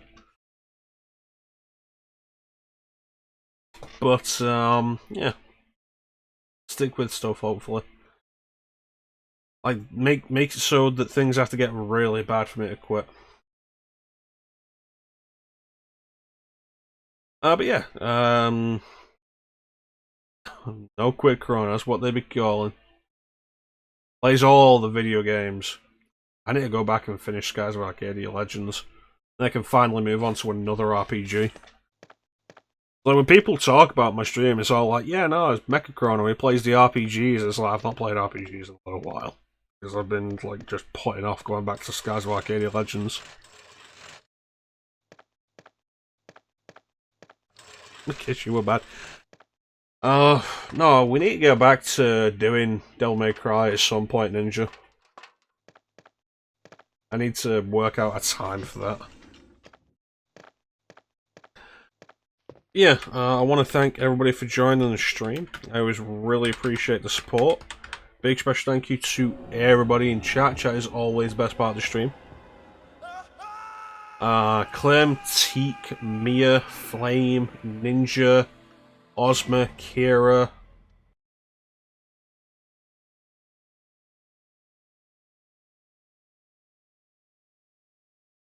Star for popping in right at the end and missing all of the Chris run.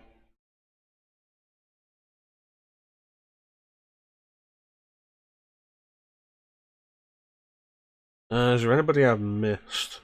Flame? No, I think I got everybody. But if you were in the chat and I forgot to mention you, I do apologise, but you were very much appreciated. Chat is always the best part of the stream. Like I say, we're back tomorrow with Resident Evil 2, Part 2 of the 10 years of Resident Evil. We will come back to Resident Evil 1. We're going to be doing Remake, and we'll also be doing Deadly Silence, the DS port. All 4 scenarios of RE2, yes. And possibly the 4th Survivor.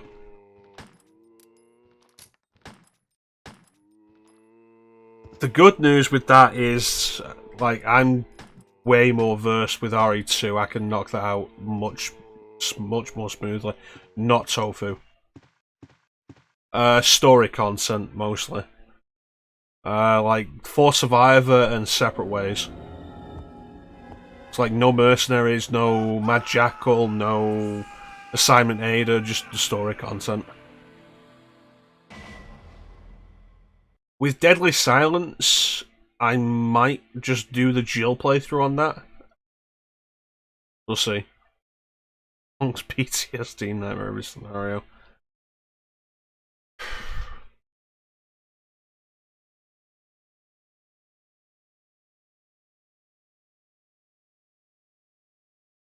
But yeah, after RE2 comes RE3, then Survivor, Code Veronica, Survivor 2 Code Veronica, Gaiden, Dead Aim, Outbreak, Outbreak File 2. I skipped Remake and Zero there. And RE4. Look forward to that. But what we're going to do now is we're going to go and raid Flame Scion, friend of the stream, who is currently playing Resident Evil Code Veronica X. So look forward to that. Chances are he's playing it better than I'll play it when I get to it for the 10 years of Resident Evil. But that is pretty much it. So there's not much else to say, but thank you all for watching. Have yourselves a fantastic time of day, and take care. We'll catch you next time, guys. Goodbye.